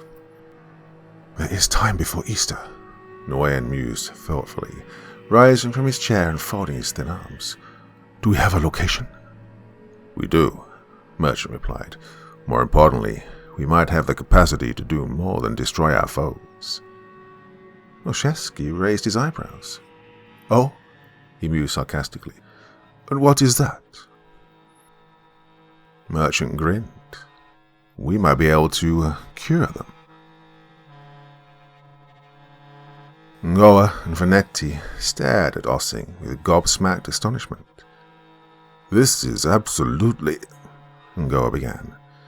Disastrous, Vanetti interjected. Absolutely disastrous. First the Italian police, and now Michelet. Ossing nodded. I agree, the situation with the police is not good. But to be perfectly frank, that's the least of our worries at the moment. What do you need from us, Commander? Ngoa inquired. The police and the press must be kept in the dark, Ossing said. More importantly, so must our enemies. They cannot know that Michelet is in our custody. As far as anyone knows, Michelet is still on the job. Of course, Ngoa replied.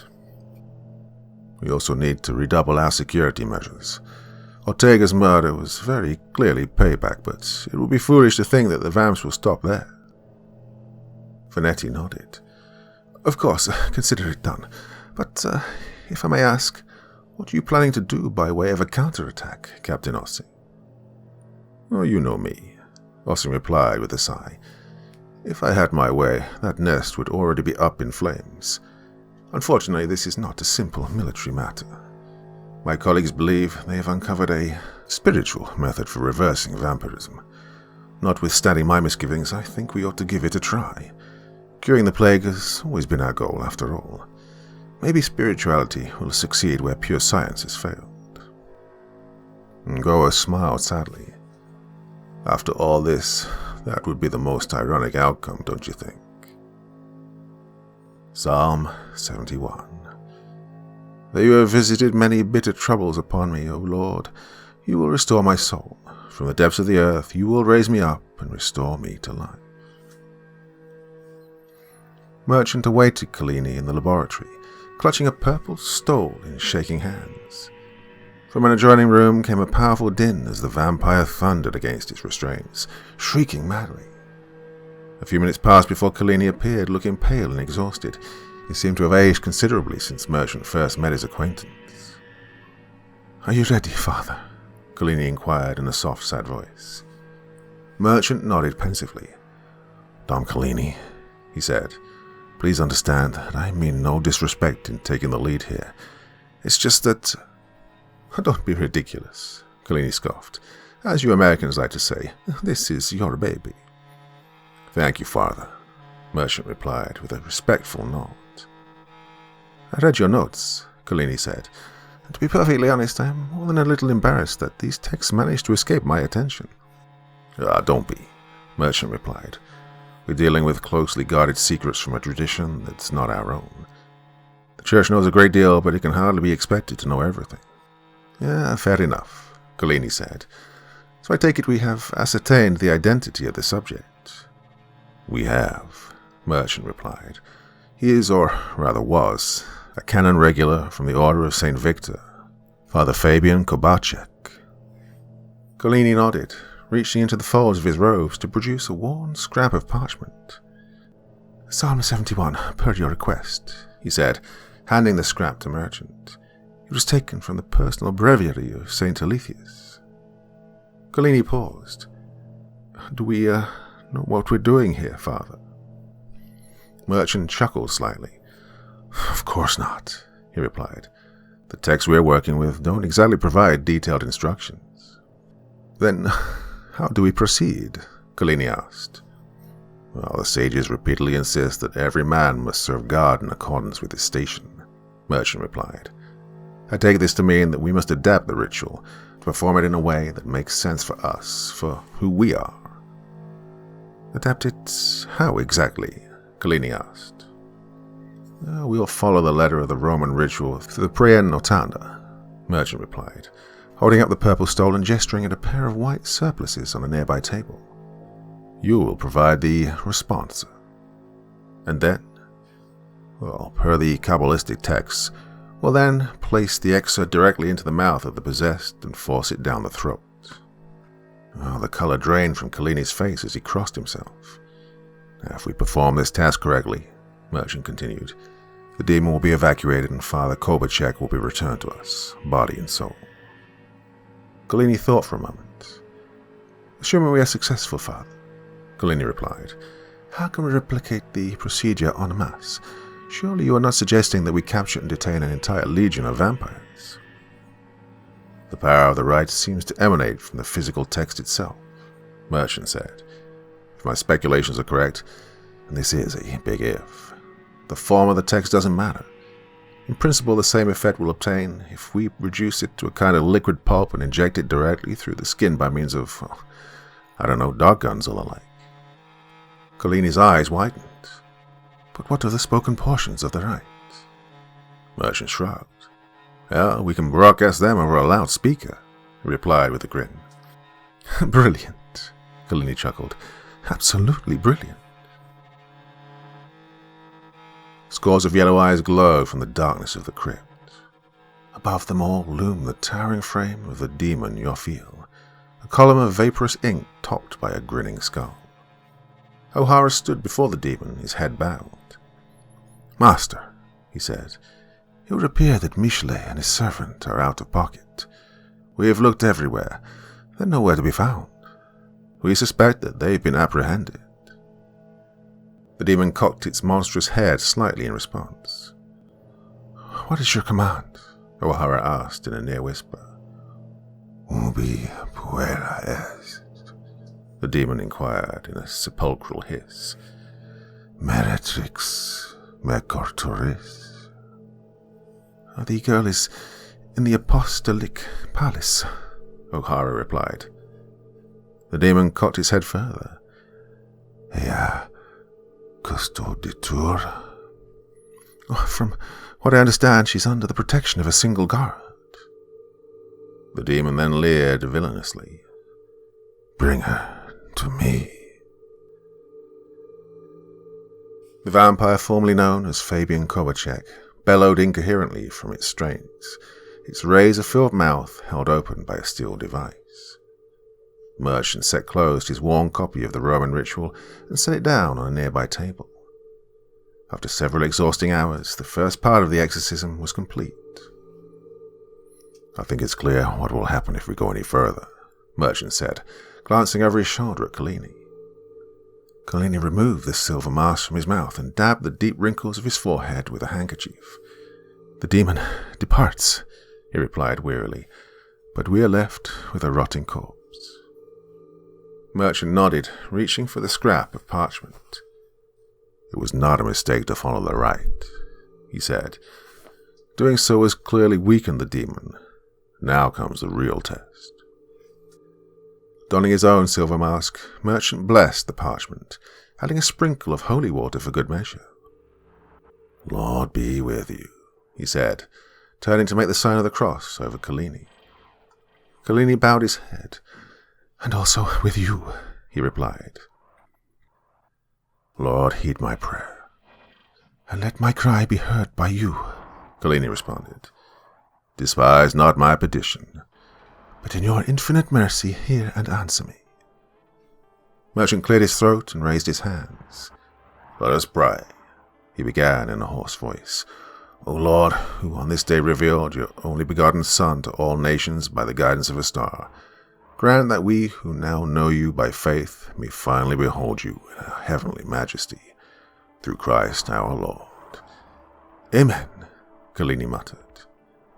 "Be enlightened and shine forth, O Jerusalem," Merchant continued, "for your light is come, and upon you is risen the glory of the Lord Jesus Christ, born of the Virgin Mary. Nations shall walk in your light, and kings in the splendor of your birth. And the glory of the Lord is risen upon you." Let us pray. Holy Lord, Almighty Father, everlasting God and Father of our Lord Jesus Christ, who once and for all consigned that fallen and apostate tyrant to the flames of hell, who sent your only begotten Son into the world to crush that roaring lion, hasten to our call for help and snatch from ruination and from the clutches of the noonday devil this human being made in your image and likeness. Strike terror, Lord, into the beast now laying waste your vineyard. Fill your servants with courage to fight manfully against that reprobate dragon, lest he despise those who put their trust in you, and say with Pharaoh of old, "I know not God, nor will I set Israel free. Let your mighty hand cast him out of your servant Fabian, that he may no longer hold captive this person whom it pleased you to make in your image, and to redeem through your Son, who lives and reigns with you in the unity of the Holy Spirit, one God, forever and ever."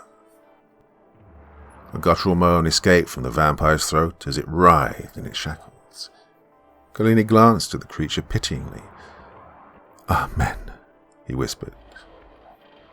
"My soul glorifies the Lord," Merchant continued, "the Lord who ransomed Israel from bondage and made of it a priestly nation, empowering his people to cast out demons and restore the death of life through his holy word. Hear me now, O Lord. I, who am your servant despite my unworthiness, call upon you now, invoking the power of your word in communion with all the holy patriarchs of Israel." Merchant took the parchment in hand and made the sign of the cross before turning to the writhing vampire. "I command you, unclean spirit, whoever you are, along with all your minions now attacking this servant of God, by the mysteries of the incarnation, passion, resurrection, and ascension of our Lord Jesus Christ, by the descent of the Holy Spirit, by the coming of our Lord for judgment, that you obey me to the letter." Merchant kissed the parchment before placing it into the vampire's gaping, bloody mouth. The creature shrieked violently as thin wisps of smoke began to rise from between his fangs. "Do it now," he muttered to Collini over his shoulder. Collini nodded, placing the long end of a silver crucifix into the vampire's maw and ramming the smoking parchment down its throat. The creature immediately fell silent, its sulphurous eyes widening. "I cast you out, unclean spirit," Merchant roared, "along with every satanic power of the enemy, every spectre from hell, and all your fellow companions. In the name of our Lord Jesus Christ, be gone and stay far from this creature of God, for it is he who commands you, he who flung you headlong from the heights of heaven into the depths of hell. It is he who commands you, he who once stilled the sea and the wind and the storm. Hearken, therefore, and tremble in fear, Satan, you enemy of the faith, you foe of the human race, you begetter of death, you robber of life, you corrupter of justice, you root of all evil and vice, seducer of men, betrayer of the nations, instigator of envy, font of avarice, fomenter of discord, author of pain and sorrow. Why then do you stand and resist, knowing as you must that Christ the Lord brings your plans to nothing? Fear him, who in Isaac was offered in sacrifice, in Joseph sold into bondage, slain as the paschal lamb, crucified as man, yet triumphed over the powers of hell. Merchant paused to trace the sign of the cross 3 times over the creature. Begone then, in the name of the Father, and of the Son, and of the Holy Spirit. Give place to the Holy Spirit by this sign of the Holy Cross of our Lord Jesus Christ, who lives and reigns with the Father and the Holy Spirit, one God, for ever and ever. Amen, Collini muttered. All at once the creature stopped writhing, falling stock still. Merchant swallowed loudly. Let us pray, he continued over the lump in his throat. I call upon Almighty God, who has saved his servant Fabian from this evil spirit, to restore him to life. O Lord, my God, who once called Lazarus forth from the tomb, I implore you to heal the corrupted body of your servant, that he may once again live in your grace and love. Bring him back to us, O Lord. Fill him with your Spirit so that he may no longer fear evil. May the goodness and peace of our Lord Jesus Christ, our Redeemer, take possession of this man, ensuring him a place at your right hand, who lives and reigns in the unity of Holy Spirit, one God, forever and ever. Father, look, Collini cried, gesturing wildly at the creature. To Merchant's utter astonishment, the once horrific face of the vampire began to slowly transform, the knife-like fangs receding, the yellow sulphur draining from his eyes. In a matter of seconds, they'd taken on the serene shade of blue. The figure before them was a human being. Breaking from his stupor, Merchant wheeled around to face Collini. Summon the others at once, he commanded. Collini, who had fallen to his knees, signaled his silent assent with the sign of the cross.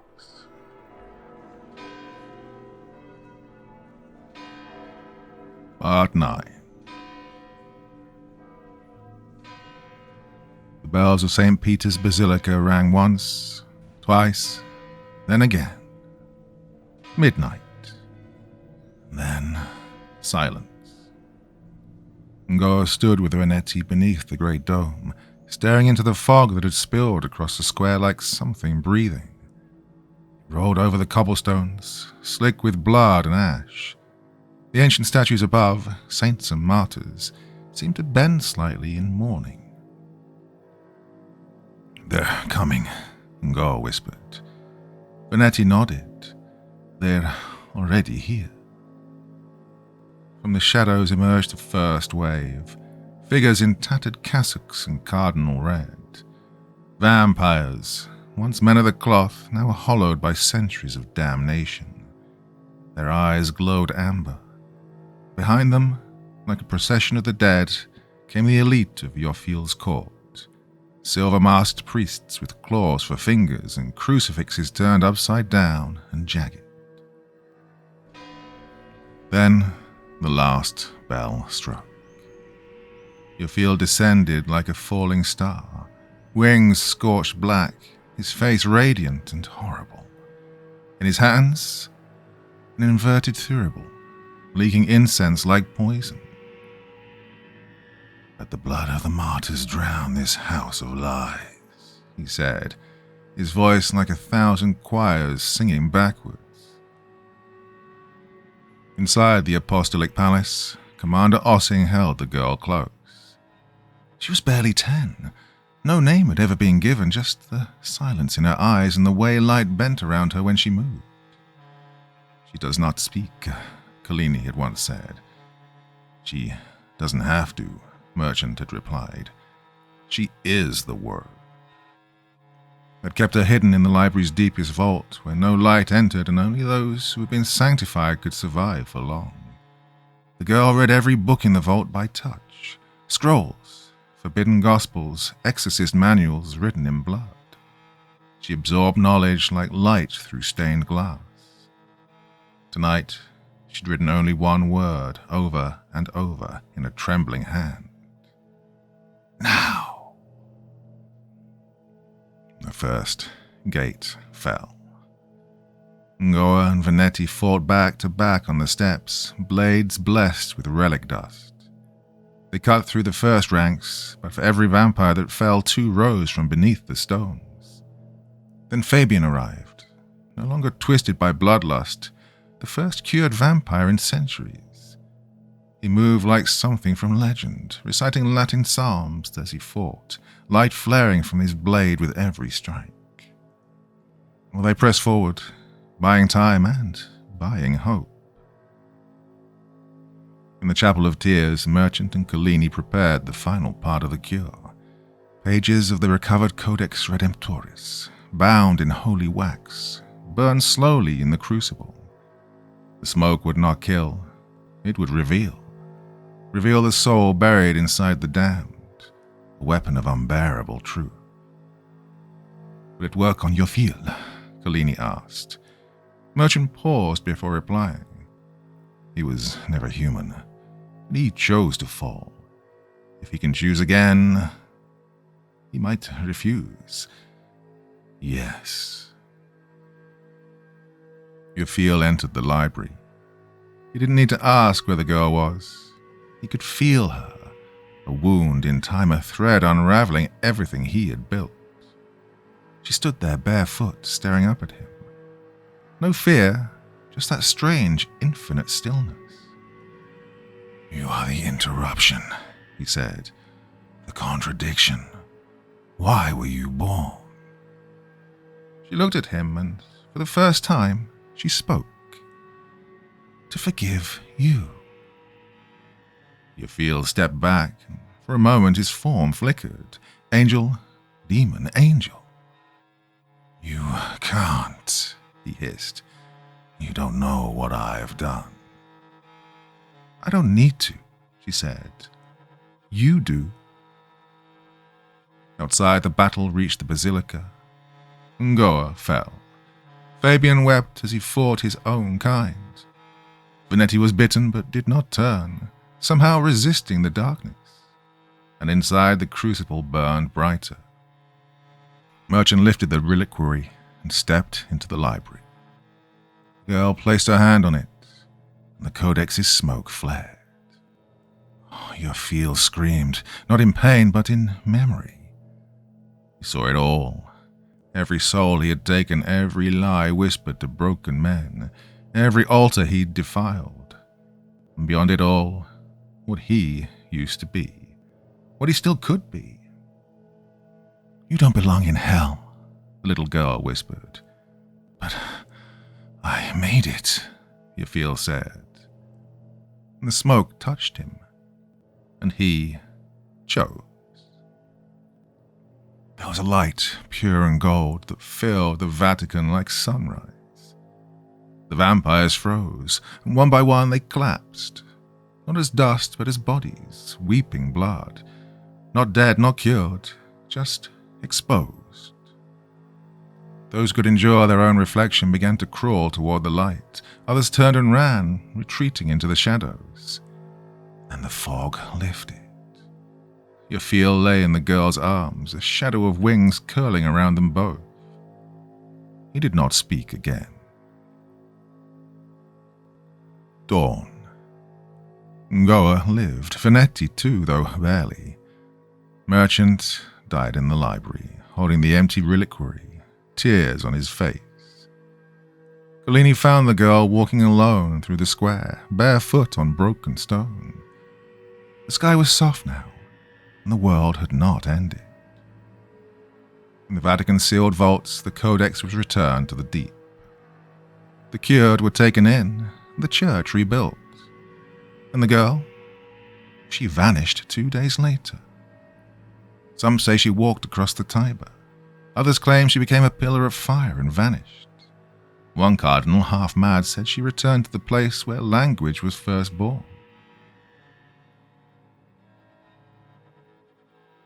Epilogue. A final letter was written from Vanetti to Ossing. We didn't win. We were forgiven. There's a difference, Commander, a painful one, but maybe a necessary one too.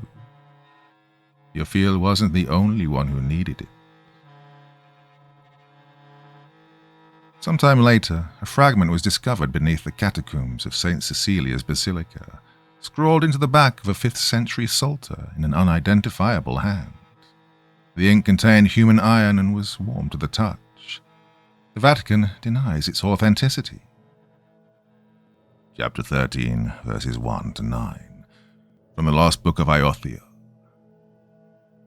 1. And in the 13th hour, when the veil was torn and the light poured forth, the seraph fell not into ash but into silence. 2. The child bore him across the threshold, and in her hand was neither sword nor seal, but a mirror polished with blood. 3. Lo, the beast looked and wept, and in his weeping was worship, and in his worship was release. 4. But the silence was not peace. It was a pause, a drawing of breath. 5. For the stars do not forget their brothers, nor do the deep roads of the earth close forever. 6. And the blood that cries from the ground shall cry again 7-fold. 7. The forgiven shall dream, and in their dreams they shall speak in tongues never heard by man. 8. The girl shall walk eastward, and behind her 12 shadows shall follow, not men, not angels, not beasts. 9. And in the final dawn the church shall be built of bone, and the hymn shall begin anew.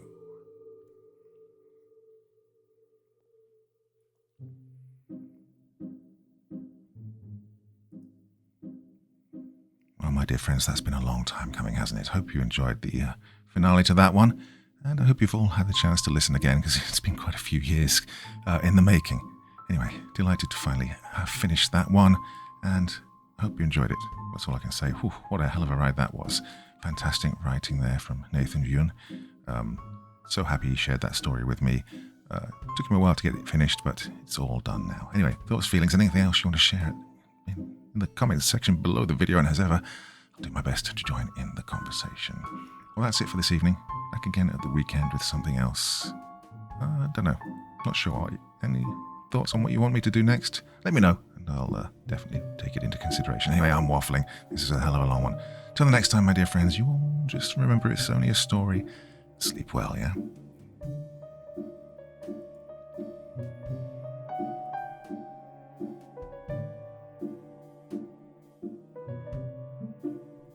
Thank you so much for taking the time to listen to this story today. Really means a lot to me, and to the author of the story, of course.